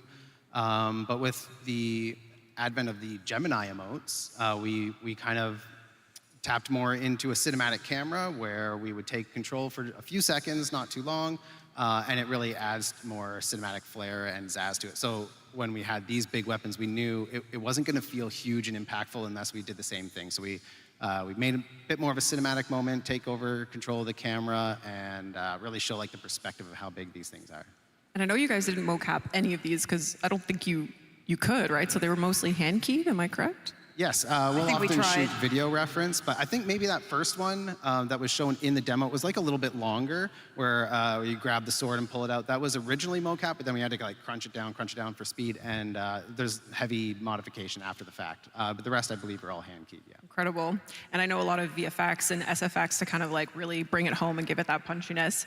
Now, the Tauron strikes, like everything else we've discussed thus far about the old piece, all came together in one seriously epic cinematic quest. Elise, this screenshot maybe is giving you a little stress from looking back on putting it together, but I know that you said it was particularly cool to work on this opening sequence. Yeah. The sequence was super fun. You can't mocap guy gets smacked by a giant vessel Well, we could, but I think someone might die. So yeah, so you can't mocap like hardly any of this stuff, and you also can't film any reference, which is what I usually do. So you just have to kind of eyeball it, and it was a really fun challenge.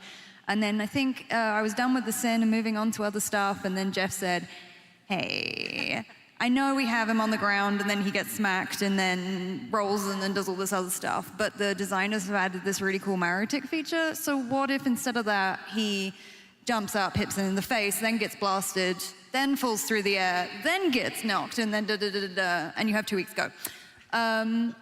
So that was a fun challenge. So you made it happen. Yeah.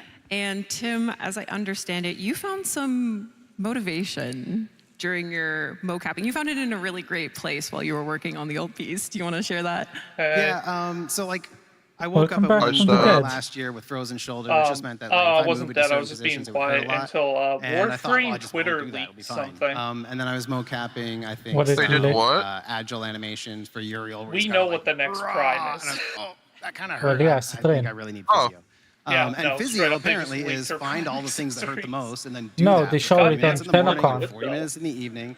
And I was like, I know I What's need it to said? do it, but it's like They showed it on TennoCon. it takes so long. Yeah, they showed it on TennoCon. But at the same time, Well then, this was going fuck on, me. She does look good. NDD20 was doing his He new does. player Hopefully playthrough they don't add Warframe. Also, Bamford's We love it. They showed the deluxe skin. Get That's absolutely most of them. giddy Yeah. about the lore and feel all the No news on feels in the Corvex quest. Deluxe, so I'm a You know, little getting to sad. experience that again for the first time Unfortunate. vicariously. To It all the got people shown who off stream at their new player AnimeCon, experience, and thank then you for never giving us the fucking opportunity to again. feel that stuff again. Yeah, I think DE But yeah, so what would I did get, is like, I said, think I'm just going fans to save would these as a crucify treat. I DE will if only they watch showed it them off while I'm here. exercising, doing my physio, otherwise I won't do them. And I so he wouldn't. motivated me, so to some Give me a extent, release you can date. thank ND for the old piece It's going probably to release on the unannounced fall by my update. side the whole time. So Wow. Or- Wow.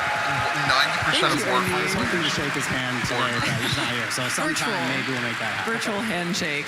Give a Yeah, shit. thank you My everyone only who time plays to Warframe fashion and the streams it and fucker. shares those experiences with us. That's makes it very special, very motivating for the team. So thank you, Elise and Tim, for sharing that. We now have a video showcasing all of Unannounced the fall incredible update, yeah. animation and Anyway, mocap back work to that the went into the old piece. So sit Sorry, back, back to the relax, void. and enjoy.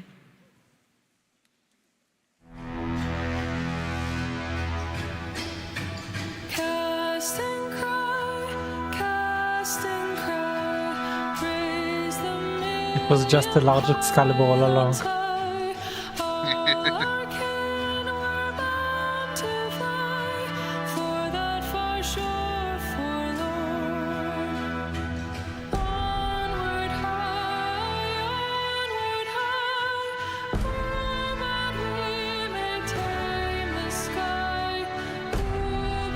Okay, that's actually wild. It's fucking crazy. Animation team locked in. Sorry, I didn't want to. It was him or me. Him or me.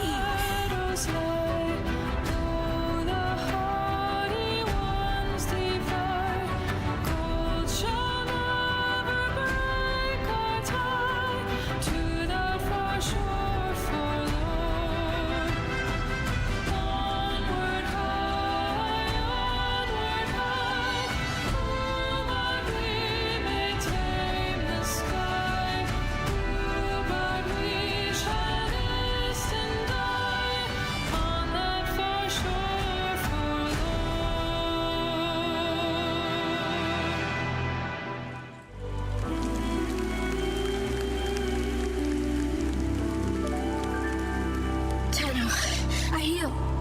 I tried.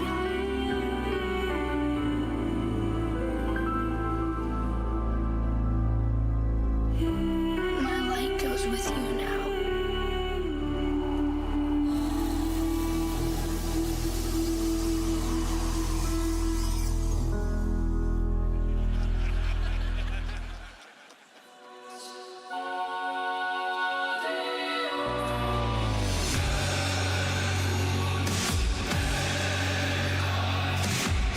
They had to color the one on the left.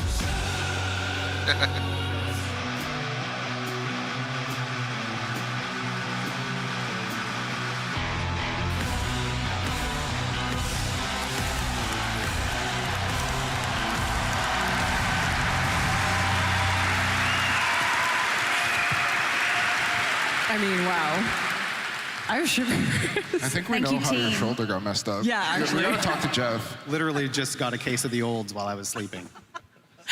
Well, shout out to the animation team, DE team, obviously. Like I said, this was such a monumental quest for us. So give them a hand for such incredible work on such a big, important quest for us.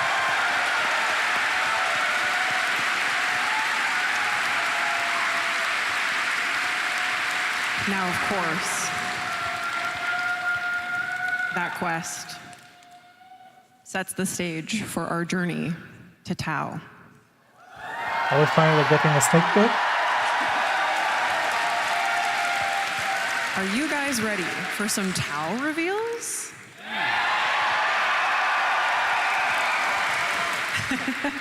Is Tim not ready? Is that what was happening over there?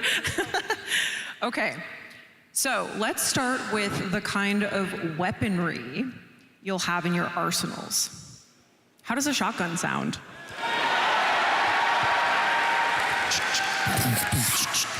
And not just a shotgun, a sentient shotgun. Close quarters. Yes. Maybe urban? Now, Kaz, we can't say too much about this, but we are looking at a sentient shotgun. What can you tell us about it? Well, it's got 6 barrels. It's got to be really weird. It's sentient.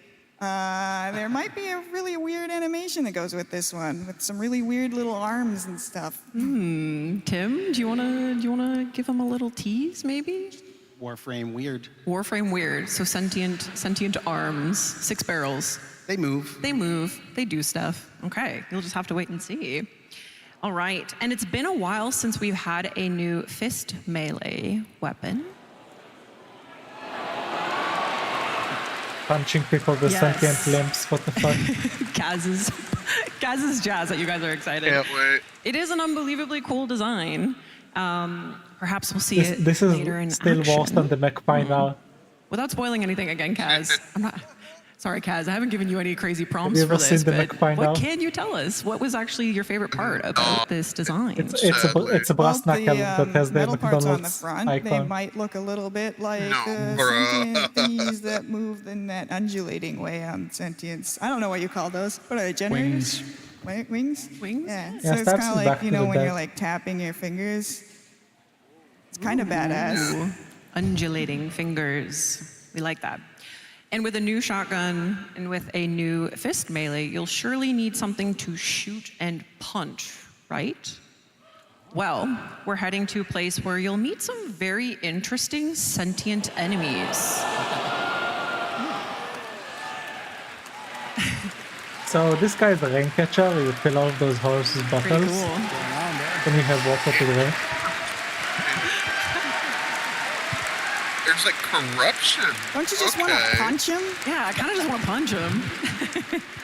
Okay, again, so okay. sorry, we can't say much This is about this neat. at all, but It's not maybe corruption, you're, it's maybe you're eidolon energy. theorizing. You got some things going on in the brain. All shall be revealed soon, Tenno. We can, however, show you some work in progress animation for this new sentient enemy. Sentient So let's have a energy look is at that. red, but eidolon energy is And blue. this video is interesting. It actually kind of highlights a very interesting part of the developmental That's what I process. meant to say. When sometimes the model isn't ready yet. So you're actually seeing a coolant arachnoid cosplay as this new sentient enemy. Look at him go.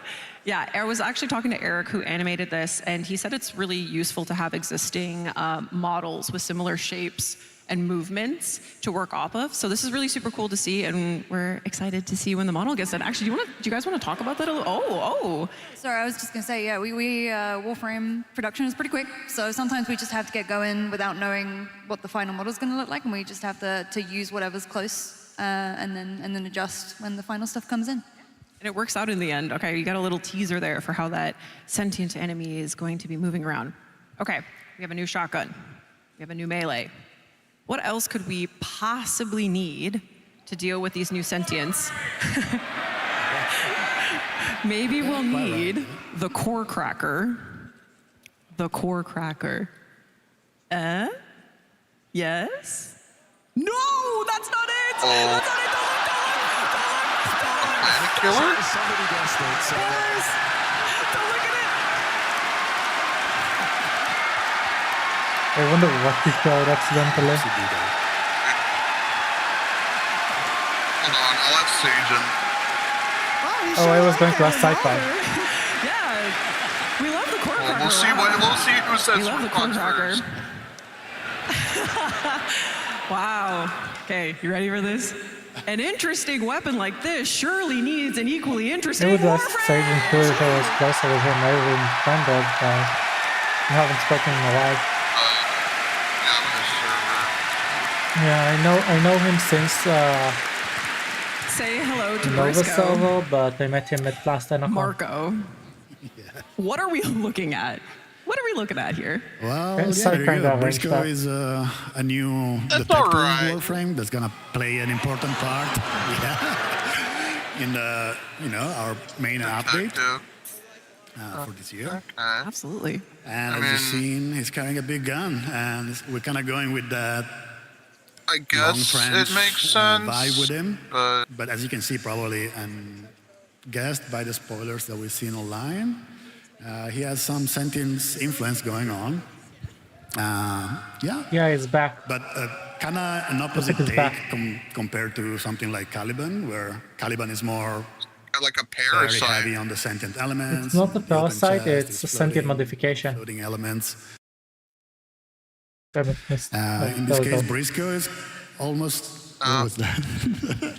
Sorry, I can hear you, buddy. You can see the red and So in this case, Briscoe the blue are he has more of implemented directly a, into him. almost a normal Warframe design or a blueprint, which maybe we are suggesting It's kind that of a mix it's of made with Caliban sentient and resources. Revenant.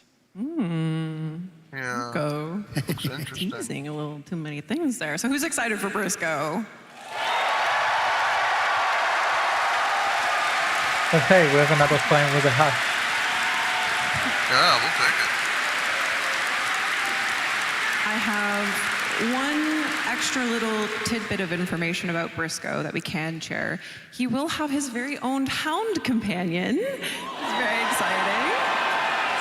And it looks awesome. And it looks awesome. I'm we can't sorry show you we're right not now. showing it to you today.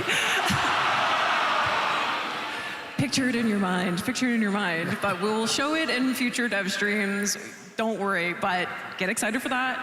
Little Briscoe hound companion. Okay. Tenno, that brings us to the end of the art and animation panel. Next up, There now will be there will be an article, like I mentioned, a bonus panel content article posted over at warframe.com. It features things like a video about Descendia's level design process from Cole Crosby, which is very cool. You'll want to check that out. Thank you, panelists. Thank you, Elise. Thank you, Tim. Thank you, Mike. Thank you, Marco. Thank you, Carrie. Thank you, Kaz, so much for joining and sitting up here in front of this amazing crowd of Tenno sitting here in London, Ontario, Canada, watching from around the world. You know, Warframes have no voice. Shout out to everyone at Digital Extremes. But this is also sentient. And I think Again, Steve said it best at the beginning of the day. We love sentient humans that enemy is make gone. art. We love Shout out human-made on the art. once in the old piece. We sure do.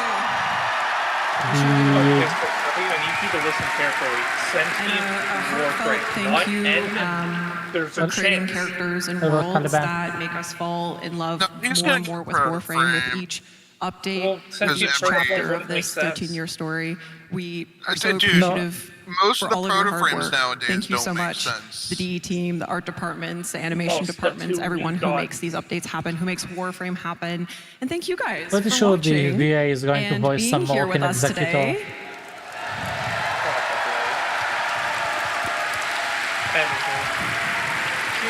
I'm interested in that pistol. The Okay, I lied. I Callbreaker. actually have one more thing to Yeah, show you. if it's like a heavy Tim and Elise have shot been pistol, like it's quite already a occupied snub-nosed cooking stuff up in the revolver. mocap room. So human why don't we hand take a cannon. peek at what they've been up to? And with that, thank you so much, Yes, everyone. that's Happy TennoCon. Thank you for being here. Enjoy the rest of the day. Thank you. Bye-bye. Thank you.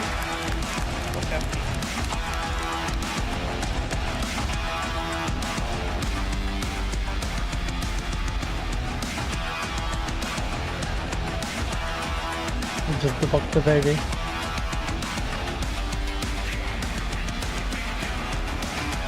Detective frame, that's alright, I guess. makes sense. Hesitant. I would have to see what the kit is to see if I would actually like it. It just doesn't really make sense to me. Thematically it's, fine, but why is he, this is a major update, we're going to tell. Why the fuck is there just a random ass, detective Warframe here? Okay, so the detective Warframe will be able to tell you whether those enemies die to sarin spores or to random mirage in the squad. TennoCon, day 2. So you lost your voice at the Tenno concert, eh? You ain't here for nothing. Free rewards. It's always free rewards. If you watch TennoCon for 30 minutes between 11 a.m. and 4:30 p.m. Eastern, you'll receive the Halvu primary weapon. Someone offered me a free weapon once. Hey kiddo, he said. Gave me the creeps. Now, Tenno Live is where things get interesting. If you watch for an additional 30 minutes, you'll get Mesa Prime, no strings attached. Those guns she carrying ain't no toys. Peacemaker. Ain't that ironic? Maybe not on Geyer, though? So you need to know how to get these rewards. Logging into warframe.com/Twitch should do it. You can follow instructions better than any street cavat can. If you can do that, all I know those Twitch is drops will be that sent to your inbox. New Warframe probably isn't going to be that good. If you log into your Steam account before watching, you'll get some Steam tokens. I don't Claiming want those people tokens running around. That's into your perfect Warframe excuse account for me to will play 'em. redeem those rewards. Oh, it's almost Banshee's time. probably getting Let's the enjoy the rework. show. See you around. She's getting the rework. Hopefully they don't fucking butcher her. They will. We'll butcher her to reach a bigger audience. Unless she's just getting a touch-up and then, someone else gets a rework. Which Well, I would mean, be, two of best her case. abilities are functionally useless at this point in the game. Well, here's the thing. She needs a rework. I will suggest one change to her fourth that would make it better. Have it detonate sonar points dealing damage. Just a multiplier. Dude, they'd make that augment. There's no way they'd actually, rework, just one ability. Oh. I'm suggesting a change. No, that would be an man. Yeah, unfortunately, that is the case with, most stuff nowadays. Well, anyways, so for the touch-up, they would do that and just make most of her shit a one-handed action. That way she doesn't have to keep suffer. She's already a good damage dealer. Maybe just add some survivability, which I think would be the worst option. Well, she needs survivability. Some. Cool, you have resources to make her survivable. Use them. True. It's like everyone's saying, oh, Corvex just needs healing. They should put healing in his base kit. No. Fuck you. Suffer with Reconstruct and or the many ways we have to heal her in Warframes. He's survivable. That's fine. Yeah. He's survival crowd control, yet everyone wants him to be damaged.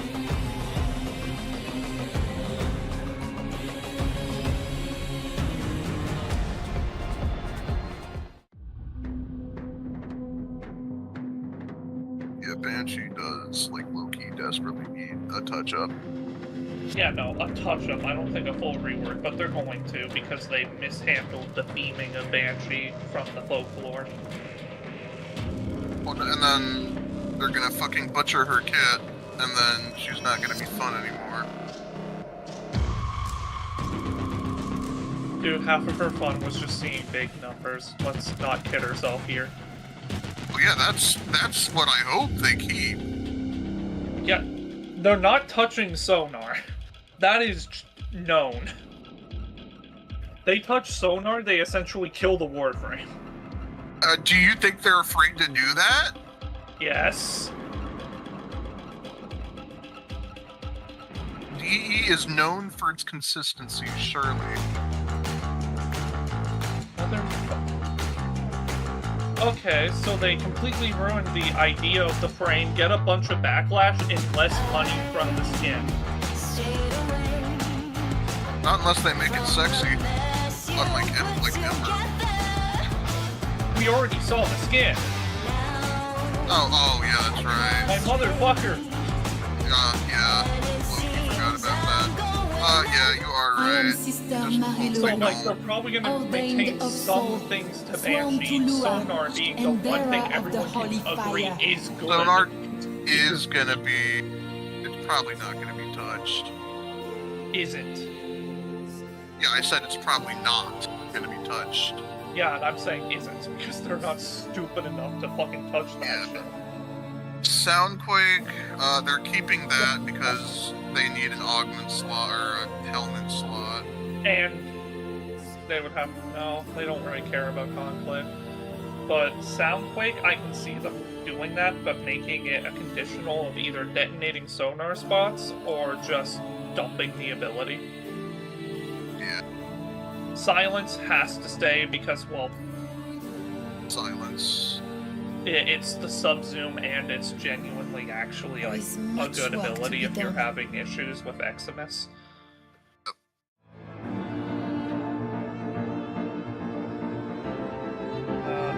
So that just leaves the first ability. I can see them giving it some lethality or something. Or just one-handed actioning it. Yeah, it could be like a primer or something. No, I can see them turning into a one-handed action, making the augment base kit, or having like everything can detonate sonar spots, giving it most of its damage. Really hope they do that with this one. I just want to make it a one-handed. If they synergize her kit around sonar, it would make sense. Hey, this does more damage. Ooh. Pops sonar dealing damage. I think the biggest thing they could also do was like the biggest touch up is make sonar weak spots like actual weak points. Oh yeah, no, that's the only change. But then it would be so fucking powerful, are you kidding? I mean, it'd be balanced because she has so little survivability that you have to for some survivability. Yeah, the people who just pump strength are going to complain that she isn't survivable. Then that's where actual teamwork comes in. So, you know, you bring in like a Trinity or something. You think those people who will complain will have friends? No. It's just fuckers chronically online on Reddit and just... I hope they do Banshee good. I'm still probably not going to play her either way. I'm gonna play her because she's a pretty fun Warframe. I wonder what... So what do you guys think the next heirloom skin's gonna be? Limbo.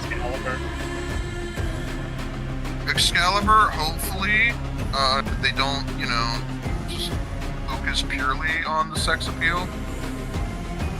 Well, you can't really focus on just sex appeal with Excalibur. You're either gonna go the Holy Knight route, or you're gonna go like, I have the Captain America Marvel Rivals route, where you just give him a massive schlong. Give him a massive chest, give him a dick, yeah. They're probably gonna do the latter because sex to it's old. No, not on males. I think that they gave Rhino like a massive fucking bulge for just some reason. They gave who? Rhino. Rhino. Well, yeah, that's to reference his fucking massive cod piece that he has. People identified one of his skins purely off the cod piece. True. I still think it's going to be Limbo. I'm pretty sure they teased Limbo's hat.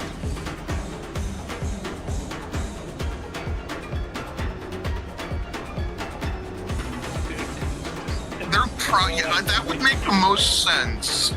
That would make the most sense, because then you can drop a rework on him. No, they're not going to rework him. Nope, they're going to do something. They're gonna have to touch him up at least, because like you've got a bunch of idiots who just bought their skin in a public lobby. No, but Pablo said he will never touch Limbo.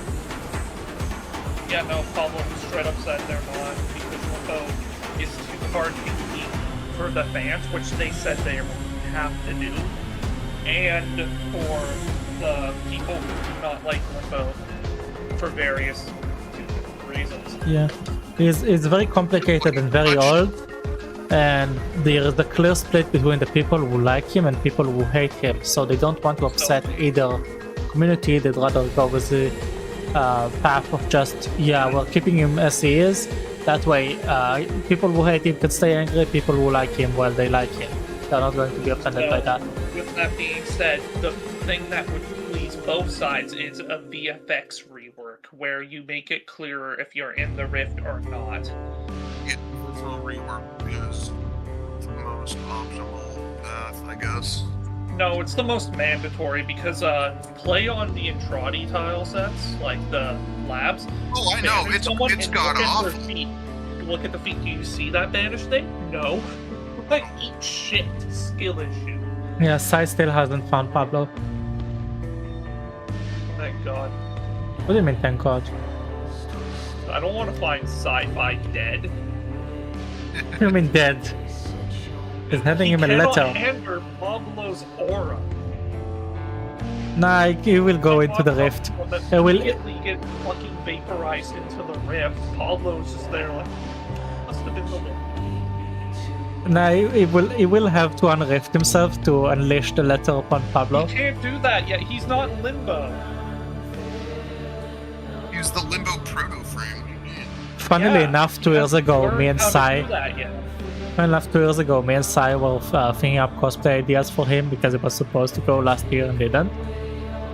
And I wanted to make like a sort of a glove thing that certain movements with the fingers would trigger sound effects. So you can like use the rift sound effect or banish by snapping the fingers.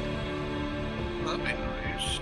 Then you just do hidden buttons on the hat. That way he has to grab his hat to do like the fucking freeze. And now what you could do is use slight electrical signals at the tip of the fingers that when you put them together in certain combinations. Very complicated that buttons could do better. Yeah, that sounds complicated and expensive. Not that much, no. It's singular Raspberry Pi. You'd need one of those either way for the sound. Otherwise you're just going to have multiple pre-programmed speakers on the Limbo. You just want like one speaker at each side, maybe on the glove itself. And it's not that complicated, it's like completing a circle. It's like you'd see that faint on the glove, there will be like metallic bits popping out that when you put them together, it basically activates the mechanism. Like magnets and stuff like that. If you use buttons, every single thing you touch will just make sounds. Hello.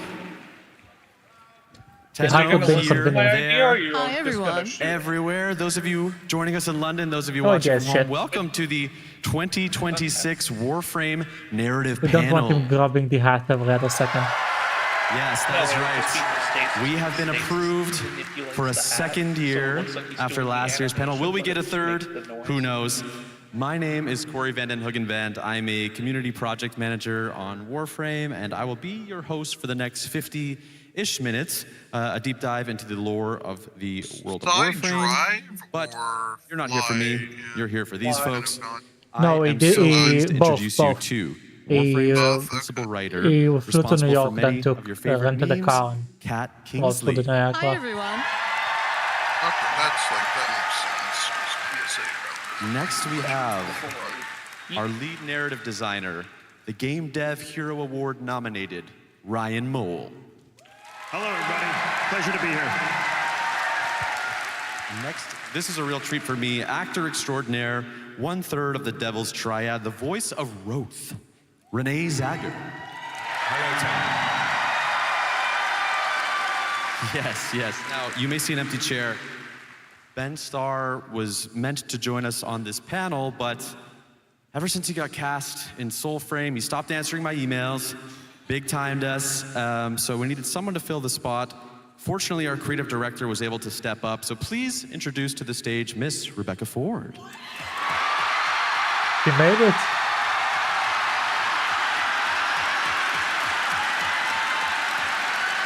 Stunning. Rebecca Ford stuns at TennoCon 2026. I don't know how she made it. Ben Starr would do anything for money. Incredible. Her fortitude.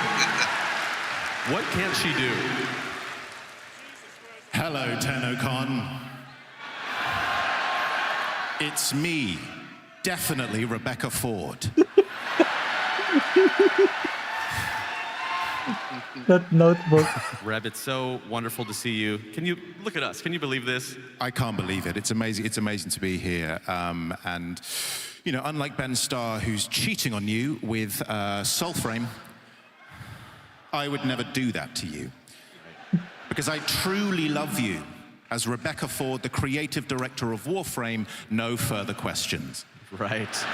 So today's So happy panel Rebecca made is it. really a twofold initiative. We want to do our sort of informative deep dive into the world of Warframe, but also, much like last year, look into the craft of storytelling, how writing, and acting, and even visual art all overlap and collaborate together. So that's the plan for today. I'm going to run you through the spoiler policy. Essentially, we are covering everything up to the reveal of Jade Shadow's constellations. So I'm talking dev stream. We're talking Ryoku, Vina, Orion, Sirius, but we won't, dive into the quest because people are working through things at their own pace. We would hate to spoil something so fresh. Having said that, I would like to kick things off by taking us back, way back to the old piece. Last year's Tenno Live was where we first showed this off, and since then, the quest has released. Ryan, you have been with Digital Extremes since the mid-2000s. You've been responsible. You've worked on Warframe since day one. You have been there caching very old 13-year-old checks. What can you tell us about the process of caching old checks, but finally taking players back to this old era? Yeah, well, we've certainly written a lot of checks over the years and bits of dialogue and codecs, and I hope that we've come in to cache them, especially in the Kim system. But there was one check, it became clear at our writer's room last year that we still had to cache, and we hadn't done it. And actually, Reb, you were leading that meeting. Do you want to tell the story? Thank you, underling Ryan. You truly have been a good servant to me over the years. But I do... It's a wonderful point you raised, because I remember vividly being there in January 2025, and the story that we wanted to tell is the story of tonight. It's what we're going to be revealing at Tenno Live. But what we realized in that meeting that I was definitely there for was the fact that in order to tell this story, we needed to see Tau before. We needed to see where we were before, and we needed to see peace. And it was in that moment that this is where the old piece kind of derived from. And there was one thing that I desperately wanted, and that was essentially trench warfare, right? I said over and over again, trench warframe, coin it now. It's true. It was right there from the beginning. And the problem with that meeting is, Ryan, you wouldn't stop screaming. He has that problem. Ryan, do you feel that the old piece, for the most part, matches your vision for the era? Oh, it's tough to say, because over the years, we've been developing it, and we've been, in the very beginning, the old war was a notion that we would write into weapon descriptions and into little codex entries as a thing that happened. It was a mythical event in the history of Warframe. We knew bits about it, but it took all these quests and Kim system writing and all this to kind of tease out bits of detail about it. As we developed the Second Dream, as we put Teshin in the game and had Dax, we started to learn more and more about who the Orokin were in the past. And so when it came to write this, it was almost like the way that the Operator and the Lotus are excavating memories. We had to do the same thing for this quest to really understand what this era of Tau was going to be like.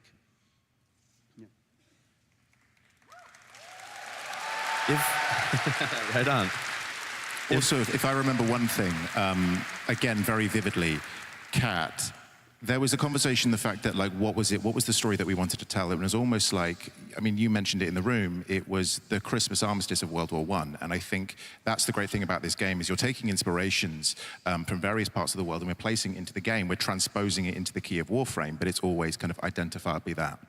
Yeah, exactly. No, it was how do we're always trying to connect something that's so otherworldly to a very human experience, and that was something that you really wanted to draw from, Reb, is like always how do we connect this to the human experience? And that's something that, you know, your leadership is always so inspiring. And thank you. And it's definitely human Rebecca Ford. I really agree with you there. Yeah, and speaking of Reb's vision, you know, if I had to guess, the Dax, the Grineer, Sentience, that was always a part of the plan as it relates to the old war. But I imagine things like the Hanhalas, the Tauron Strikes, this great big anime sword, maybe that wasn't in the 2013 lore Bible. Reb, can you talk about balancing classic concepts with new things appearing in the past? Yeah. I'm a benevolent overlord, and what I want, I get. You know? And if there's one thing you know about me, definitely Rebecca Ford, is that when I want something, I get it. So... It's true. Yep.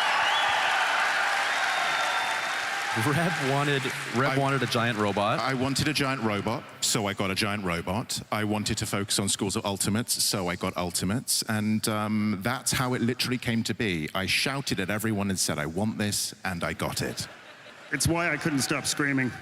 Speaking of getting what you wanted, of course, the proto-frames weren't on anyone's mind back in 2013, and yet here is Roth, who arrived with the old piece and whose voice actor is here with us today. Renee, this was your first step into the world of Warframe. You joined at quite the moment. What can you tell me about the early days of this project? I think every actor loves a great character brief, like a breakdown of what you want. And the brief, if I remember rightly, was the late, great Peter O'Toole meets Paul Bettany with a sprinkle of Russell Crowe from Master and Commander. So once an actor hears that, it's like, okay, I know where I'm going. A little bit of research, and then you get the sides. I submitted my sides as any actor would for a self-tape. I waited, I called my agent, she hadn't heard, and I think 3 weeks later, I got offered the part, so here I am, and I'm very happy to be here. And you two had met. You two, yes.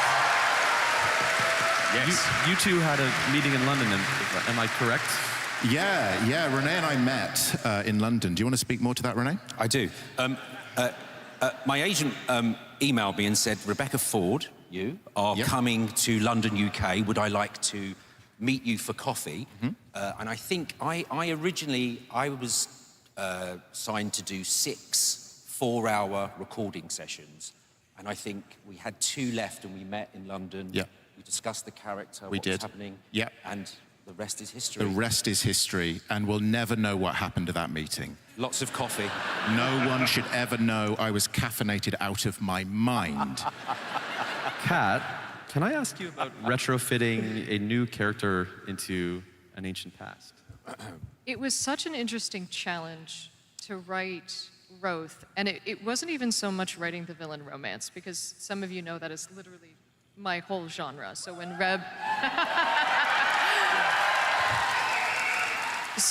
when Rebecca came to me and said, Orokin villain romance, I would say no more.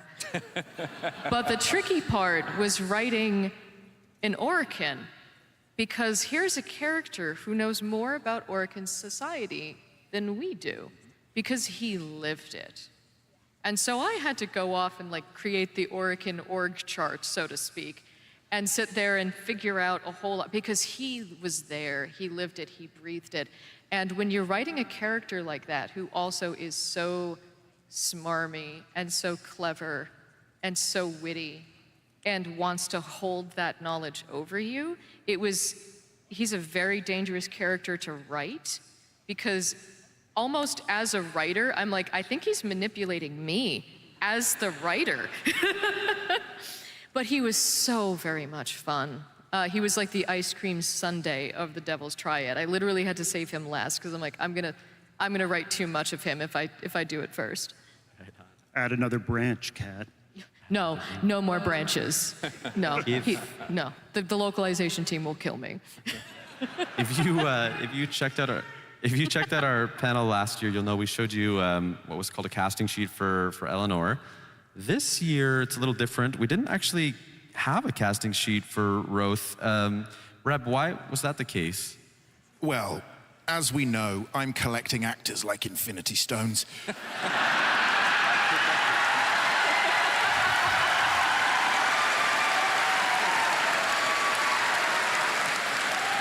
If I want them, I get them. And with this, I quite clearly in mind had an idea for this character. And there was an actor in mind that I was particularly interested in. And Renee, you were that actor. And so we didn't actually need to write anything. It was more just finding the flavor of something. You don't need to hear the actual lines written down. It's more a sense of the character. So this is what you were given. And had you turned it down, which you never would have. Never. That we would have written something more particular and put out a casting brief. But really, we had you in mind from the very beginning. Thank you. Certainly. Renee, I understand. Yeah, that's good. I understand you recently revisited some of the material from the Devil's Triad.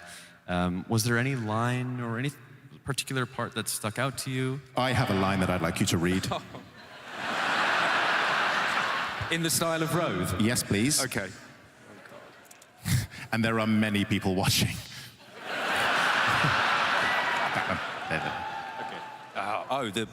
Okay. Okay. So this is the bloodbath proposal. Okay.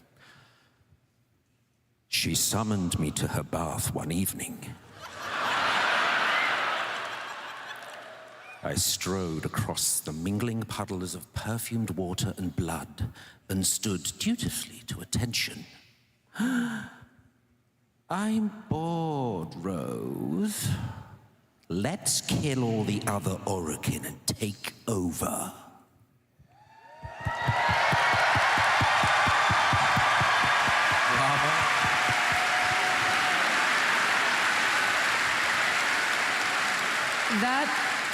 That line was written by our lead writer, Adrian Bott, who wrote all of the Descendia voice logs. Shout out to Adrian. Shout out to Adrian, who is home in London Prime or nearby with a family conflict, and he wrote all of those dialogues because there is a effortless way that he commands the way of Orokin monologuing that I just could not even hope to approach. It is just beautiful the way that he can do that. Adrian, we miss you. We miss you, Adrian.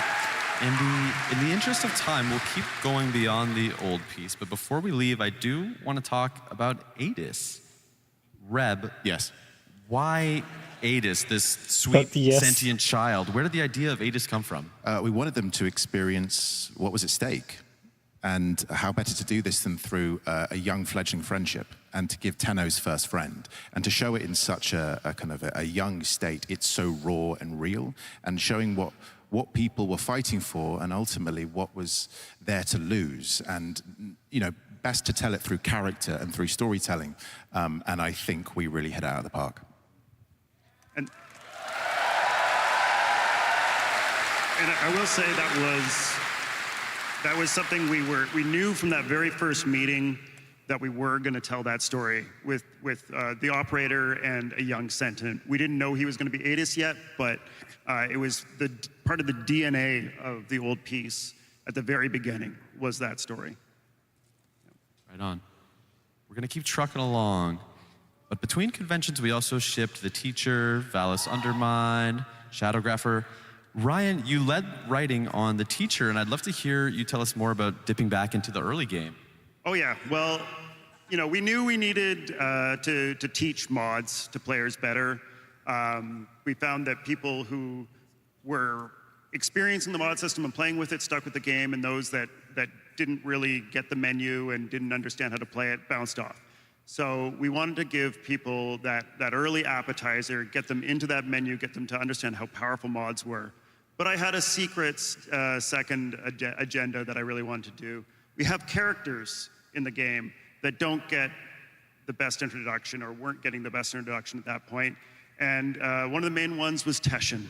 And I really, really wanted to give Teshin a proper introduction in the game. So I was able to meld those two tasks together in that quest. And I hope it worked. Yeah. Right? Did it work? I really love the teacher. We were talking about this backstage. To me, it feels very much like episode 3 of a TV series, right? It's like a two-parter of Awakening and Vor's Prize, and then we go into episode 3, that's the teacher. For sure. I mean, Warframe is very episodic in how we treat our quests. It's almost an anthology in certain respects, where we're getting different characters from all over the place. And really just to go back to those early days. One of the other things about that quest was that I wanted to write a quest that was specifically for the new players. I knew all of you who are here or vets would maybe want to go back and play it too, but I didn't want to have to worry about putting a challenge in there for existing players who've got thousands of hours in the game. It really had to be for those players who had 3 hours in the game. And I think all of you appreciate that you're going to get fresh blood sticking around a little bit more because of that quest.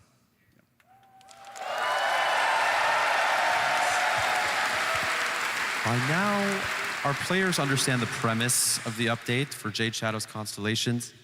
Kat, what can you tell us about developing a direct sequel to a quest? It's somewhat rare for us. It is, and it definitely proposed a lot of interesting challenges, because talking about writing checks and then having to cash them later, there was a Warframe, baby. And so, Rebecca, you had sort of like gone off and then come back and had a very clear plan of like, okay, there's this. And also another check was, what happens to Orb 3? And all of that. And so it was a very, very interesting a world of like what to do with this and how to embrace it and how to take that forward in an interesting and yet also unexpected way. Because one of the things we really love to do with Warframe is what to do, but how to do it in the most unexpected way possible. And there were a couple callbacks to Jade Shadow's one, specifically a bit with Ordis, right, Ryan? Yes. We got to go back to back in the Orbiter with the Stalker and Ordis. And actually, I don't know if you noticed, but Ordis sounded a little bit different this time, because we had our brand new voice actor, Warframe alumni, but new to Ordis, Kevin Lim, doing the voice.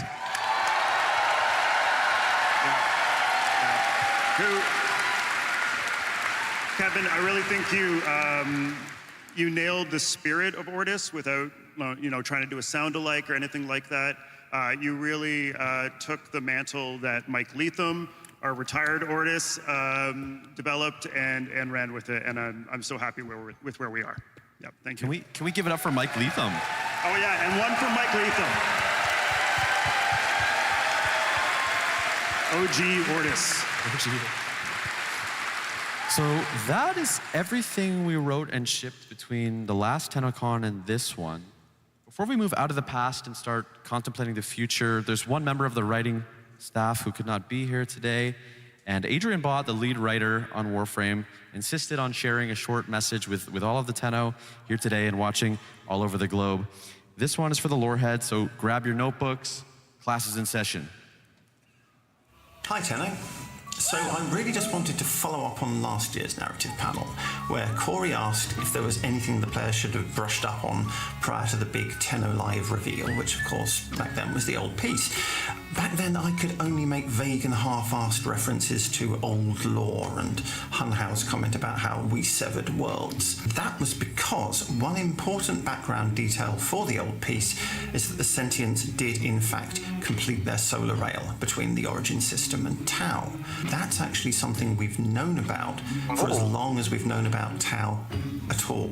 It was first mentioned the Zariman is kind of a distraction in that sense. Way back in 2013. And on the topic of the old piece, I also really ought to address the question of how come the operator is up and about instead of in a cradle on Lua. The second dream is a transient state, one which they were put into for therapeutic reasons, as well as to pilot Warframes remotely. it's not the same thing quite as the long sleep or the long dream, which is when the Lotus put all the Tenno into their pods shortly after the Night of the Naga drums, and they stayed there. One question that comes up a lot is, did the events of the old piece actually happen? Yes, they did, although bear in mind we are seeing them as the operator remembers them. They are not Eternalism shenanigans. We've actually only used Eternalism twice for serious story beats, once for the Operator and Drifter's existence in the New War, and once for Sirius and Orion. Hello? Hello? And a 1, and a 2, and a howdy-do-do. Which leads me neatly on to the question of what is the indifference really, and what does it want? Well, I can now reveal for the first time. I don't know. It's some old Britannic guy. Just overlay the signal. I know. I couldn't believe it either. But the big question everyone's going to have is, are they romanceable? Well, I have special permission to tell you. Well, hello, TennoCon. Guess who just broke the fourth wall?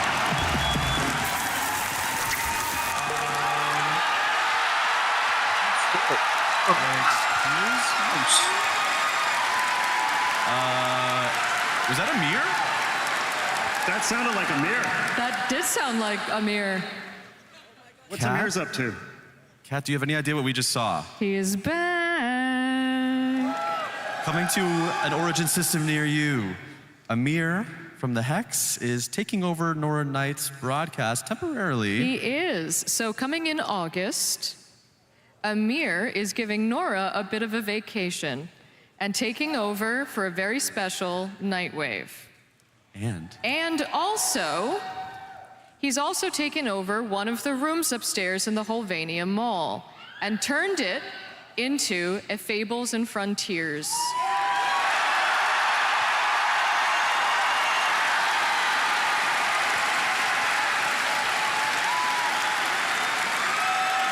So, you can, for a 6-day mini text adventure in the Kim system, you can join the Hex for their little mini text adventure, but I warn you, not all is well in the land of Holvendime. So we will be finding a new room. You will be finding a new room. You will meet Amir there to make your character, and then you will play the game on Kim with the rest of the Hex for a little 6-day mini text adventure. Now, all of the parts and pieces, now the art that we worked with the creators here, now this art... Yes. This art was created, this concept art was created by Briggan. Now Briggan is in the audience tonight. Briggan! And Briggan... Oh my God, yes, thank you. Incredible artist. Briggan is my co-author of this Fables and Frontiers text adventure. Because all I said was, yeah, Eleanor's gonna be the warlock, and of course Arthur has to be the paladin. He's just gonna be the basic paladin, he's Arthur. What do you mean, basic? Is something Ben Starr would say. Exactly. And Briggan was off to the races, and I barely even scratched the surface of the art that Briggan created. And so what we've created here is the parts and pieces to then give back to the community for all of you to be able to take these and play campaigns of your own and run off and be free. We have a little time lapse. Can we show? We'll keep talking, but we'll show a little time lapse here of Briggan's work and process. Because this is our love letter to you, the community, because you fell in love with these characters, and then I've fallen back in love with what you've created. And it's like, this wouldn't have happened. This Fables and Frontiers campaign wouldn't exist without all the love that you've given to these characters. And so we wanted to do this as almost a thank you to all of you. And like to be able to see what, and yes, Monk Arthur. Monk Arthur confirmed. Monk Arthur is real. It haunts my dreams. Oh, and did we mention that there's some returning voice actors? Yes, and so in the Shockwave, all of the Hex are returning to make cameo appearances. If Ben Starr was here, he'd be so stoked. He would be so stoked if Ben Starr were here. He'd be thrilled. He would be thrilled. And to be able to work with Briggen was just so phenomenal. It was such a collaborative process, and we were able to just sort of bounce ideas back and forth. And they put so much love and thought and backstory into these. And just like the Eleanor, oh my God, like they have a guillotine around, she has a guillotine around her neck, and like is the patron, like her patron is like this eldritch, like infested death patron. It is so cool. It is so amazing. Yeah. There's a few more things coming in this update as well. And so we have these amazing glyphs coming. Aoi is a barbarian fashioned after a bone widow. Why did it have the praise just now? Necronet fucking mentioned. Yeah, I was going to ping Steve, then the Steamfall.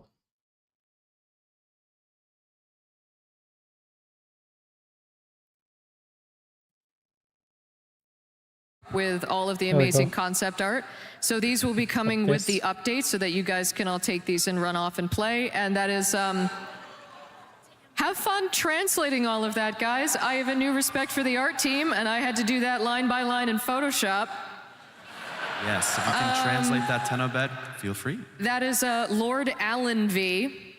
and Greg. And this is arriving in August. In August, yep. Right?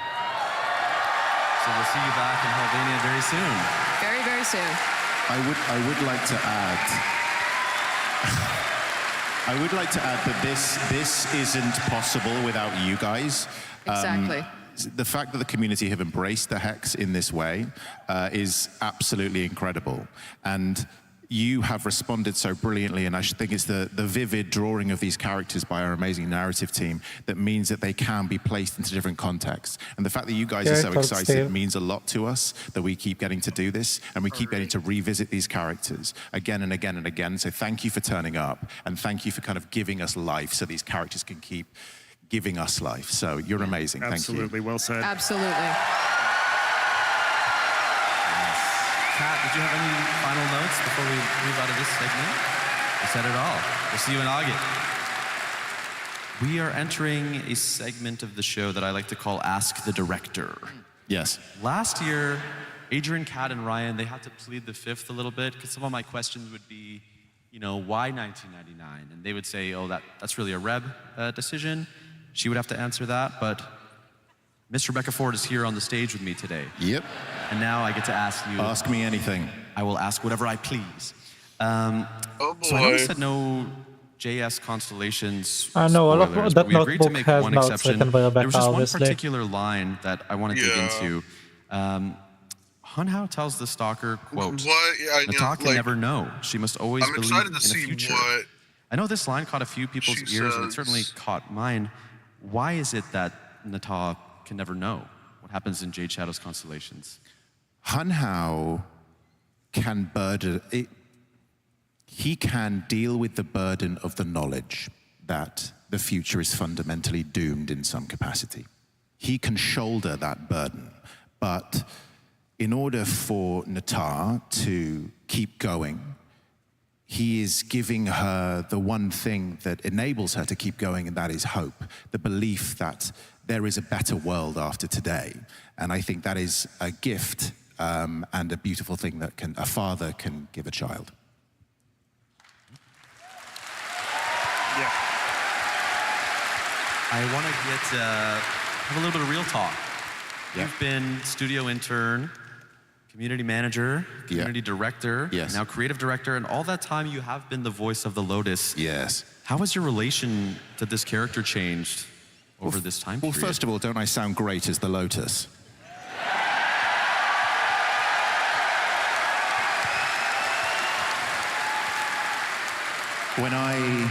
When I definitely, Rebecca Ford, think of my relationship with the Lotus, I feel like she is both a part of me and not a part of me. I feel like she haunts me like a Dickensian ghost. If I respect her, she respects me. It's an amazing relationship, and I'm incredibly proud to kind of keep going with it. How do you plan and write for yourself now when Lotus is part of a quest? Are you... Well, every time I'm telling Adrian to kill her, and he won't let me kill her, because I, in good faith, can't continue on being a Nepo Lotus and writing all the stuff for her. So, no, Adrian wants to keep letting her live, but every single time we go into a new meeting, I want a death for her. But you guys keep wanting her, so she's just going to keep coming back.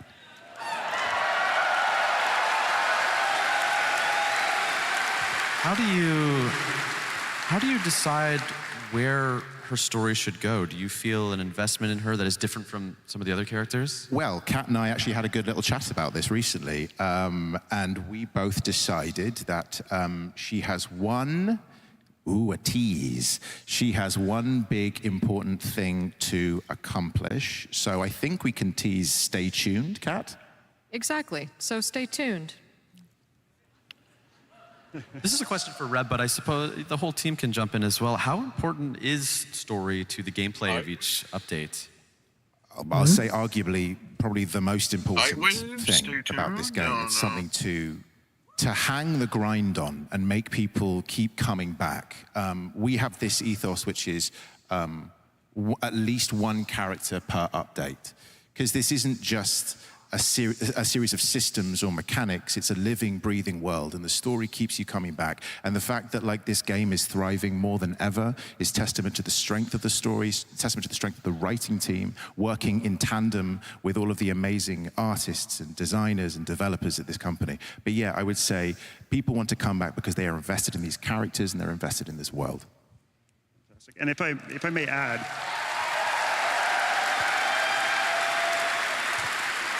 well said, Rebecca. Thank you. Yeah. If I might add, when we first started working on Warframe, we didn't yet know that narrative and story was going to be as big a part of what it was.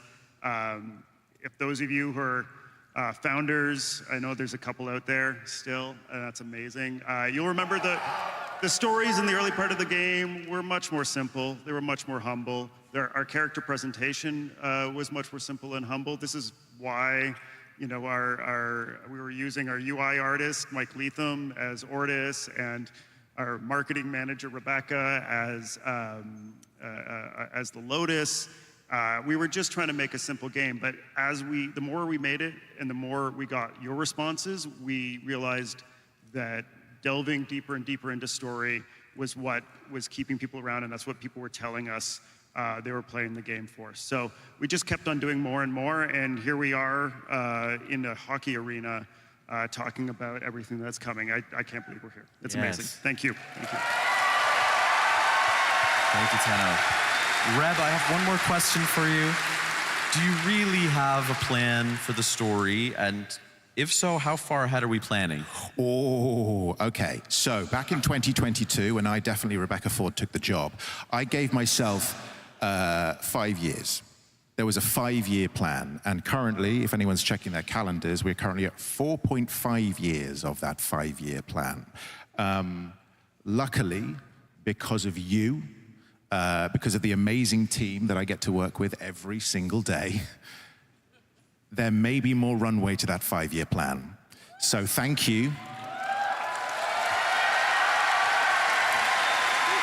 I can tell you by what you are going to watch later on this afternoon, there are some wonderful surprises in store, and that is because of your support. So thank you so much. Thank you, Tenno. Let's get another 5-year plan.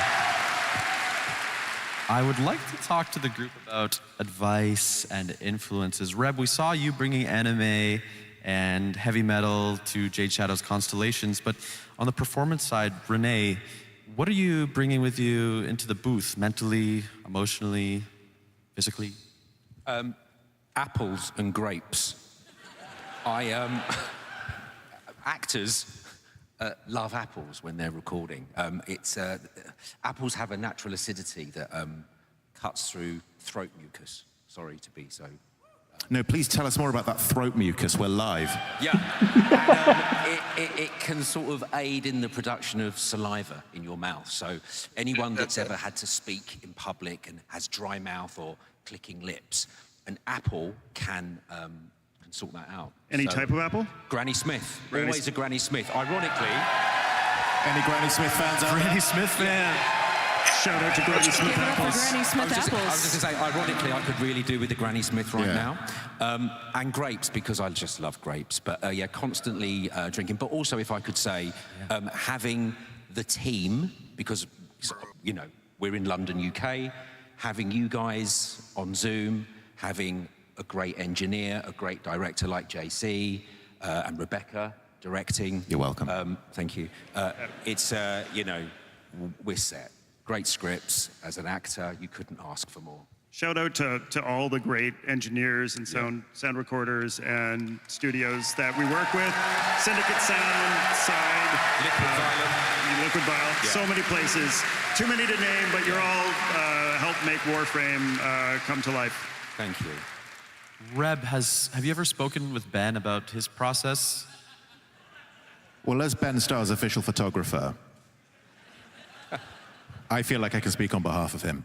I feel if Ben were here, he would say that other than apples, which is great, but also there are other types of apples available. Pink ladies also are excellent. But really, it's collaboration. I think one of the great things that Digital Extremes does incredibly well, and I'm incredibly proud to be the creative director of Warframe as a result of it, is the fact that a performance of a character is not one singular person. It is not a voice. It is more than that. It is the designers, it's the writers, it's the people who conceive it at the very beginning. And this whole process is collaborative. I remember speaking to Ben back in 2024, and we helped build the ethos of Arthur together. And there were many questions. There's a joke that he's lactose intolerant because Ben Starr is lactose intolerant. We are so collaborative.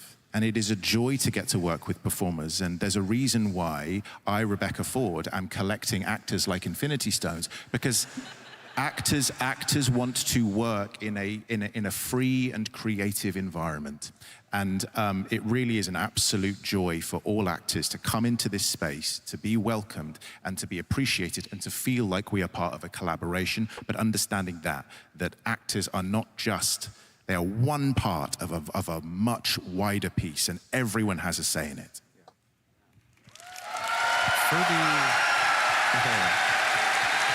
For the writers, how are personal passions reaching the game? Ryan, do you have anything?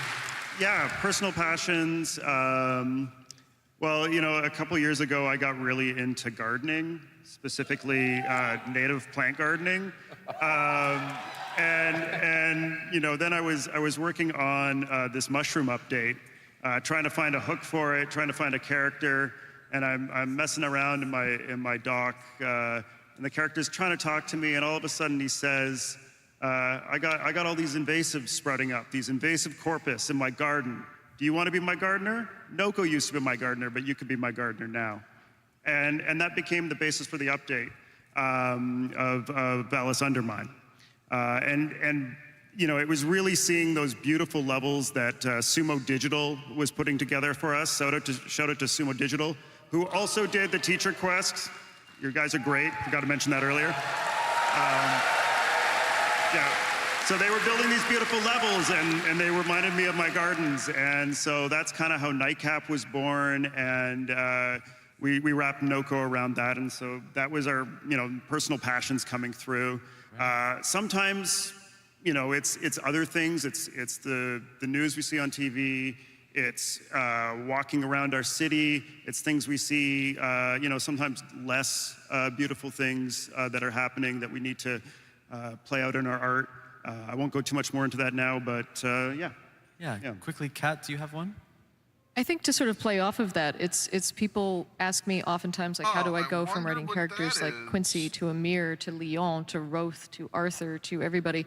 And it's, you take a little piece of yourself any tiny little piece.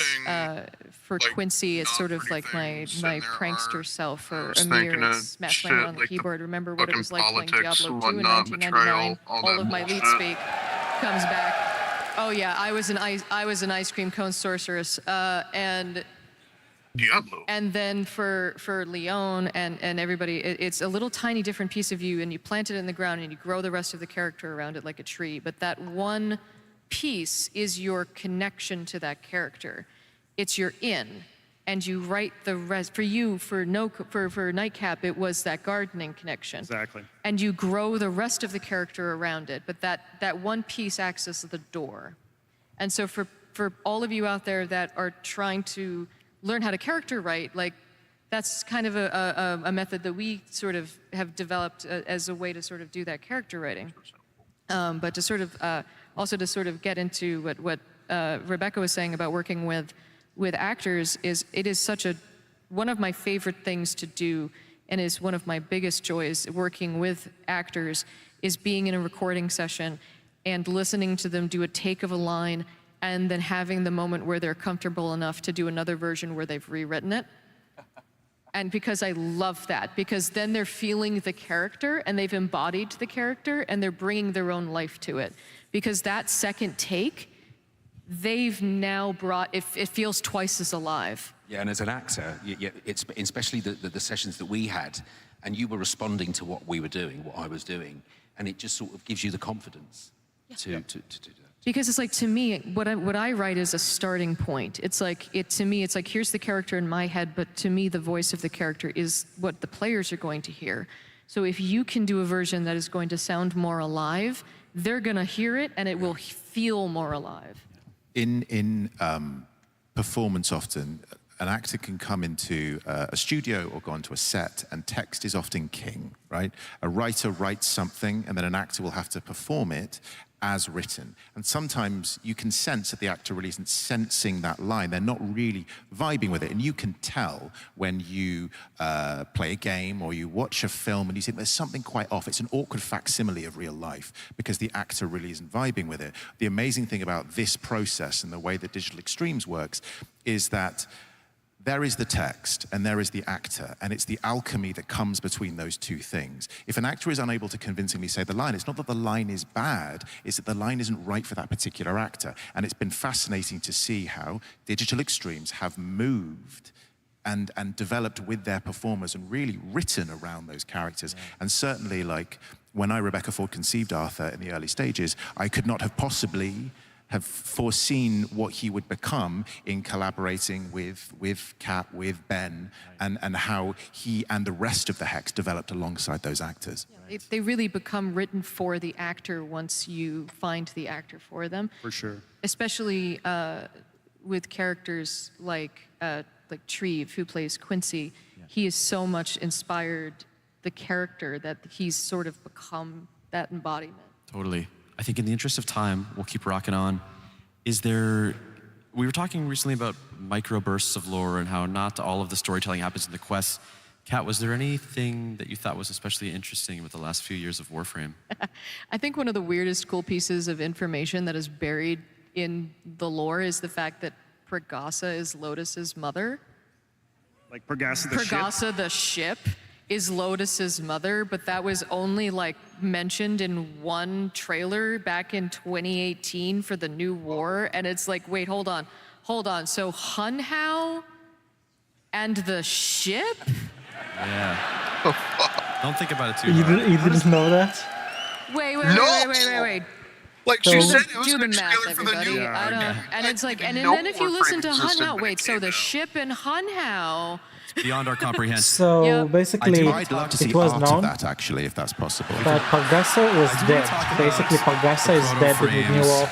And it just blinked into existence. If you could send it directly to my email at Rebecca Ford at Digital Extremes, just Sentient. I'd love it. Sentients are From a weird, narrative bro. point of view, They're like, Yeah, what is the thought process all the behind muxes and the stuff are proto-frames? alive. To me, the proto-frames are So a it's like different way everything? of telling, Everything being able to sentient is tell alive. the Warframe story. Yeah. They are a new voice to be able They're to creatures. explore the narrative. That's and why to it me, doesn't that's click when you very, say it very like that out loud. But if you think of it as a sentient machine that can reproduce. Before proto-frames, Again, warframes all were the kind of a blank sentients are weird. slate that players could project their own personalities onto. But whenever we were telling stories But I'm about pretty sure warframes, we had to have another character come was in and speak. created by the sentients as well, Which, because they're able to evolve and mutate. The proto-frames let us let warframes have a point of view, and I think that's really special because They were created Volt is specifically Volt, to but terraform Tau. Amir is his own character. Oh, one sec, I'm gonna mute real quick. So that's really what we love doing with proto-frames. Yeah, I understand Ryoku and Vina just arrived quite recently, but can you give us any crumbs of what's next? Any world premieres? Any one more things? Well, I can say that there aren't going to be any more proto-frames coming this year, but... There will be a warframe with a point of view. They had to give me something to do. Yes, we need something weird for Kat to do. With a little bit of time left here, I would just like to kind of ask the panelists for some closing thoughts or closing remarks. If I could be so bold as to start, I just want to say to the audience here and online, start making things, keep making things. In the words of David Lynch, I hope you are all having a lot of fun working on your favorite projects. Yes, make stuff. Kat, you got something? For me, I hope it's so clear to all of you how much I love and appreciate all of you. So last year I almost cried telling you all how I will write for you to the heat death of the universe, so I won't repeat myself. So instead this year I will say that I have met so many of you this week who have told me and shown me your amazing artwork, and I tell you how beautiful it is, and you say, oh, it's nothing. And I want you all to know that I feel the same way. I suffer from imposter syndrome like you would not believe, and I never considered myself a writer, and to this day I still don't really believe that I'm a writer. I know I'm sitting here and I walked out and I get to cross off my bucket list that I get to walk out to a stadium like a WWE wrestler. And I still will go home after this and think to myself, I'm crap, they'll figure it out next week and fire me. And I want you all to think to yourselves like, oh, well, this is probably just brain goblins then. So believe in yourselves, keep making things, and just keep being amazing, Tenno. Please. Please. Yes. Ryan, let's hear it. I'll keep this really brief. I know this has been said a few times today. We're here because you keep showing up. It's amazing. It's such a privilege to make this game for you. Thank you so much. Yeah, it's just so wonderful. Thank you, Ryan. Ryan Moll. I'm an actor. I'm a jobbing actor. I never thought in my wildest dreams I would be here, being part of this, but thank you for inviting me into your family. It's something I'll never forget, and it's forever, so thank you.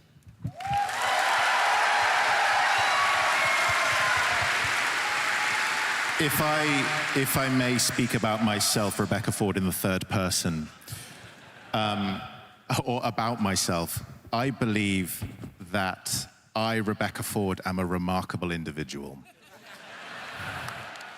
It sounds like hubris, it is not. I believe that I am so proud to be here. I am devastated in ways that I couldn't be here. I'm devastated that I couldn't share this with you right now and instead had to get the actor Ben Starr to dress up as me. Wait, what? Guys. Wait, what? Guys, I'm not really Rebecca Ford. Oh my God. Oh no. You idiots! It was me, Ben, all along. You should have taken the wig off as he said that. But what I would like to say is you are an amazing community, and I know Reb would have loved to have been here. And she, from a personal view, is one of the most remarkable people I've ever had the pleasure to be in the vicinity of, let alone work with in a professional capacity. And I know that she loves every single one of you. I've seen the way that she is at work, whether she's with you as a community, and I'm so proud to call her not just a colleague, but a friend. And I would it would do me a great honor if we could all together say, "We love you, Space Mom." Is that okay? Yeah. Okay. On 3. You ready? 1, 2, 3. We love you, Space Mom! Thank you. Thank you, Tenno. Amazing. That is our narrative panel. Tenno Live 2026 is coming up. Bye-bye.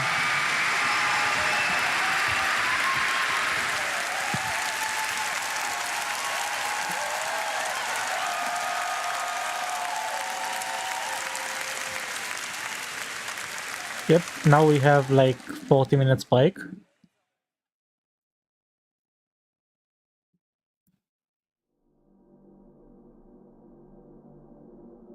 Yeah, narrative panel.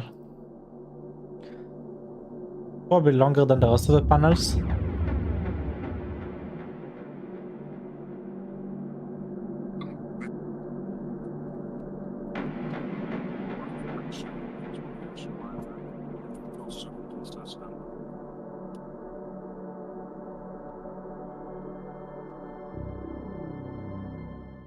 Hey, you! Do you want to take your summer vacation game to the next level? How about Spade? Introducing the Lisette Pool Floaty from Digital Extremes. Play like a Warframe. Relax like a Warframe with your very own Lisette. They're floating on my ancestors. Visit the merch store at TennoCon or store.warframe.com to purchase this 100% real Lisette Pool Floaty. Hold my calls. I'm in flow state.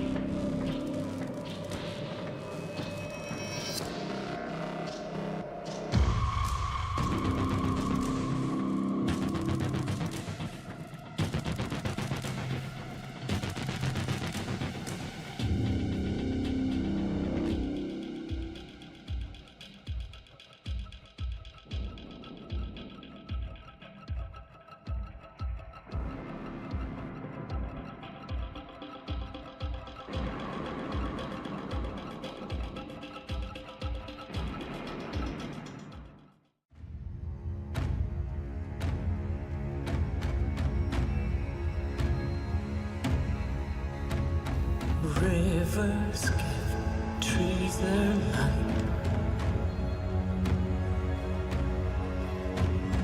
Trees that see the fairy side. Whispering, they sing for foam. What need is a devil for forgiveness? When hell is a lie spun by madmen.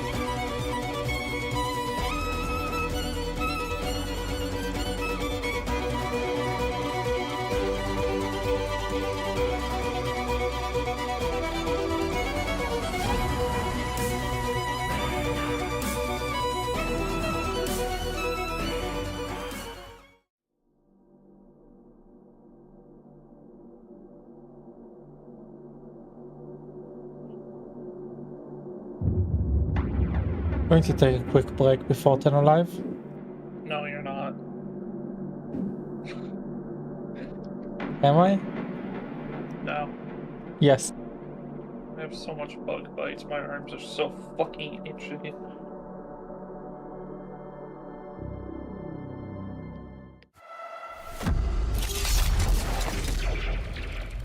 I'm gonna check Twitter. Wonder how long until I see something racist.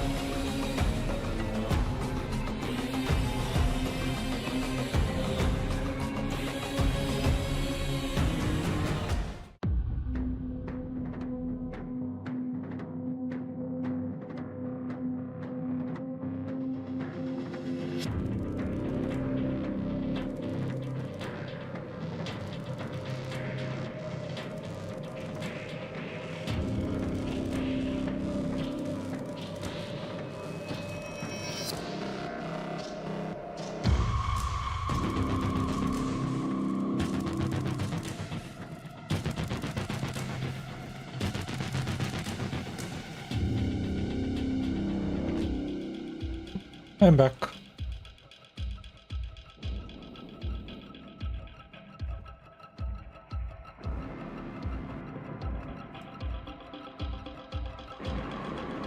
You might use the toilet as well. Stream has been going for 5 hours, 15 minutes.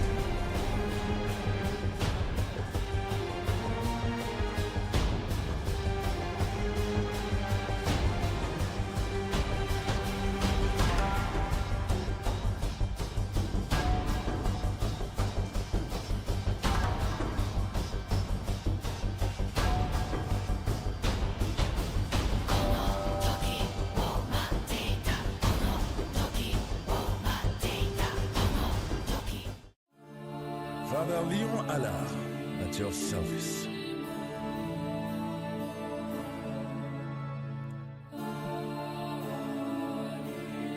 All sins can be forgiven.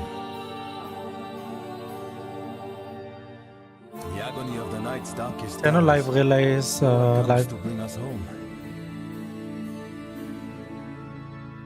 Beneath the sadness here. Let me launch Warframe real quick. Whispers are strongest here. I can feel it, the voices pressing against my mind, yearning to be free. Silver tears of Lua wash over this soul. Be with them in darkness and in pain.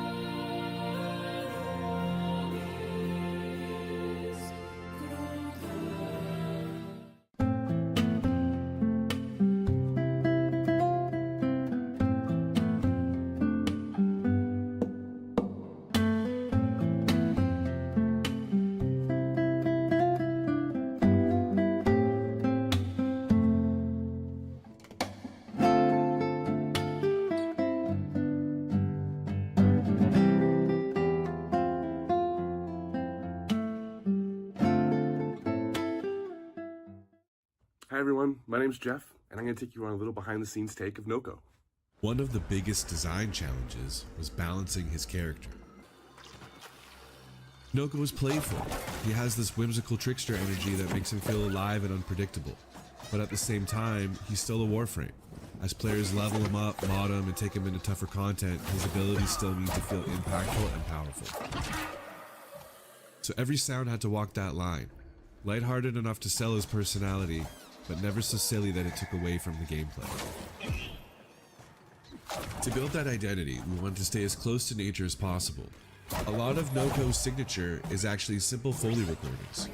We experimented with things like a rainmaker, wooden shakers, branches, plants, anything that gave us those earthy, natural textures. This rainmaker became one of my favorite source recordings. It has this soft, cascading texture that immediately reminded me of spores drifting through the air. Wooden shakers gave us a natural rhythmic movement that felt alive without sounding mechanical. And then there were all kinds of natural items like bark, branches, dried plants, leaves. Noko also has a little vocal personality. Believe it or not, that's actually my own voice. I recorded a bunch of playful quips, coughs, squeaks, little vocal performances, then manipulated them by pitching and layering them until they became something that felt less human and more like this curious little fungal creature. It's amazing how much personality can come from something as simple as a voice recording once you start transforming it. Once everything was recorded, the real fun started. Each of Noko's abilities is built from several layers, with every layer serving a different purpose. First is the organic layer. This is where all those natural recordings live, giving the sound its earthy fungal identity. Then we add our magical layer, which brings in that mysterious fantasy element that helps sell the spores and fungal energy.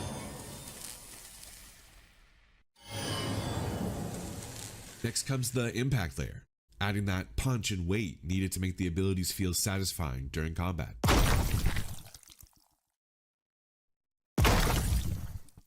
And finally, Noko's voice.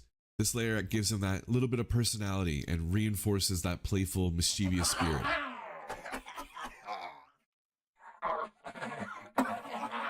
But it's only when all of these pieces come together that Noko really starts to feel alive.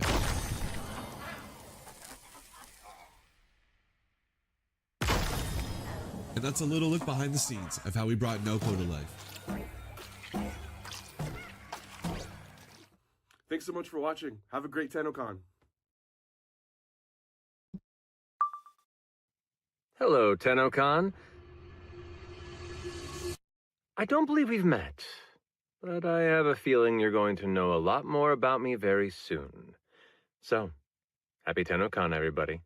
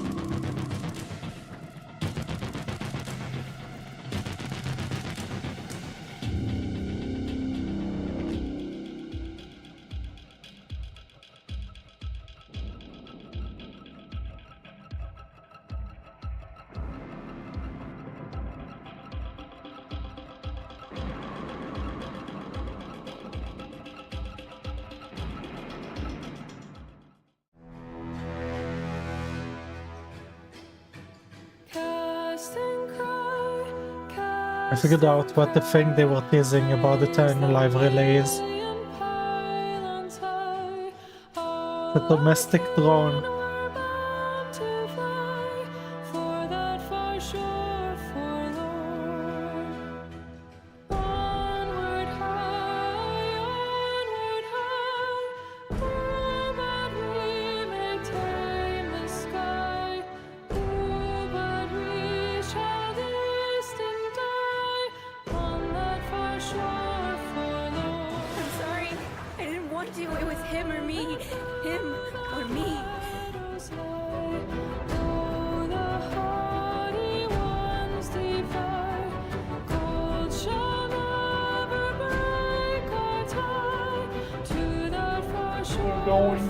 They're pulling their cow out. Stabs, there is the free domestic drone relay. Cool, I don't have access to it. I know, I'm flexing on you. Okay. Wow, you become so chill about it once I've said my true intentions.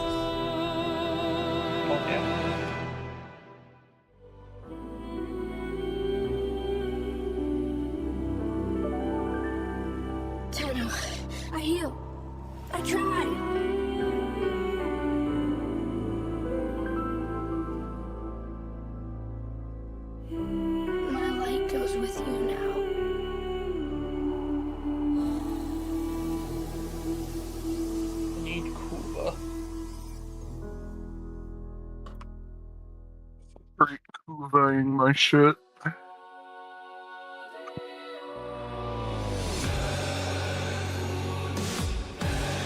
excited to see the new enemies. I'm gonna be honest.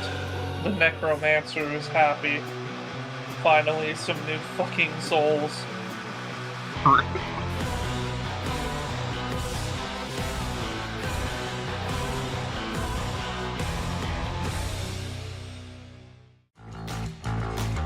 The hell of a...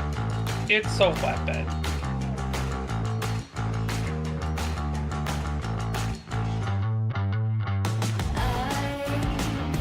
It's a pose.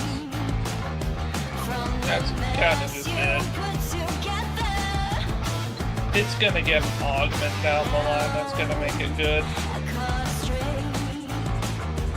Steve said it was pretty alright. Oh yeah, no, it's not bad, but it's gonna get an augment down the line. Follow up on last year's narrative panel. Oh, of course it Corey is. asked if there was anything the player should have brushed up on prior to the big. Because we can't buff stuff anymore. We're not allowed to, apparently. Yeah. Well, to be fair though, augments are cool. At least for the weapons.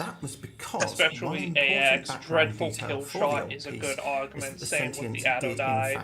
Complete their solar rail. They should be like gimmicks or like side grades, not like required buffs. Tau at all. It was first well, here's the thing.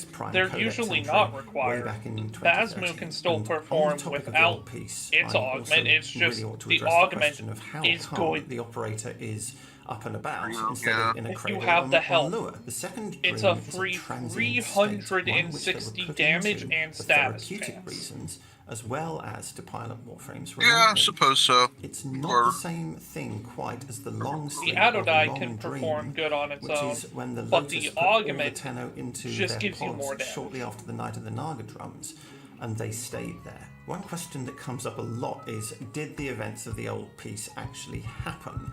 Yes, they did, although bear in mind we are seeing them as the operator remembers them. They are not Eternalism shenanigans.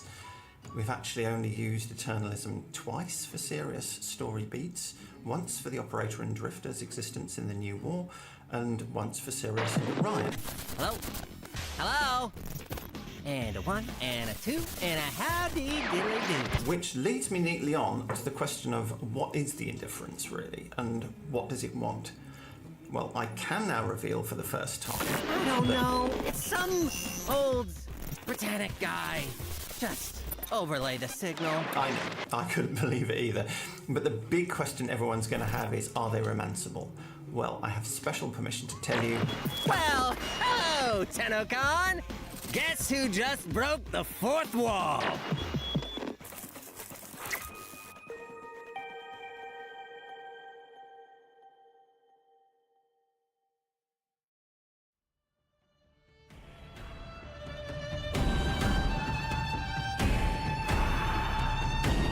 "17 minutes.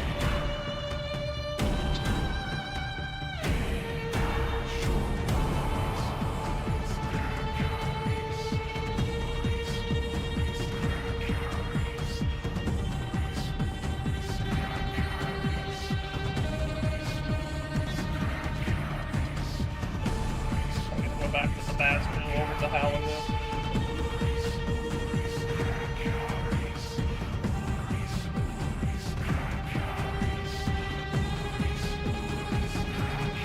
Fucking crack. Core cracker. God, I can't wait for that, depending on how it plays. Give me a snub-nosed revolver I can just whip out on his enemy. Dump them like you're an 80-year-old grandma to the home intruder.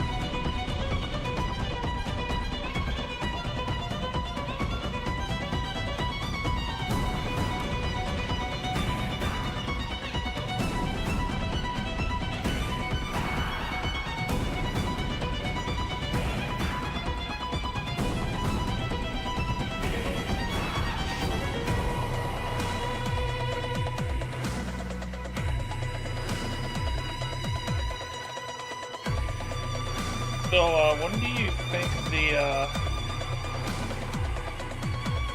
the update's coming out in fall? Minimum 10th, maximum 20th. Probably like mid-December for major update. No, we said October, it means the full update. I know, I'm just talking about like the major update for the game. The tail update. Going to be around Game Awards like usually.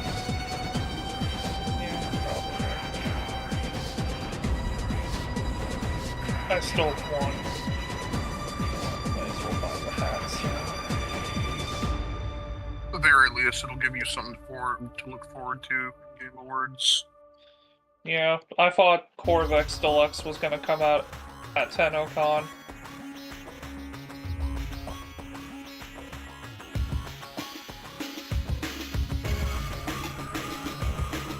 Itchy Deluxe reveal was nice at least. Oh yeah. Like, yeah. It's cool that they announced it and all, but at this point I'm more like, eh. Just...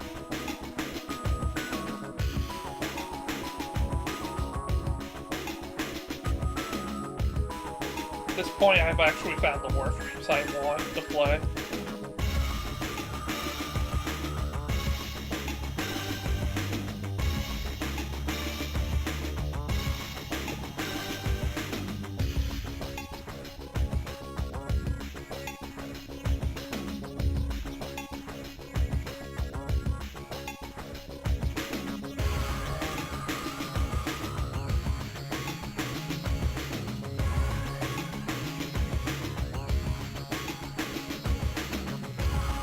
Well, we are nearly max ranked on the Holobot.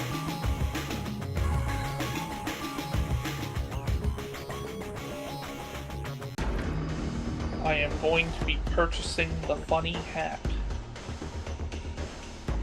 Funny. Pardon me? The funny hat, hell yeah. A cowboy hat, or is there a new funny hat? Cowboy one. Yeah, spot sci-fi. No. Why did you guys get a picture of him in it? No, they are showing the place.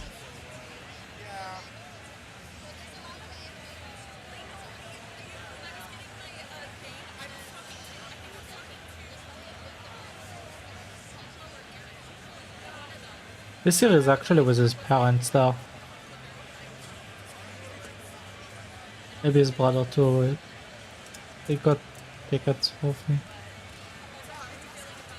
Free? Nice.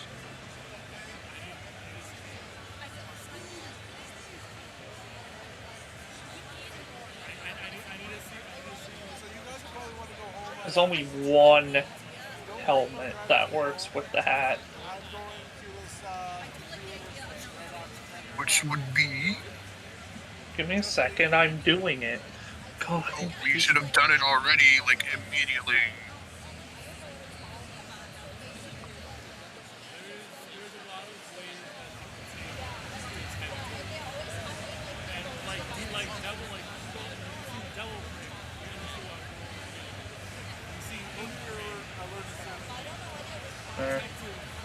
It's fucking awful, but it works.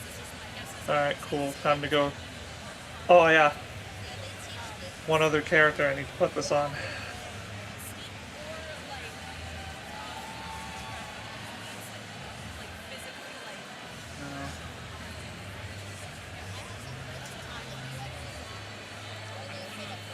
Oh, Mr. Money's Work would be funny to put a hat on.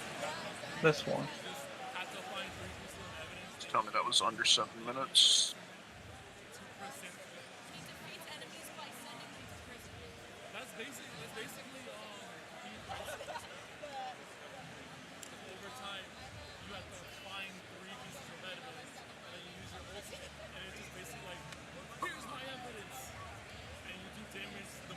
Perfect.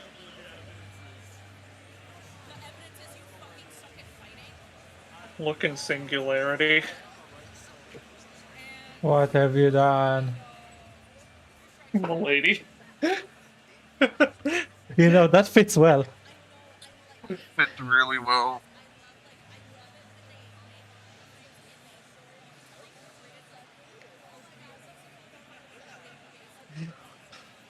Oh, my Atlas. I might have to actually play Atlas again. Oh no, I may have to play Atlas again.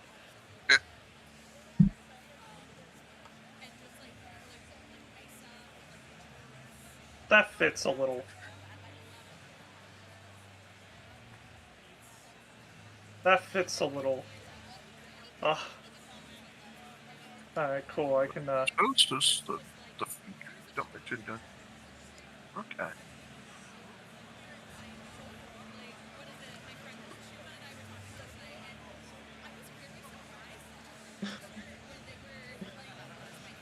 Gotta reply with this. Punches you to death.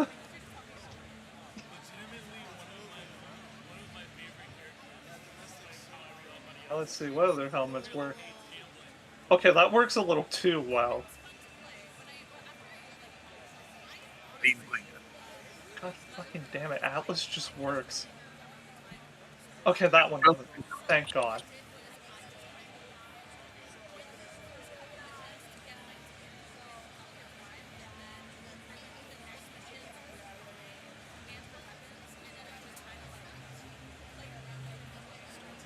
So Atlas works. I'm gonna kill myself if this works. Tragedy. No, I think it would be quite the opposite if I got Necros to wear a fucking hat.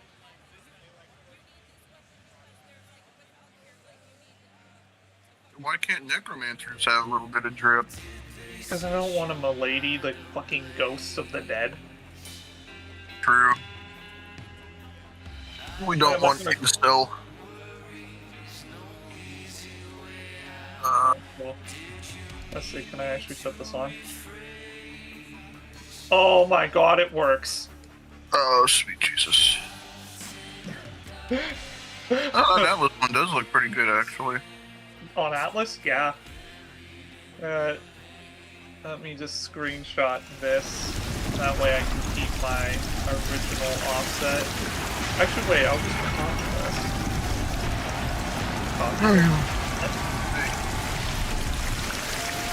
What is this fucking word? Squirtle. Unfortunately, they're not enough letters. I could try. Ow.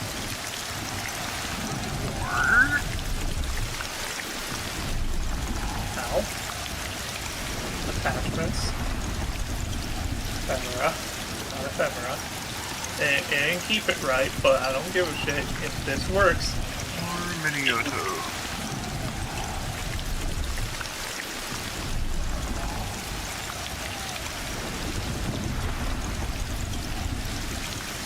I hate how this works.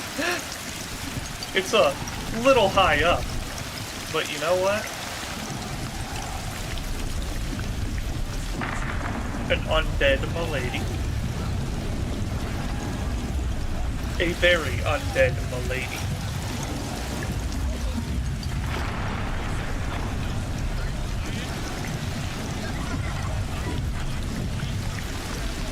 So the N is at the end.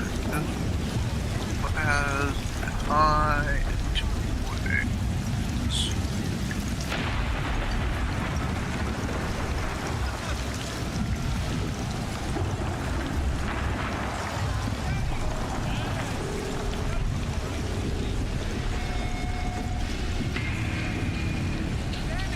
You need Dragrami coin. And you, Beaver, can you do this? Can you do that? Beaver, can you? Can I do that? No, you don't have permissions, nor you are allowed to. Oh. So Beaver, do that. A very undead milady. Any complaints you have, take it with Sci-Fi. I just won't do shit for you next time. You need it more than I do. Okay, Habu looks fucking awesome though. What does? The gun, the new gun, Habu. Oh yeah, no, it looks sick. It's just kinda... It's not bad. Alright, we want what, like fucking full crit on this bitch? Why not? I mean, that's what I'm gonna do once it gets over with this position up its ass. Oh, it's never getting rid of this position. Are you kidding? This is D we're talking about. Yeah, it's possible. Yeah, you're right. Oh god, that works really well with that skin. Well, that helmet. That helmet doesn't work well. That works well. Not you. Shot. That would work. Alright. That would work. 60% crit chance on alt fire, 75% chance on main fire. That's without good adapter. Oh, TennoCon 2026 relay. 1 minute.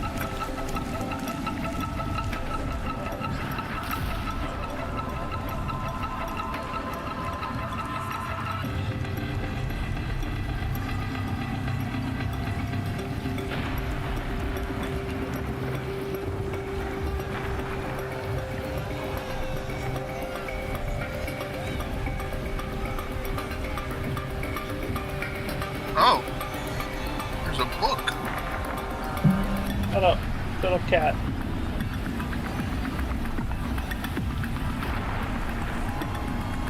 I mean, oh yeah, it could work with Trinity. I could give it crit chance, crit damage.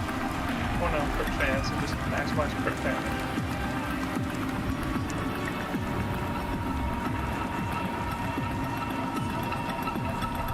Are we gonna go in the railjack? Probably. I gotta get my Lavos in though.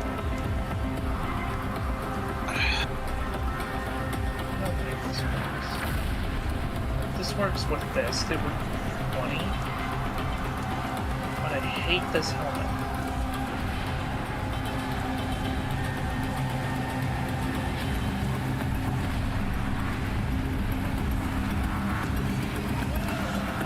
No, but it kind of doesn't look bad.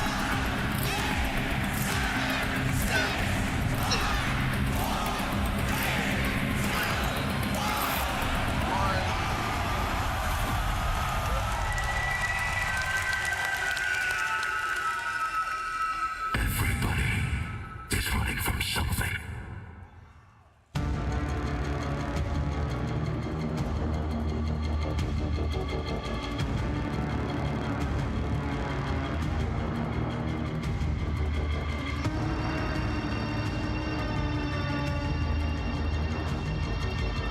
God.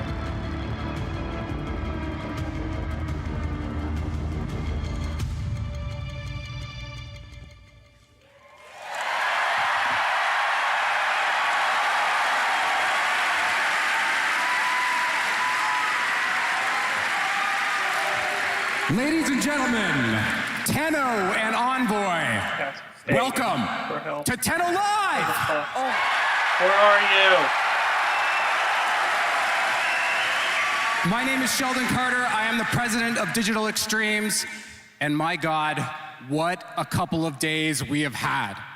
Panels, meetups, amazing cosplay, and even a full symphony. Are you guys having a good time?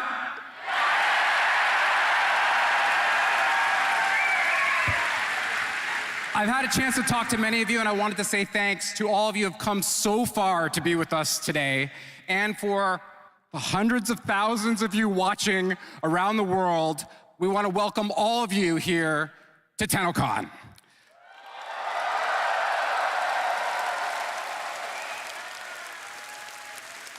This community and the connection between Digital Extremes and this community is the reason why this all happens.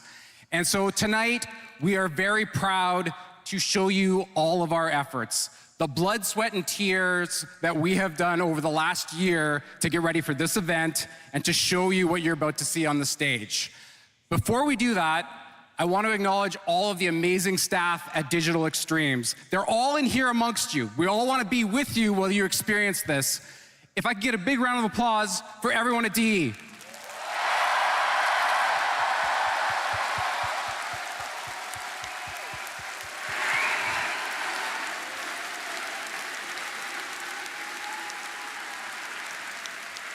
So this TennoCon has been great, but I think we all know that there's a piece of the puzzle that's missing. As some of you might know, our amazing, talented creative director, Rebecca Ford, is not here because she had a serious medical procedure yesterday. But I can tell you that the surgery was successful.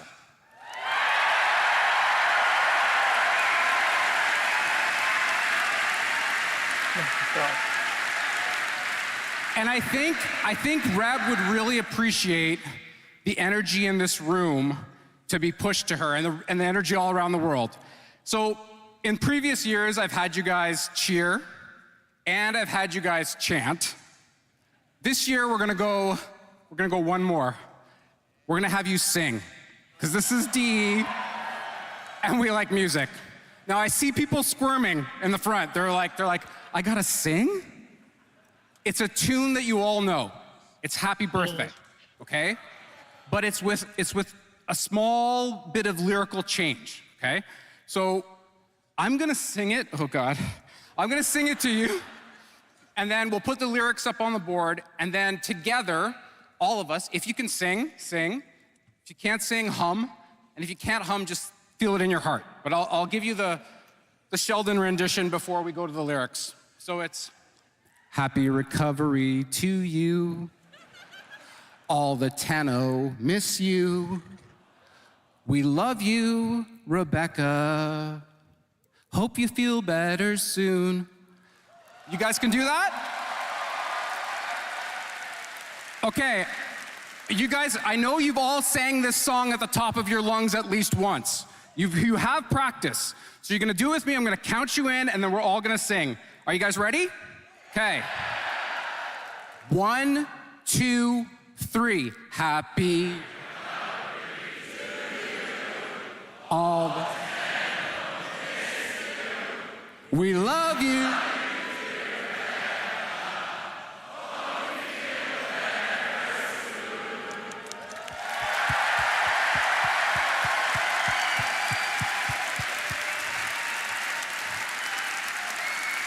Way to go, guys. That was amazing.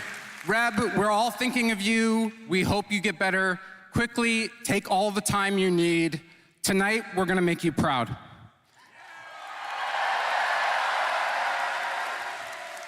And to do that, I get to introduce you to your panel. Are you ready? First, we have the bearded wonder, the wizard of Reworks, the director of Warframe's design, Mr. Pablo Alonso.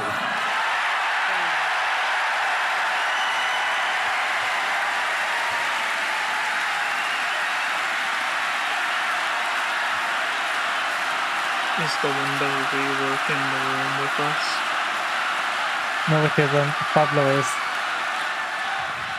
Next, we have DE's tastemaker and story breaker, the creative director of Soulframe, Mr. Jeff Crooks.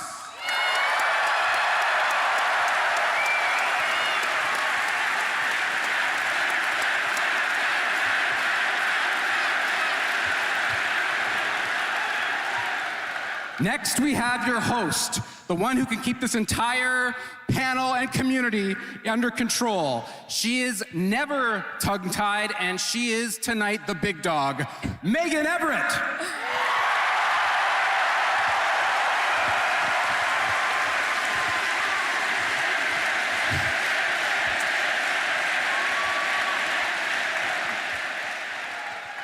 And last, I have DE's fearless leader and creative visionary, the man who always changes the demo last minute, Mr. Steve Sinclair. Sounds about right.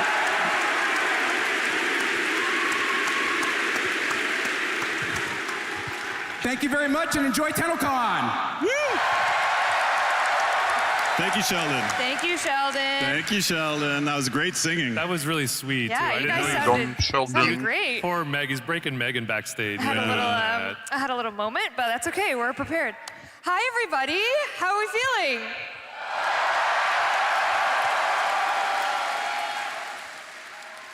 Welcome to our 11th TennoCon. Can you believe that? That is crazy. That is Crazy crazy. times. And just looking out, this is like, we're beyond fortunate and grateful that this is even happening. This is incredible. 11 years of making memories, 11 years of your support, loving us. This year we have a record-breaking attendance. We have unlocked a new location. That's so many people. It's crazy. It's so many people. You all look great. I looked it up, and next month, Brian Adams is going to be in the stage. Oh my God. Is So that a we're opening for him. Is that a Canadian reference? Is he Canadian? He sure is Canadian. Is he Canadian? Oh, yeah. Come on, of course. I'm Brian sorry. Adams. I'm Okay. sorry. I'm I uncultured. knew you were too old. Very Exactly. All right. As we typically like to do, shall we get some housekeeping out of the way before we start the party? Yeah, we love it. I know. Housekeeping. I know. I'm sorry. First, though, Twitch chat. Oh, I should have told you. You're supposed to be watching Twitch? My bad. Pablo's locked in on the Twitch chat. What are they saying? Oh, you're not going to believe what they're saying. What? Clem. No way. I know, surprising. Oh, wait. They're saying bring Balco to Warframe. Oh. Okay, maybe that's Rebecca's alt. That's Rebecca's alternate. Okay, so Asking we'll for do it. Valso, asking for Valso. We'll get on it. We'll get on that right away. Okay. Let's start with housekeeping. Is my clicker working? Excellent. Again, just a very heartfelt, genuine thank you to everyone who has ever supported TennoCon, supported Warframe, supported Soulframe.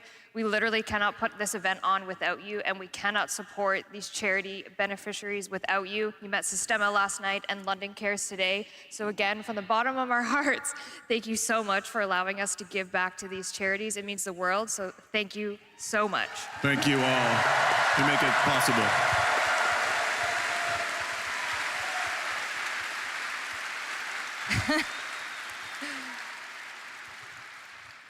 And as another reminder, if you are in-game right now, the relay is live. Ooh. After maybe a hotfix or so. We had a couple. Did we have more than one hotfix today? You know. Oh God, I haven't been paying attention. Ooh, community director who? The in-game relay is live on Saturn. If you're online right now, where's the camera? If you're online right now, go to the relay, go to the dry dock. Go to the right side. The right side. Unless you want to be different and go to the left side, but you know. That's your own choice. Yeah. You don't want to be that choice. Go to the right side. Because we are going to experience something all together. Oh, that camera, hey! Sorry, he was waving at me. We are going to experience something together live when the Warframe demo happens. Everyone at home that's in this relay, on the right side of the railjack, is going to experience something very, very special. And for everyone here that is sad maybe that you're missing out on the in-game version of it, we are gonna run it back next week. So you'll be able to experience that as well for yourself. Yes.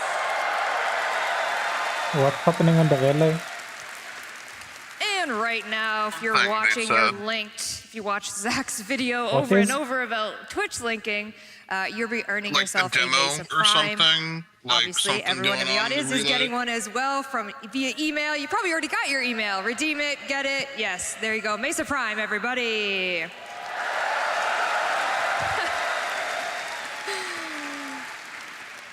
And we also have a whole week of Gift of the Lotus Alert, so you can look forward to that when you get home very safely to your many different countries and regions. Did you guys meet people from all over the world these 2 past days? My Uber driver was shocked that there were 4 people from Germany on his car going along. I was explaining, he was like, what is this about? And I was like, it's like a gaming commission. And he's like, like GTA 6. And I was like, well. Except we actually release. Just like, Megan. I'm going to hear from the lawyers on that one. I'm joking. Okay.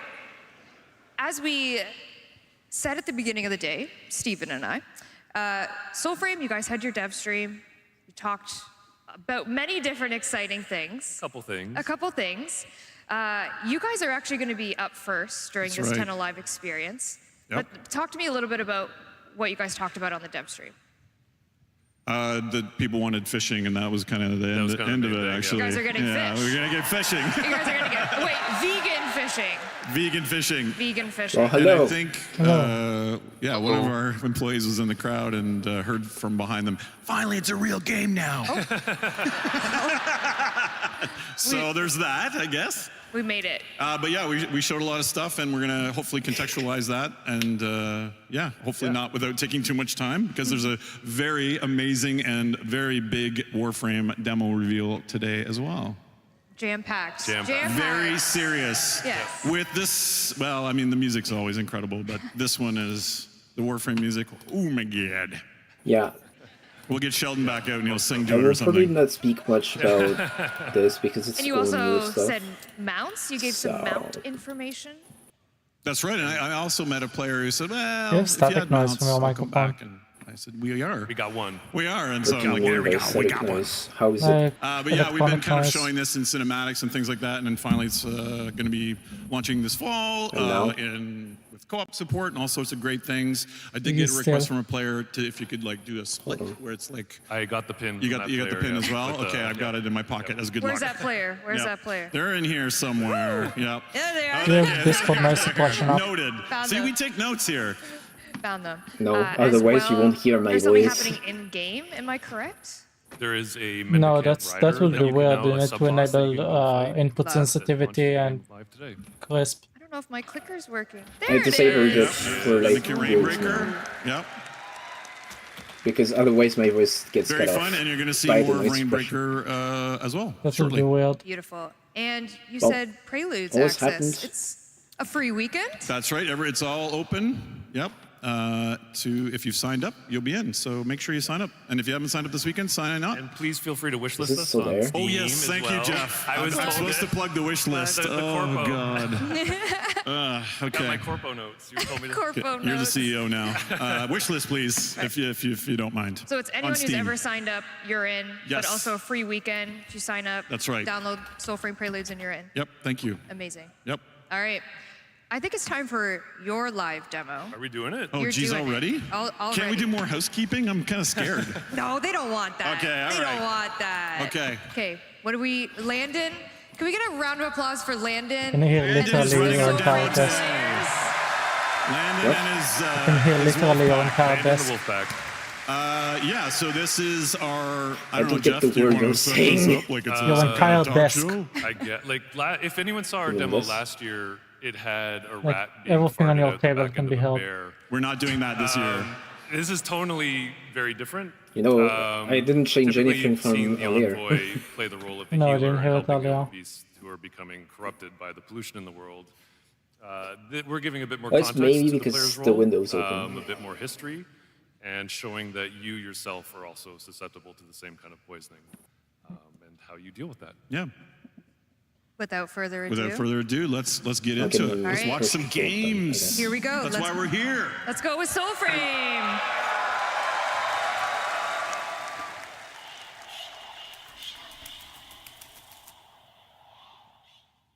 A splinter in the heart sings in the tree.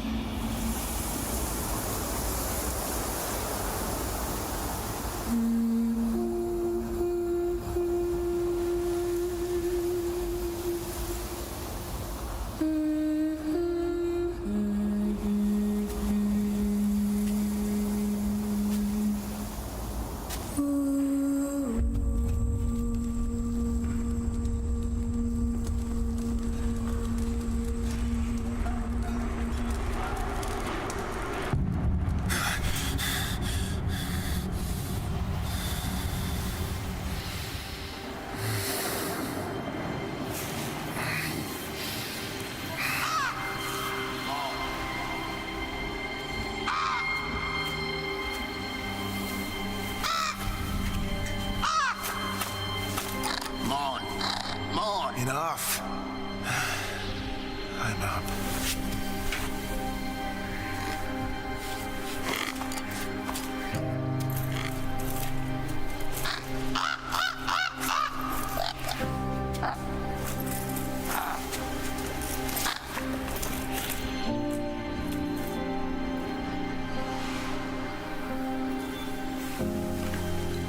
Here, Chris.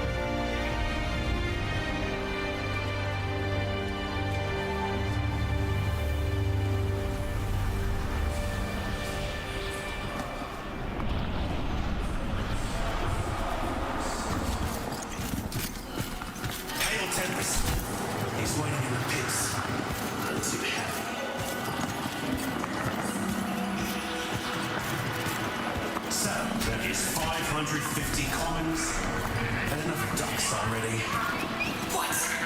That's 100 short. These rats are as plump as dogs. That's a beaver, idiot. That's a beaver, idiot. Father. They demand more, always more. Quotas met, and so they double. I run them piss pits night and day. Furnaces gorging on elder oaks and omen firs. But time's teeth gnaws away. The star. We need stronger stock. I need the blue blood.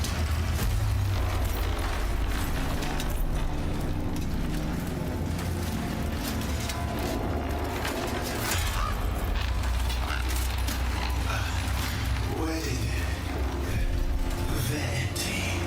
They won't know what this is, what it means.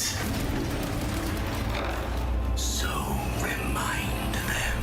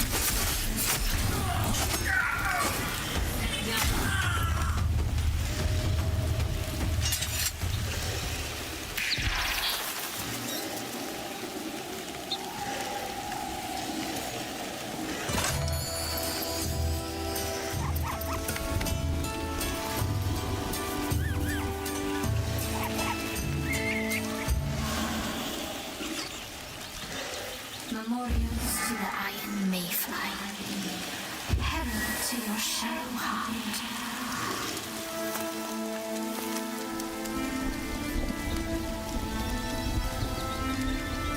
Go now, my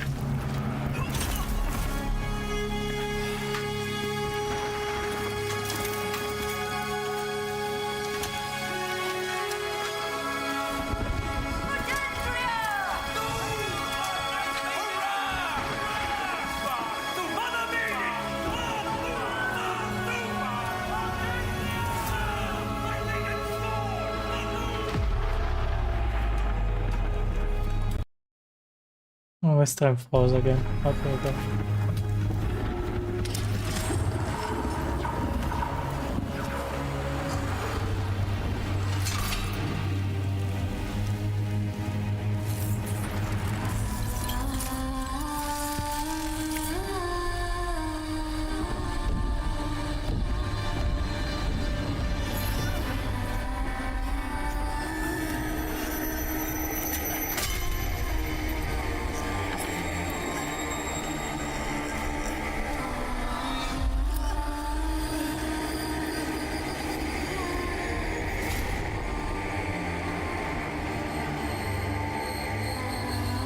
It's a cruel pain, they say.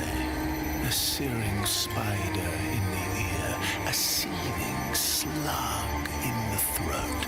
But trust me, it only hurts until you sing. So sing with them.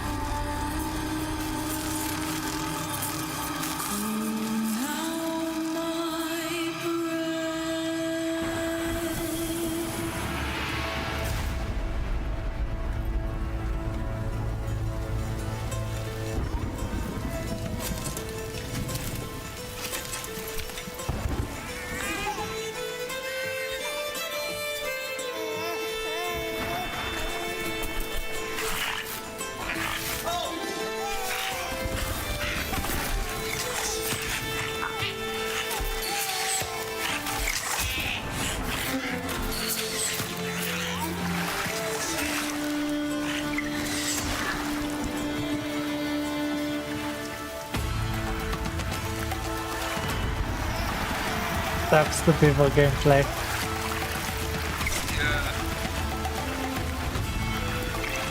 Okay, Stabs, you saved us all. Thank you.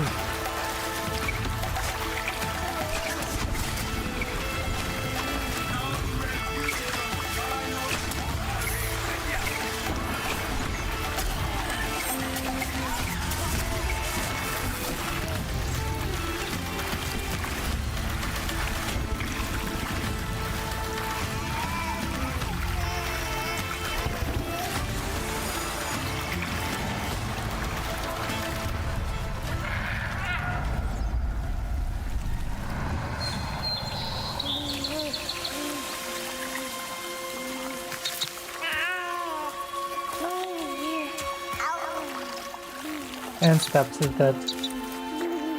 Damn. Master Beaver? Oh no. What's this you pulled from the clear? A wee minnow, I see. Oh.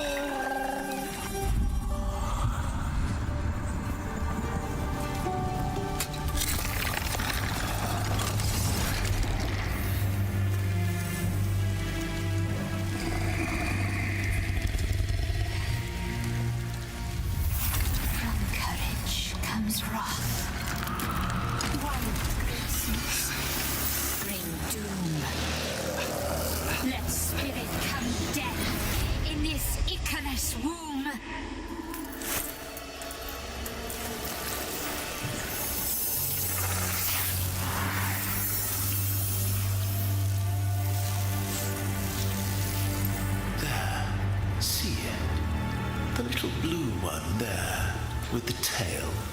Osaraxi, they call it.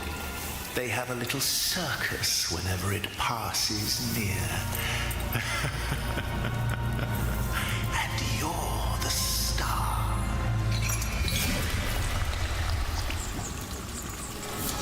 Embrace it, become it, or drown.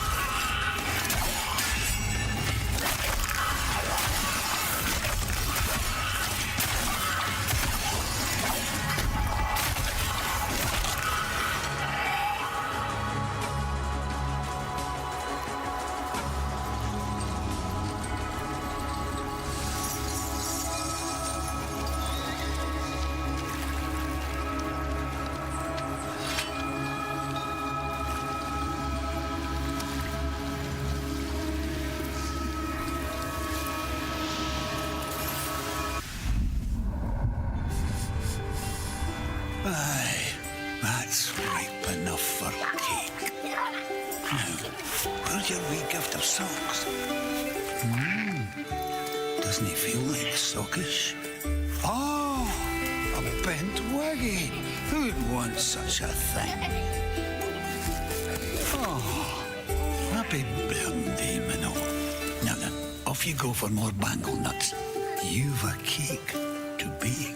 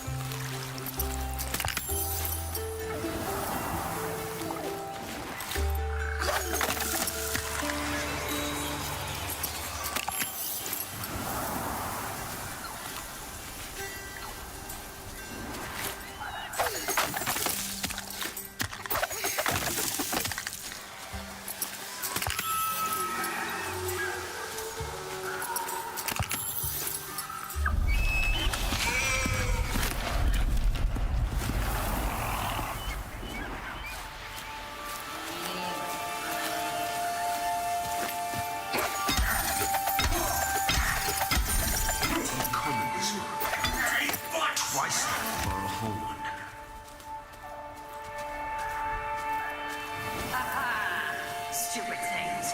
Flash them and they freeze.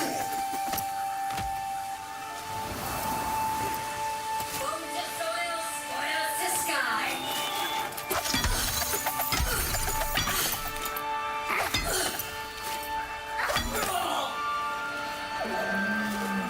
So feel so feel.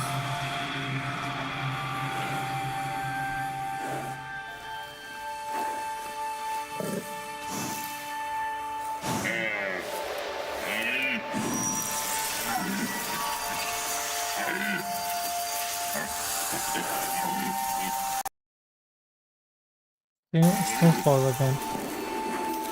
No fun. What the fuck is going on, bro? Gods.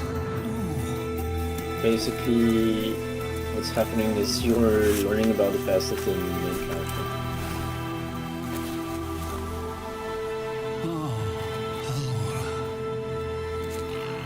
Slow in lessons, are they? Fly, knee thing, for I join in your breaking oaths. The Vale lands wither, Doyen. Same as you. Your flight.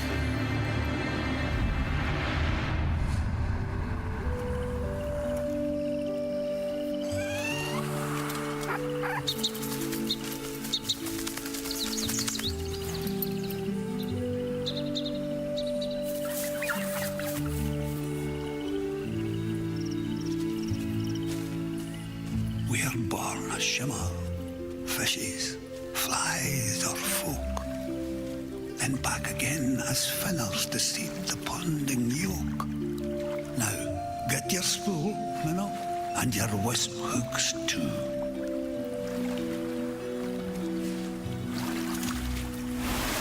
Spin her up and lob it over them.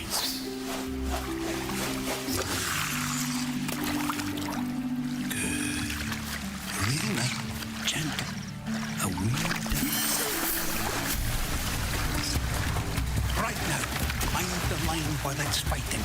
Let it tire, then draw it.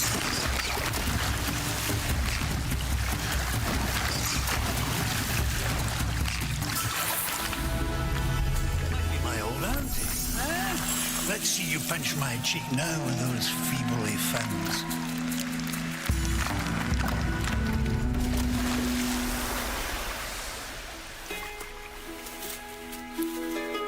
Well, the other day, what came over you,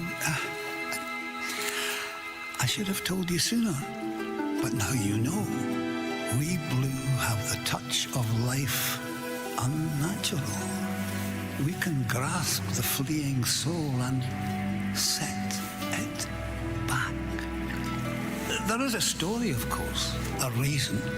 We will read the Solon of Talisker come night, but for now it is enough to say, be wary, Minnow, for we pay the cost with our own soul lost. And who would want to forget all this?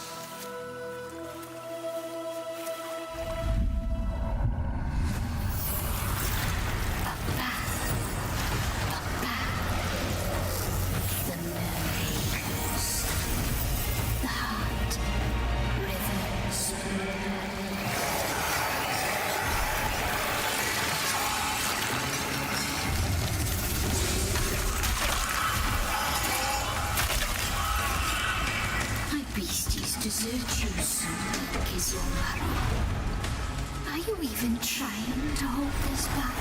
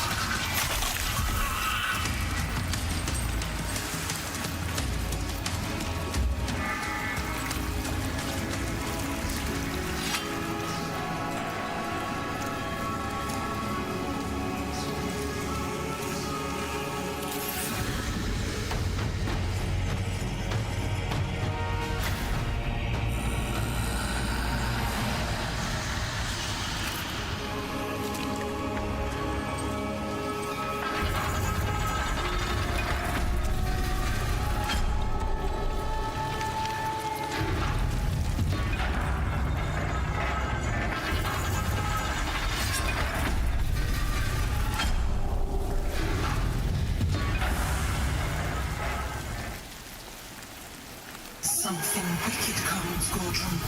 A Vadagar with vacant heart. My lance, your hoof, will be their sweet release. Ride it down now. Let its Icarus blood seed our festering field.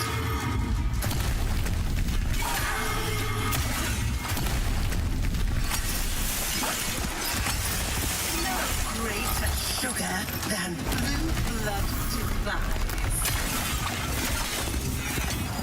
Know the pains of enough warrioring.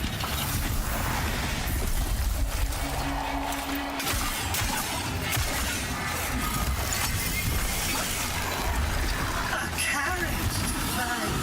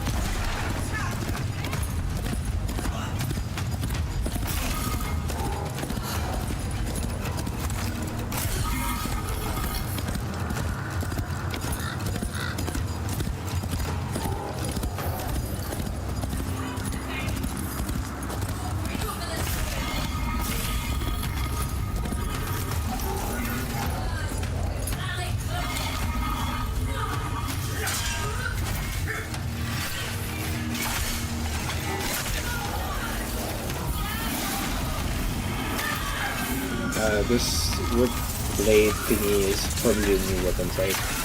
And during the horseback riding, they were following the bird in front of them.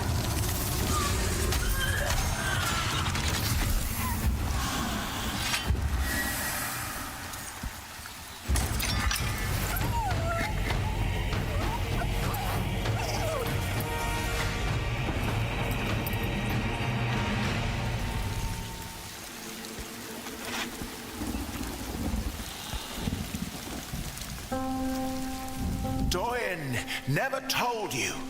It's a subtype because it's a heavy weapon. You got the icon on the bottom How right. she died.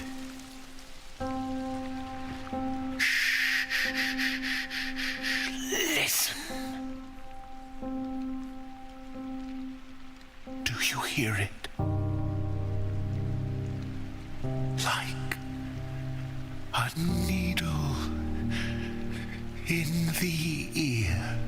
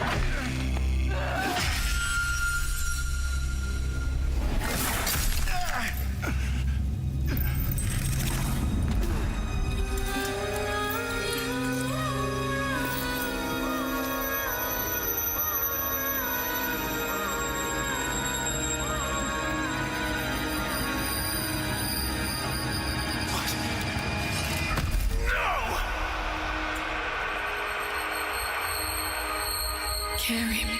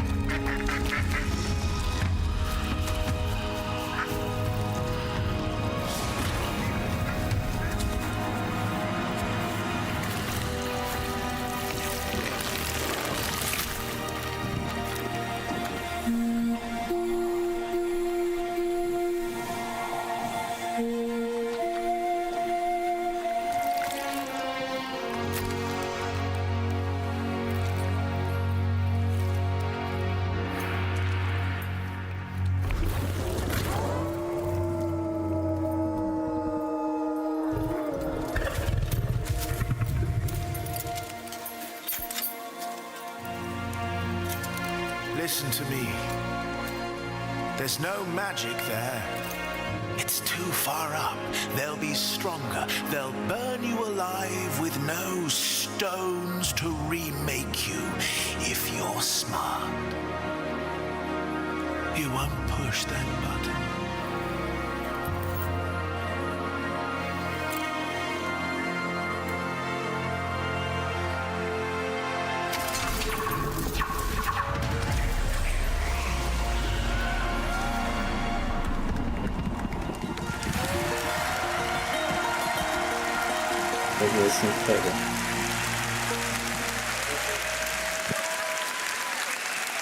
Maybe fall, maybe winter. Who knows? The little brat. And look at that. You're still true blue, and you. Am I being rescued? I'm not dressed for that. Stay out of this little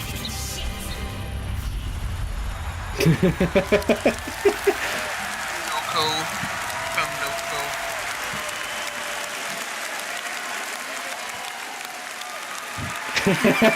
Vegan fishing at Digital Envoy in Warframe. Who the fuck was that random ass guy? Oh, this Tempest Bear is the main antagonist outside of Beaver survived. Outside of the big evil guy, Simon. It is not a dog-sized And rat. he's It's a beaver. basically someone that switched sides without being What corrupted. did we just witness? Do you want to leave it at A that? very relentlessly The paced, Edgelord condensed Envoy. version of half of War Songs. And it's also the guy that kidnapped the fourth top of Orango. Yep. I'm still confused by it, but a lot of amazing things in it, and the team just did an incredible job with a very complicated time-traveling, time-swapping boss fight as well. So, very proud of it. Yeah, that actually looks amazing. I hope you liked it. Yes, and the music behind was amazing, so... And if you did, maybe you should wishlist on Steam. Ah, Corpo. All right. I think we need a little bit of a breather. Oh, you're not ready for your demo yet? Emotionally shattered. Okay, sorry. I'm gonna need a minute. Should we do just a little bit of our classic giveaways? Yes. Giveaways? I don't have much to say outside of live it for yourself whenever you have it to enjoy. A box is being wheeled out as we speak. Why are they using a music case? It is even themed. What? Is Rebecca in They're there? using a Oh my God, box please. for... That'd be so cool if you Oh, it's because it's a huge box, easy to move around. 2, 1. They did that last year as well. No, Rebecca. All right. All right, Pablo is going to help me with this. Nice. And we do have It's some some DE Pablos. volunteer runners because obviously new location unlocked. Thank you. Bye-bye. I just can't give it to you. You're too far away. Okay, we are going to start with, also online, let's run a power plat of 100,000 platinum, please, Rue. Power plat. Power plat. Too much, too much. Couple dollars. Wow. Well, thank you, Rue. We'll also do 100,000 platinum to someone lucky here. Fucking random Shall we? platinum stimulus back into the economy. Holy fuck. All right. That's private platinum. We're digging. Thank you. All right, Pablo's going to read it Pretty out, sure. and we have DE runners on the side ready to come collect your information. If you're in the bowl, I believe we're going to do a come to the box office and show us you're legit, and we'll give you your gift because. So I didn't ask you this, but do I say the in-game alias or do I dox them? No docs. Okay, no docs. No Okay, docs. sure. You sure? I'm sure. Okay. In-game alias. Onion Aid, congratulations. Do we have an Onion Aid in the house? Onion Aid? Oh no. Where are you? I see. Oh, by the Canada Life sign? Plug. Are you like right there? Yep, There's so many people. Oh, do you see him? Confirmed? We're coming. Okay. Confirmed. Canada Life sign. Excellent. Danny and Nella are on their way to confirm your validation. 100,000 platinum to that person, everybody. Holy. All right, Pablo, can you please grab that Nidus statue over there? Ooh. Who got their hands on a Nidus statue? Yes. All right, this Nidus statue is going to a lucky. There's a lot of stuff in this box. Oh, Lord. Pablo? And the winner is Angry Screech. Angry Screech. Do we have an Angry Screecher out there? Do we have an angry... Okay. Yeah? Angry Screech? I don't know if this one goes with it. Do we... The spotlight is... Oh, is that them standing up in the green shirt? Hi! All right, it's being delivered. Zach is running. Zach has it. Just confirmed the 100,000 platinum on Twitch. The winner is Toxic_J. Congratulations. Congratulations, Toxic_J. All right, our next giveaway is the 7-piece dice set, and this poster here is signed by Rebecca Ford. Those are rare this time. Oh, so rare. All right, the winner is, oh, that's a great name. Goat Gun. Goat Gun. The Goat goat of the _gun. guns. We have a goat gun in the house. A goat gun. Oh, I see the hands are pointing. They're there. Up on the, oh, they're up on way the top. up Yeah, there. way up there. Okay, please come to the box office after the show, and we will get you your prize. Thank you. All right, our last prize is the one, the only Letty and Amir floof. Anybody get these this weekend? There's my mom over there. Who this Wait, is your mom character actually is here? named after her. Hi. Oh, hola. All right, the winner of Amir and Letty floof is, I'm going to the bottom of the barrel, guys. Ooh, she's folded. Here we go, Letty and Amir. Oh, good luck. Thank you.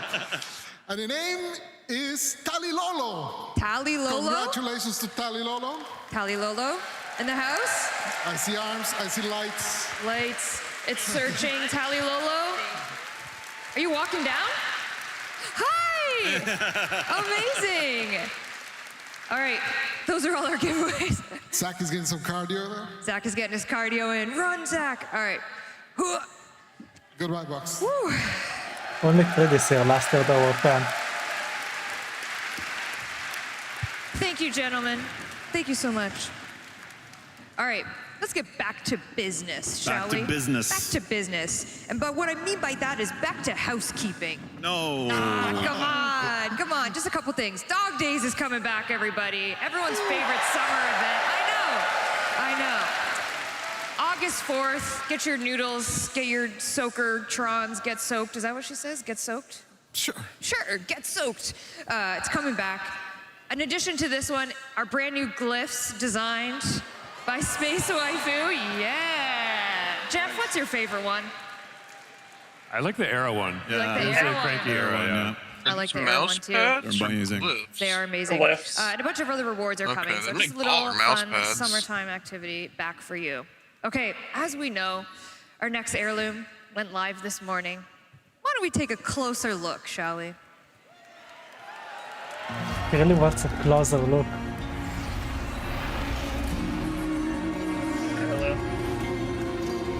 Oh, a trailer.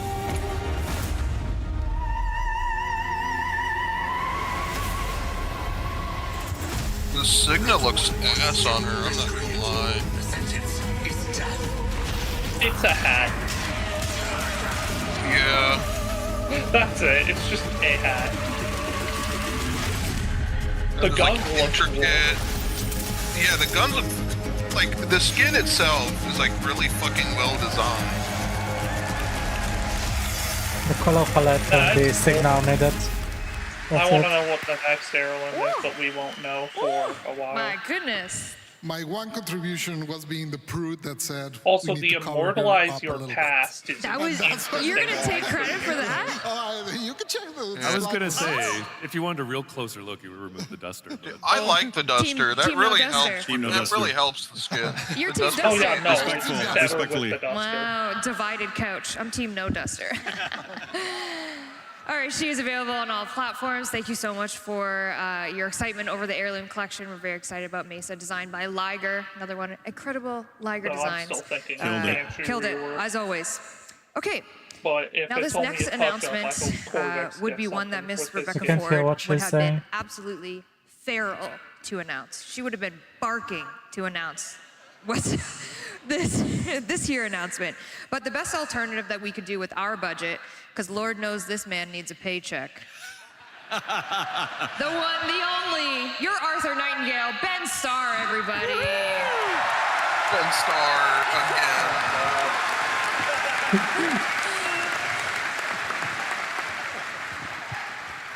Hello. Ben. Sure. I need that shirt, dude. Wow. Oh. Do it again. I don't know what that shirt is. Oh my god. You, Yeah, I would do anything for money. yeah. All of you get 100,000 platinum. That's not in the contract. Not in the contract. Hello. Ben, you changed. I did change. I still wasn't able to get the eyeliner off. I told you that was going to be permanent. Yeah, for those of you who didn't tune in, you missed out on a great narrative panel where I was dressed up as Rebecca Ford, Megan did my makeup, and I still have the eyeliner on. So just enjoy my face for a second. Can we get a close-up zoom in? Can we really zoom in on those eyes?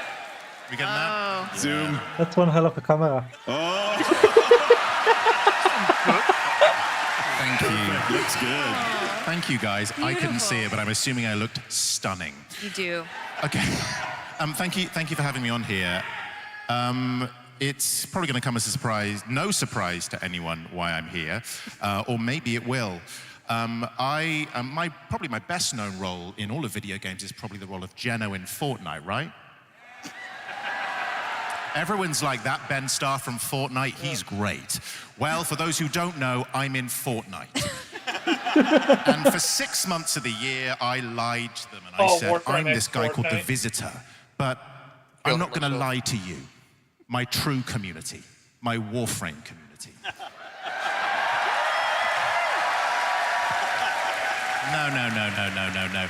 I wouldn't come here and lie to you like I'd gleefully lie to the Fortnite community for an extended period of time. So here I am, paycheck in hand, finally getting that DE money to reveal that for many, many years, DE have had a wonderful collaboration with Epic, and it only feels right that I get the opportunity to announce that Excalibur is coming to Fortnite. Excalibur was the first. When this new storm comes, he must be the last one standing. Battle. Let's put this really underwhelming frame, really underwhelming game. Please tell me. Oh, I thought Jonesy was about to walk out.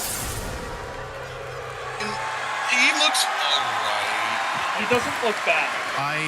They would not make him look bad. I would love it if all of you could wear my skin. I want every single one of you to wear my skin and wear it with glee, okay? Thank you. My skin is yours. Okay. That's right. Excalibur's finally coming to Fortnite. He's thanked the bus. I know that would have been something that Rev would have absolutely loved to say, because Rev's a Fortnite gamer, if you didn't know. That's like one of her top games. She did tell me that as an ambassador of Fortnite, yeah, that you would show us how to hit the gritty. Is this accurate? Yeah. You know what? God, I think I who need would to. say it better? Oh my God. Can I be fully transparent? I didn't know what the gritty was until 24 hours ago. I've had to look at a guy who apparently invented it and watched it on YouTube. Okay, so here we go.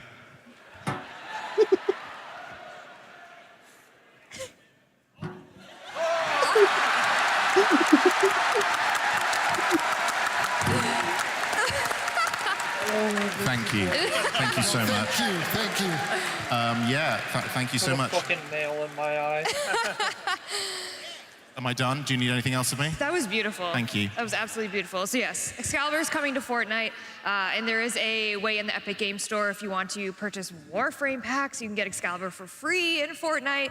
Just a little way of our longest partners with Epic. That's right, yes. It's like a legacy thing. We've been working with them All the way for... back to Unreal, that's yeah, right. Yep. we made Warframe, they made Fortnite, and now we're coming back together.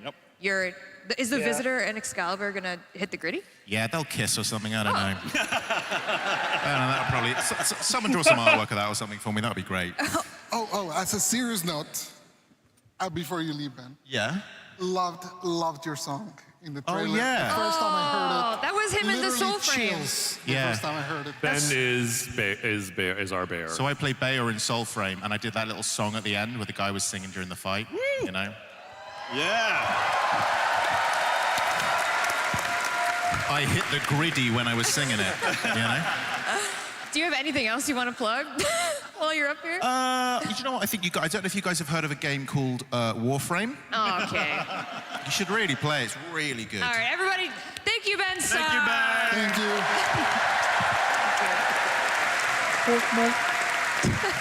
He could have plugged Expedition 33, Oh, hey, but he anything didn't. for a paycheck, that guy. Oh, jeez. I'm joking. All right, our next announcement, our next reveal is also better said from someone more high voltage. Well, hello, TennoCon! Guess who just broke This the I'm actually fourth happy. wall? This is interesting.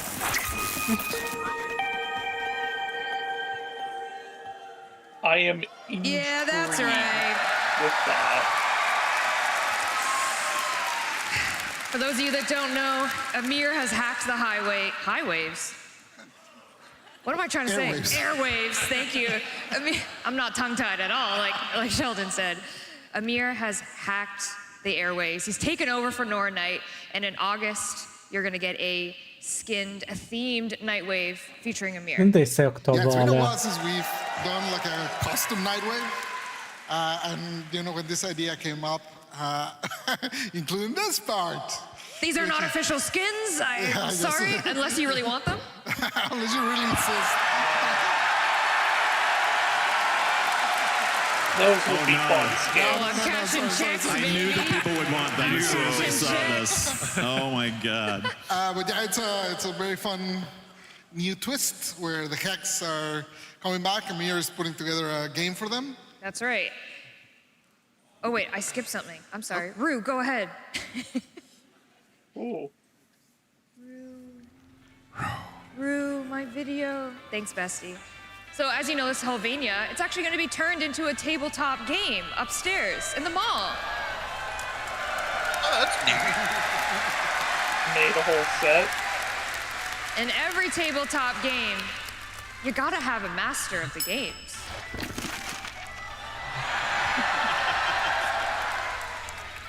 He just fucking Fables and zooms Frontiers up there is like, finally coming to fruition. Amir's absolute dream and goal in life. And that's going to permanently stay in Helvania, so you'll be able to go up there and look at it, you know, partake in Frontiers and Fables. These are just fun, not real skins. Not real skins, but real glyphs. Yet, that's right. And these are just fun player cards that, you know, we imagined with the classes that they necromech? picked. And No. of course, the Kim is going to get expanded because you need That a is group chat LSV. for Fables and Frontiers, of course. Yeah, they'll play with. You'll have your group chat to play Fables and Frontiers, and then later on in the year, we have some plans to even expand the Hex further with a few more conversations and capture beats. That's right. What? Gotta get Ben back in that booth, am I right? Ugh, gotta pay him. Also, since Amir is breaking the fourth wall a little bit, we're gonna get a brand new Eximus, kind of inspired by his abilities, and he'll be all over the place. New Eximus. New It's gonna be Eximus? shocking. It's gonna be shocking. Stop it. Stop it. Stop it. Also coming in the reward track for this Nightwave, we have brand new glyphs. These are by community artist Zildi. These are cool. Gorgeous. Official skins, of course. Gorgeous. Absolutely Quincy's amazing. got that fit though. Also in the reward track, one of my absolute favorite rewards of all time that we've ever done for Nightwave. The boys are back in town. New online song. Running late. Ooh. The boys are back. Has any of you heard it yet? I haven't. You haven't? There's been a work in progress. It's like their demo tape, I think. I know. The idea is sick. Matt Chalmers, are you in the crowd? Where is he? He's sleeping off his Nah, he's concert sleeping. hangover. Oh, he's over there. Oh, there he is. He's jumping jumping. Quit, Max. Sing it for us. Amazing. You did great. It Thank you. sounds great. It sounds great. But no, this So is exciting. a brand new online song. We got the boys back in the studio, and as part of the Nightwave reward track, you will earn this song, and you'll be able to listen to it, and I'm sure it'll be on streaming services at a later date. Nice. Nice. So this is all coming in August. This is our August Nightwave, so you can look forward to that.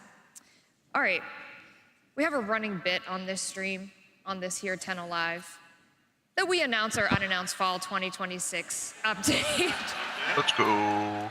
You gotta announce the unannounced. It's an announced, unannounced fall 2026 update, but as you can see, that's a tongue twister, and you know I can't pronounce anything, and I get sick and tired of saying unannounced fall 2020 whatever update. I kind of like it. I don't. You win. Therefore, we're gonna give you the update name for this unannounced fall Yes. update. Are you ready? Yes. Give me the mod. Oh. Ooh, what does it mean? What does it mean? What could it be? What's it called? Tell me. Ice. Well, this update A second will ice include frame. Naren, of course, because it has to, which is a brand new Frost Warframe. She is very different from the one you know. It's been over a decade since we made a Frost Warframe, so very excited to give it a new twist. Oh, jeez. A new female ice warframe coming this update. Yep. There you go. Thank you, Deluxe and Corvex Deluxe. Oh, you ice lovers out there. Whoa. Looks like was another a lot. hurricane might be hitting. Because no one else does ice Hurricane. frost, right? Like we went 13 Hopefully- years and said no. A few dabbles, you know, chroma dabbles. Okay, dabble. Don't say the word chroma. Oh my God, don't. How about? Don't say it. apologize. Or fine. New Warframe come this update. We will tell you all about her and all about this update in our September dev stream, which we're going to get to in a little bit. We'll set the scene for that. What else is coming in this Ice Blade of Naren update but Citrine Prime? What did I miss? Oh yeah, look at that. Any Citrine lovers out there? okay. I met a couple of Citrine mains. Did you announce full update? Very enthusiastic Citrine mains. I love it. So Citrine Prime will be coming Maybe in this the Ice Blade Stephalos of will be Naren good update. now. Also coming, Corvex Deluxe. Yes, the gargoyle. Those are big. Yes. Deluxe. Oh, dude, that looks He's so a fucking Gargoyle-themed Warframe it looks Deluxe. good. Very cool. Very cool. From the I'm mind of interested Rebecca to likes see how it gargoyles. We fashions. know this, okay? This is her thing. Also, his abilities will Honestly, be that's like gargoyleified, the one if thing. you will. It just looks so good on Also its own. coming in the Ice Blade of Naren update, another deluxe, Baby. Banshee Deluxe. On the Who right. Banshee Deluxe. Oh yeah. I wonder Wow. why. This one. This beautiful concept is by community This one looks- creator and artist Mishka. So Reminds very me of talented. Thank you Belveth for when working we- with us. This one's incredible. It's so gorgeous. I can't wait to see it in game, know any rigged, better, it everything. would look like so a she will be fucking coming with the Ice heirloom. Blade of Naren update. But But I'm intrigued. why would we do a Banshee And Deluxe? What could Yep, it be? Look okay. what? Rework. Could it be? Is it time? We need that. We need that. Oh boy. And we're doing a rework. A Banshee rework, ladies and gentlemen. Pablo. Nah. Do we get to know about the rework, or is it probably being saved? We're gonna get a rework. Banshee is a very interesting one because actually the people that really know how to use her, she's actually really strong. So I think most of our emphasis is trying to That like. one guy, yeah. There are very few that actually know how to use her. She's very strong. So our idea is mostly trying to bring that power that already exists there and make it kind of easier to access and make it more kind of the natural part of her kit. Yeah, another 2013 Warframe that is just kind of quality of life. kind of sat there for a bit. Not gonna lie. All right, Banshee Deluxe, Banshee Rework. All this is coming in the Ice Blade of Naren update, like I said, in our September dev stream. AKA the announced. Announced, unannounced, Ice Announced, Blade. unannounced. Fall 2026. I refuse. Something we'd also like to let you know during Tenno Live is where we're going to be for the rest of the year. Yes. Our little Tenno VIP. Jeff is smiling because he... I've been included. I still think you're gonna leave me at the gate. No, I won't leave you at the gate this time. We have some trips planned this year for Tenno around the world. We are coming to South Korea. We're going to Seoul. And this is where we will have the September dev stream. This is where we will tell you everything about the Ice Blade of Narin update. Jeff will be on stage. He's one of the girls. I'm very excited. He's with all the girls. It was literally there 2 months ago.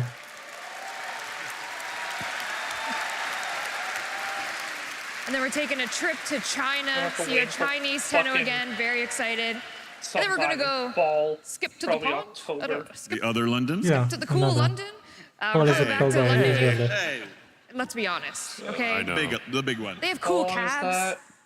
It's way better over there. We're going to London, UK in August, October, and then we're September, going to November. I almost did an accent. We're going to Glasgow.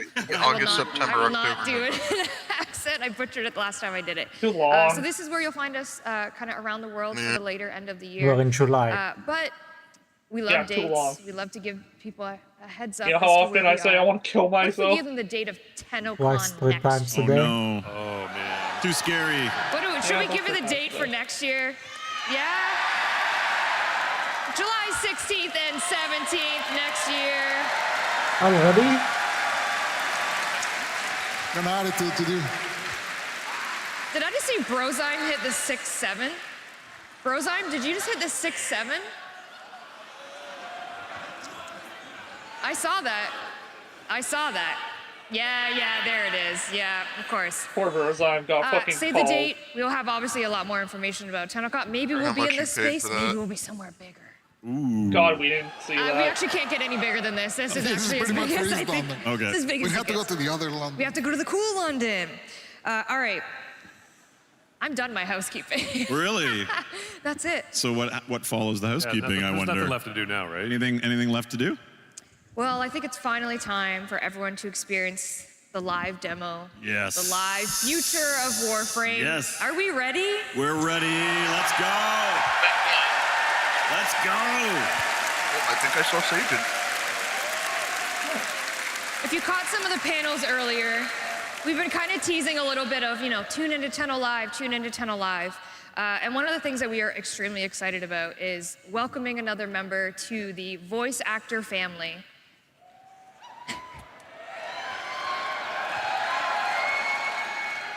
Boy. And I'm excited Matt to Mercer, confirm time to hear a that cowboy Matt or Mercer is Drifter from Deadlock. voicing our new Warframe. Oh, you're also right about it. Yeah, no shit. No shit, Sherlock. I still find it weird for a Warframe to be able to speak. Should we give the Well, name? Gen 1 Warframes. Briscoe. Stalker. Briscoe. Briscoe. Is Briscoe our detective-themed Warframe? Interesting. I love the tie design. I'm just gonna say. He's a So very good. dapper guy. But of course, Warframes don't talk. But that's not a proto-frame. Very mysterious. Very mysterious. How's this going to How's work? that gonna work? Yeah, I don't know. Well, you're about to find out Maybe we should watch the demo. in our live demo. Oh, we're gonna actually see someone get infected. Before and, we go start, through the transformation. I obviously just want to say that, again, thank you for being here. A lot of hard work has gone into, obviously, the Soulframe Oh, demo, they saw the Umbra. Warframe demo. DE, in general, has just been working really hard to make this for you. This is for you, for our community, for our Tenno, for our envoys. But of course, we're missing, I know Ben sat there, but we're missing, obviously, Rebecca Ford. And Who worked her ass off before Sorry. this demo. Yeah, worked right up to the last day before she went in. So, and she's watching now on Twitch. Yeah, so she's with you, Megan. She's with you. everyone else, not just me. Nah, but she's with you too. Yep.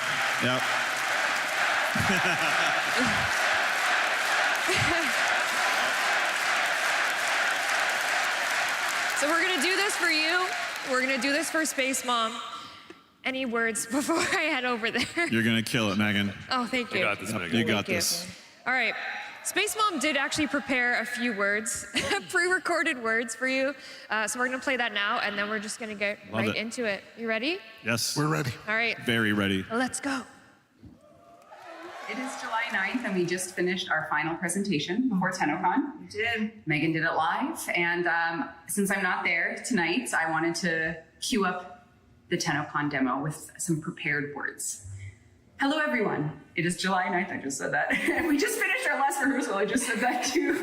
Hello, my name is Rebecca Ford, and I am part of the Warframe team. The team at Digital Extremes has worked harder than ever for this, and I am sad to not be there in the room with you.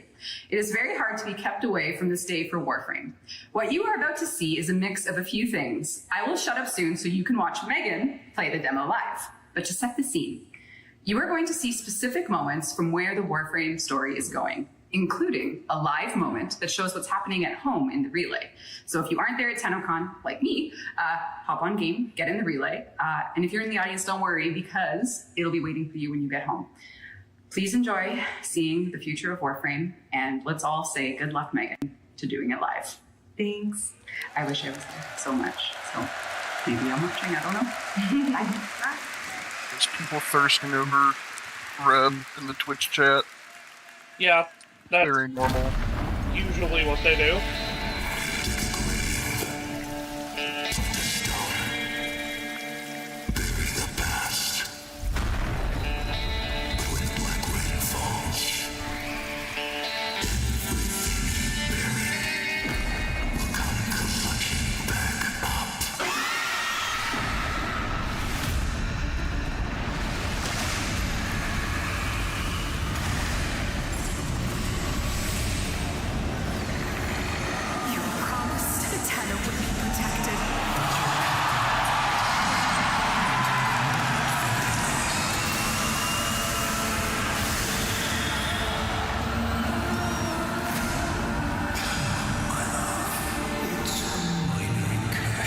Oh, cool, we get to play it, sir.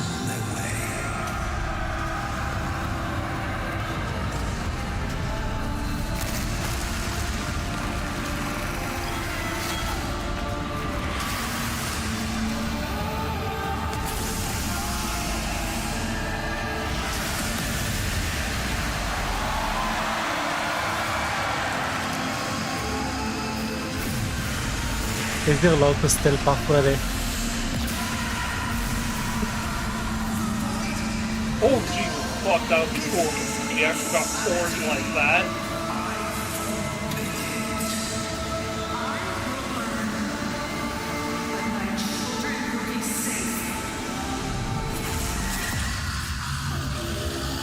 So this is the moment she hit Lua in the void, I think. Yep. This is the deal she made. We'll see.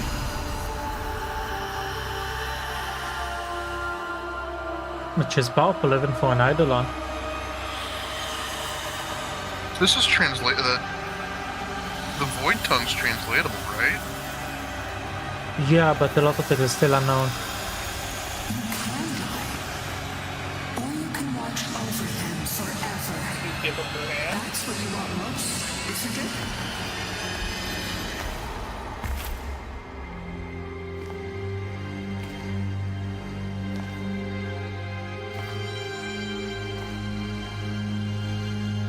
Let her go.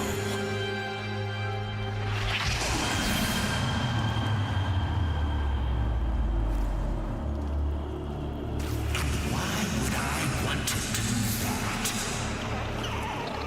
Because what you want is in Tau. And you know we need her to get there. So, what's it gonna What's that creature? Oh, that's the Lotus. Huh? Let's see what you got.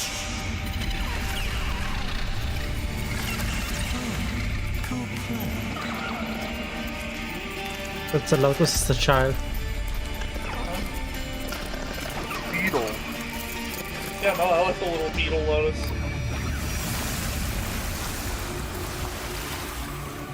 I got her. Let's go.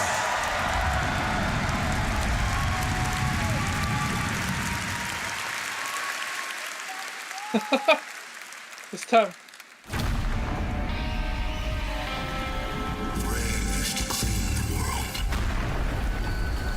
The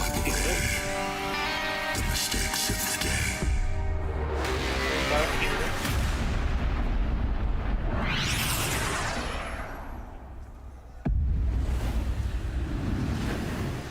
If you're at home right now, in the relay, we're all about to experience the same thing. And if you're in the audience, this is going to be waiting for you at home starting Monday.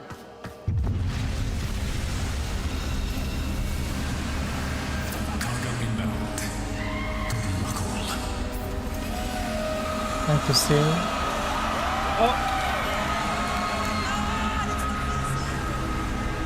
Someone yelled it. Someone yelled it. What did they yell? Oh, necromancer. It's the vessel.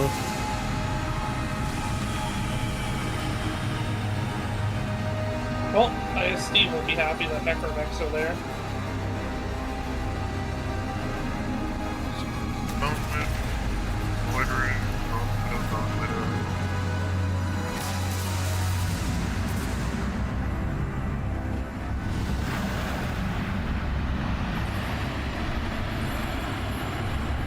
Would have been funny if one of them was just the third unreleased necromech. They will awaken when they hear your calling later this year.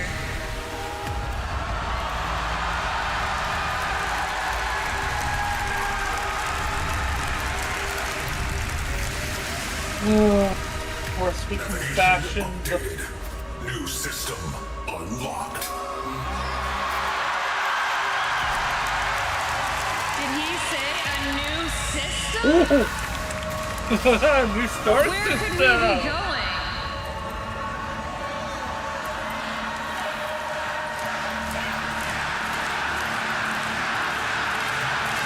Should we go?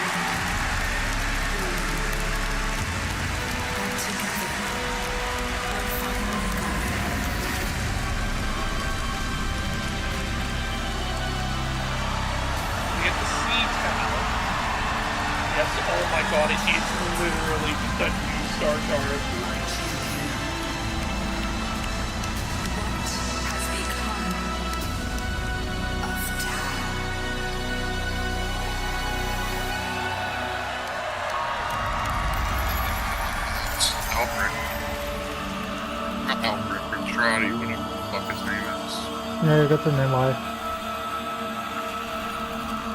No, that's not right. That's probably the new Warframe. Yep. He made the new Warframe. That's sentient. Oh no, that isn't Trotty. Oh, shit. I'm alive again.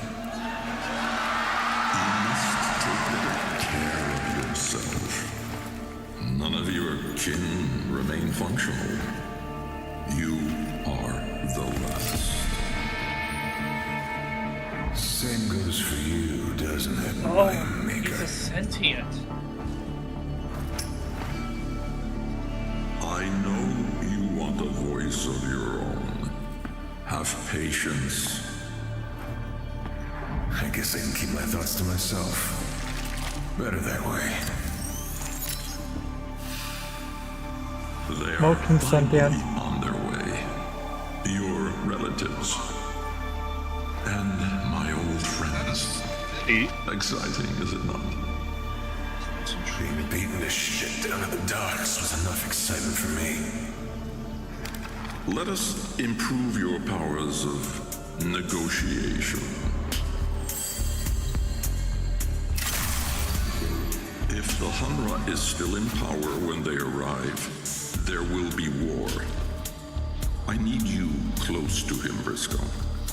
Keep running his errands, but feed me his plans, his thoughts.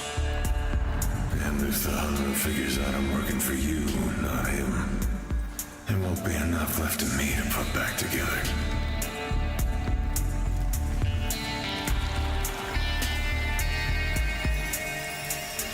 I'm excited to see what's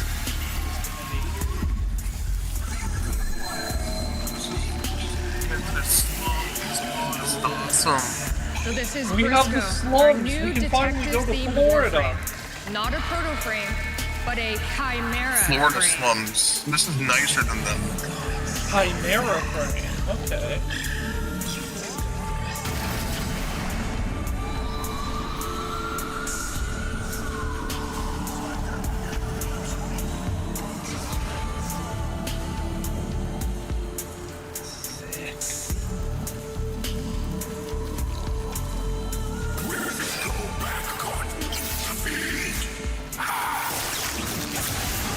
Just playing cards. Oh, he is a gambler.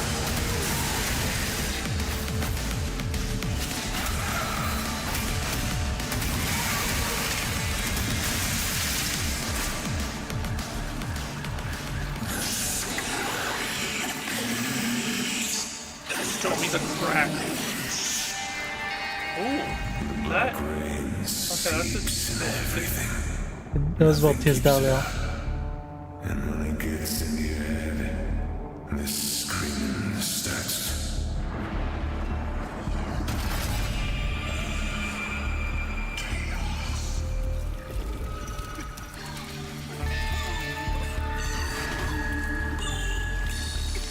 Cards scattered. No firearm damage on the bodies. Only moderate users going through sprout points. Someone just smashed their heads together. Oh, it's up to one thing. Never play against a brachiolist with a bloom habit.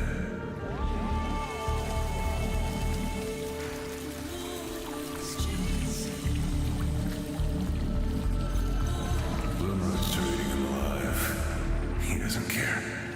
When the black rain is boiling your brains in your head, the bloom makes it all go away. He's just pissing there, what the fuck? Sentient piss before Warframe is psychic. Before Necromecha Day. Sentient piss before GTA 6. All dreaming of death until the rains come.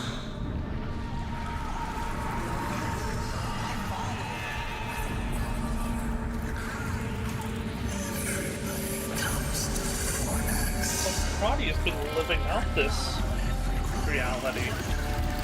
The ones who struck out for the old Yeah, but that's still a bit weird. The ones who stayed and got hooked on the bloom and But You want- knowing him to travel. poor kids. I was pretty sure he sent himself back one way.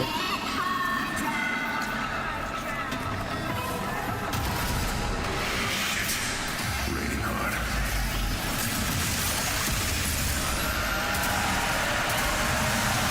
Oh, it's insulting. I may have to play Bosco for insulted.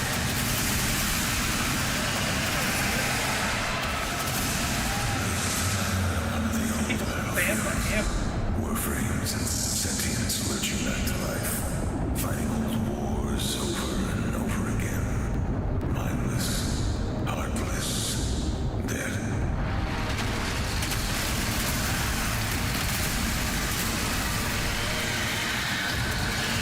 Why that it brings back something? Seems like it.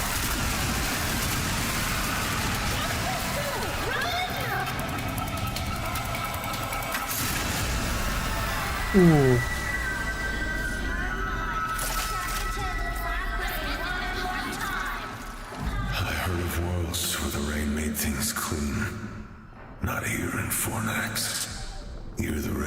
brings nightmares, and even the dead wake up howling.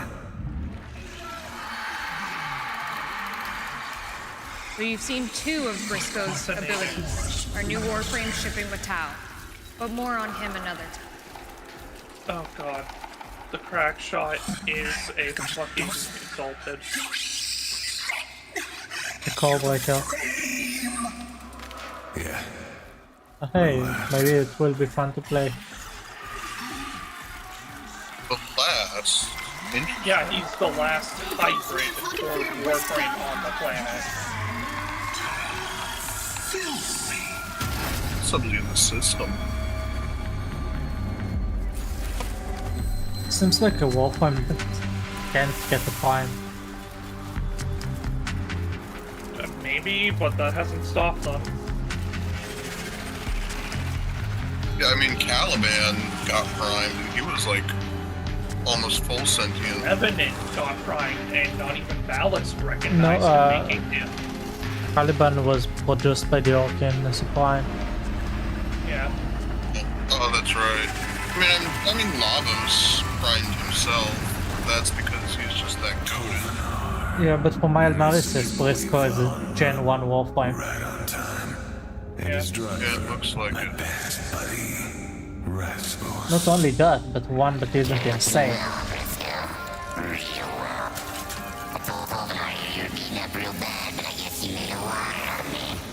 As you suspected, Sheldon and Zoff have the missing shipment. Your assignment has been upgraded to termination. The twins, dock supervisors, also small-time loot smugglers. I shall await you at the docks. So we also have drug peddlers there.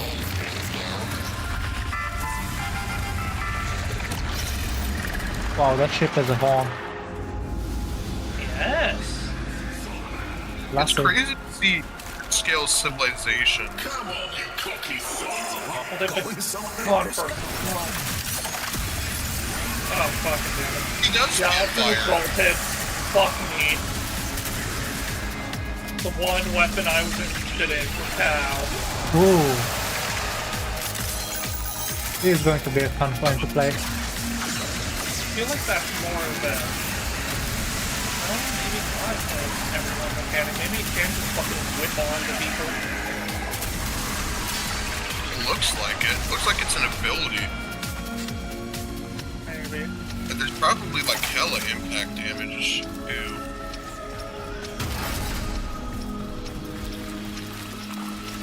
The twins gotta have a brain. Goes on about him not being I popular. guess that makes them dumb enough to steal from the Umbra, even after a warning. I thought he was just like a voiceless detective for you that just kind of like launched a site. Like Corvex, he was just kind of there at the end. Corvex at least makes sense in lore.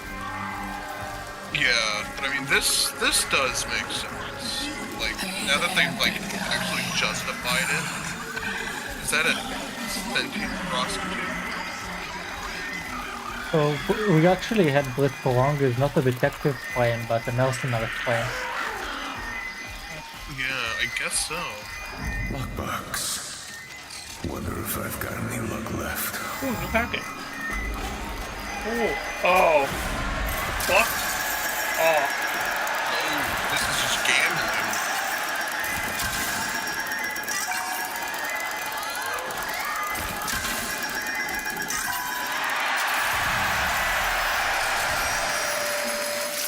Jackpot. Oh, dang it. Nice. So yeah, the pistols and exalted fuck me.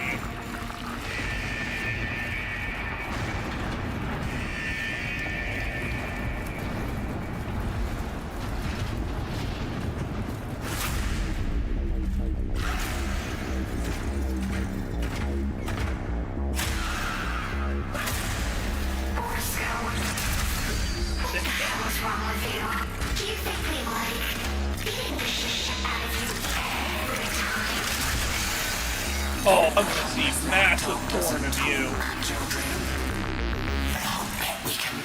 Not enough. There's not enough of I don't know, someone got hit. Ooh, that's a cool looking shotgun.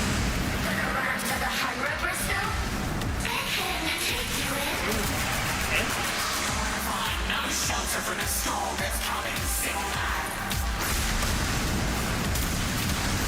Seriously, you really think the hunter wants a Warframe in his interceptor? So I think we see 3 abilities.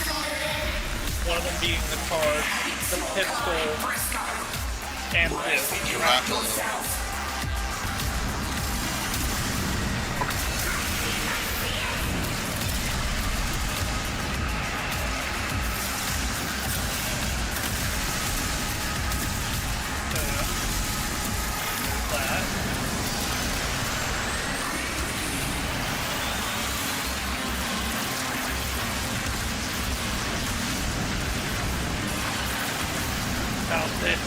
Kind of like the Jackal fight. Jinx. Oh, I said this was actually the boss fight. Cool Kid's gonna have a fun time. Boss fight. Thank God. I know, there's like actual mechanics to this.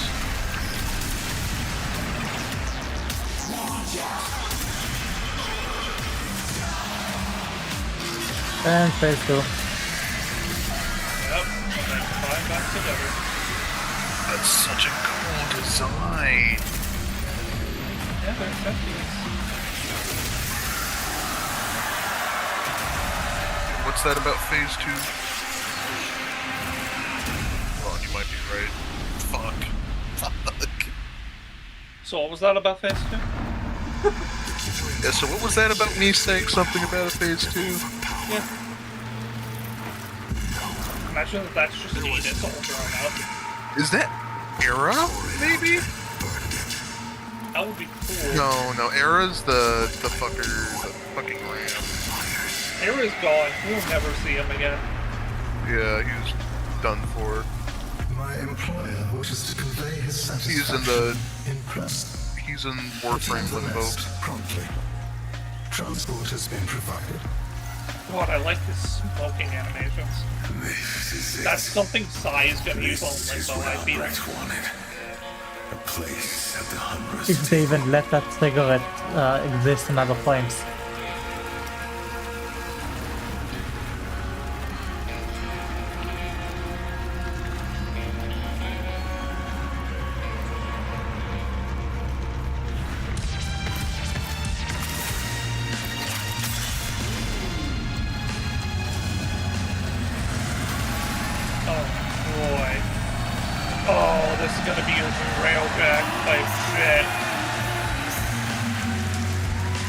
Music. Music's baller.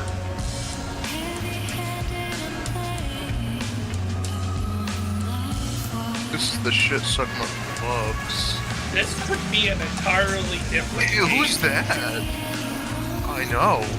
Future Warframe, probably. Yeah, it kind of looks like this reminds me of like Blade Runner. Yeah, no, a Blade Runner. So you're playing as a detective. This could be its own game, genuinely.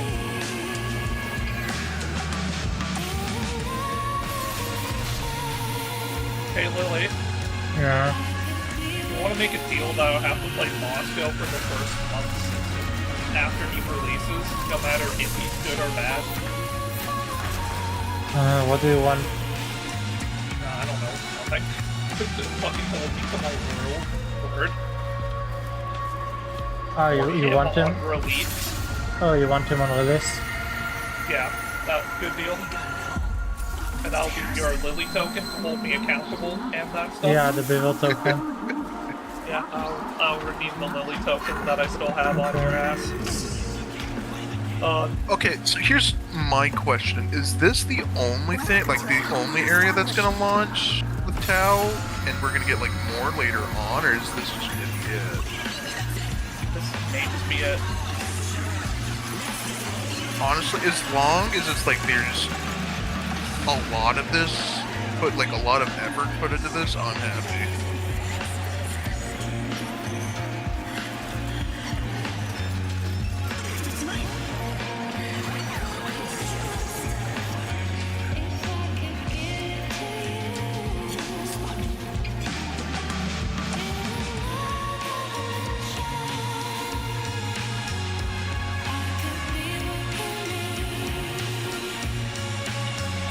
This is literally Cyberpunk the Warframe.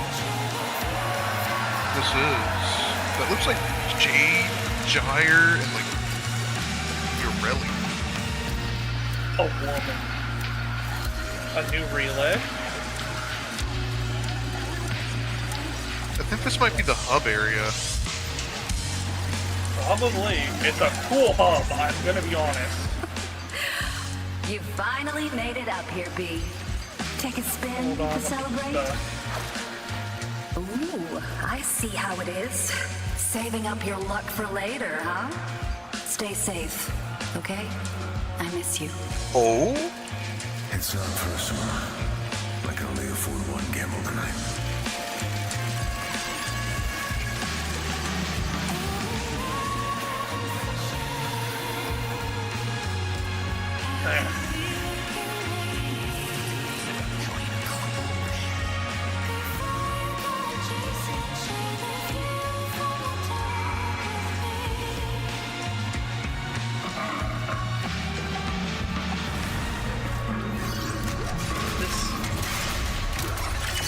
This place just feels alive.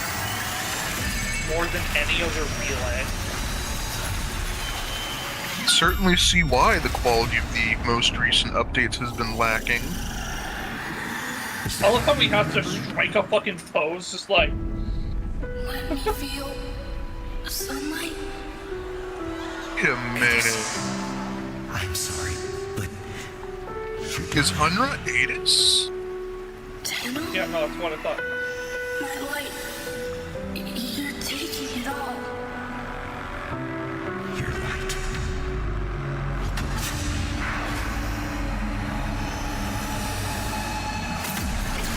Oh.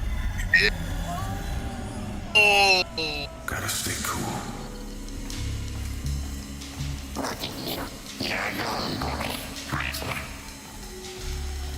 Yeah, that's... Hello, Ada. In less civilized times, we tortured your kind.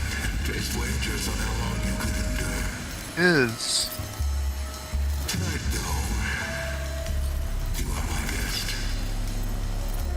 Join me. Please.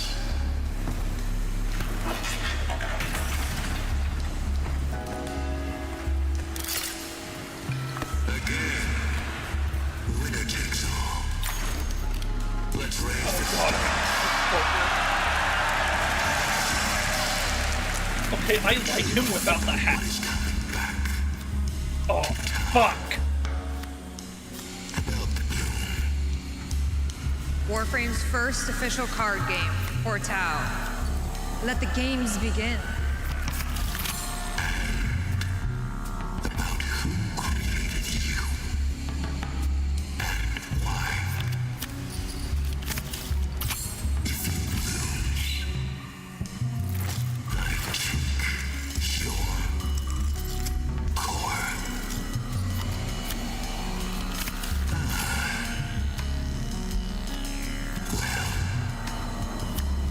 If he has an 8, he wins.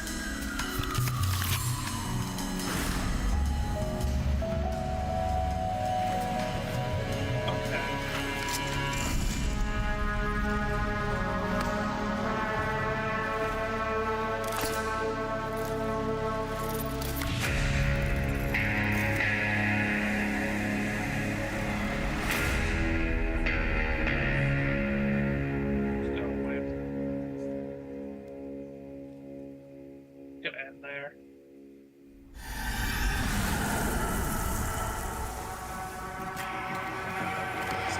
Fuck, I'm gonna eat fried target cracker.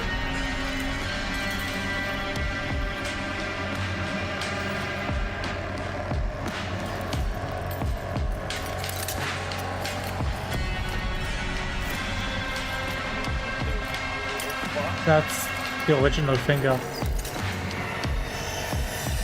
That's what the man for all wants.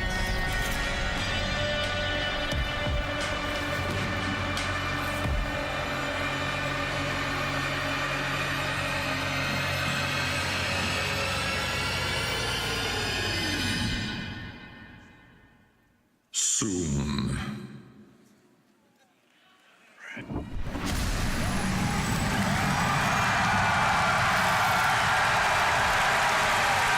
Oh, that is such a good way to end. I swear, if he makes a body for these different.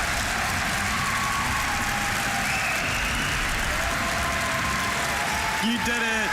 You did it, Megan!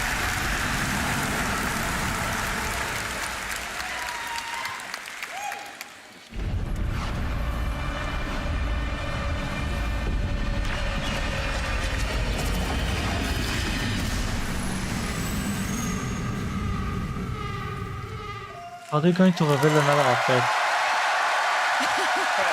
How about that? Guys, we're going to Tau.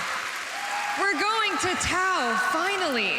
13 years later, we're going to Tau. How does it feel? I'm ready. Are you ready? It's awesome. This week, Rebecca sent me a message from 2024 when we chose the name of Briscoe. And we've been thinking about how this was going to work and how this was going to be part of the story since then. And it's just amazing. The team did amazing in helping us bring this to life. And I hope you're as excited as we are. Yeah. It's hype.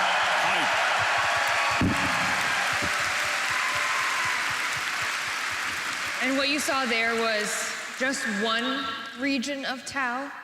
That was Fornax. Our goal is to launch with 2 regions. Is that correct? And we have many, many plans for more after that. It is a brand new space for us to play with. We have lots of ideas for all of the different planets and all the crazy things we want to do in Tau. Because Steel Path can't exist there. No, that, okay. Maybe something called Tau Path? Perhaps. I made a joke about that so many of that. Yeah, our goals are new missions with some twists on them. Like this is a whole new solar system. Tau is its entire new system.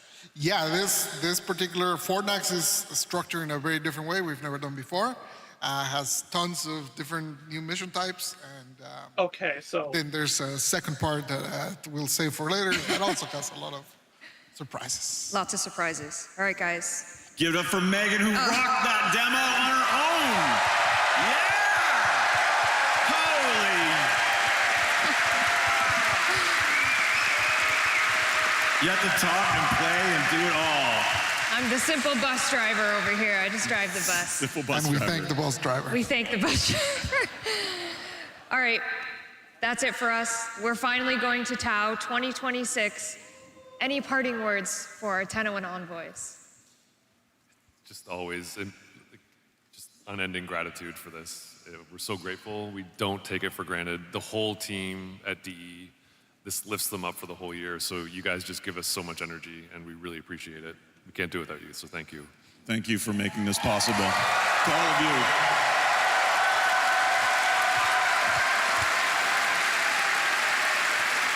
Thanks, everyone. It is an amazing thing to have you all here.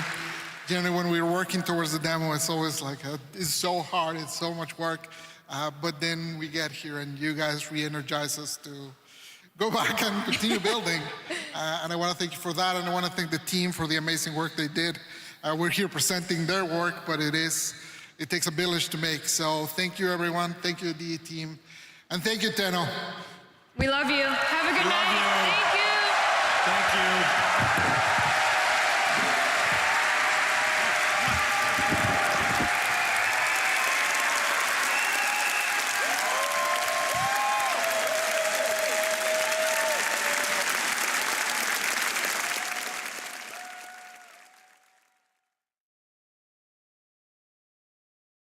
Yep, so that's it.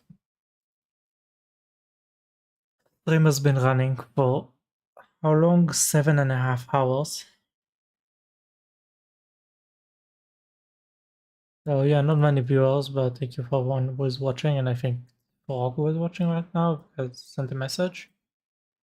I'll be stopping here.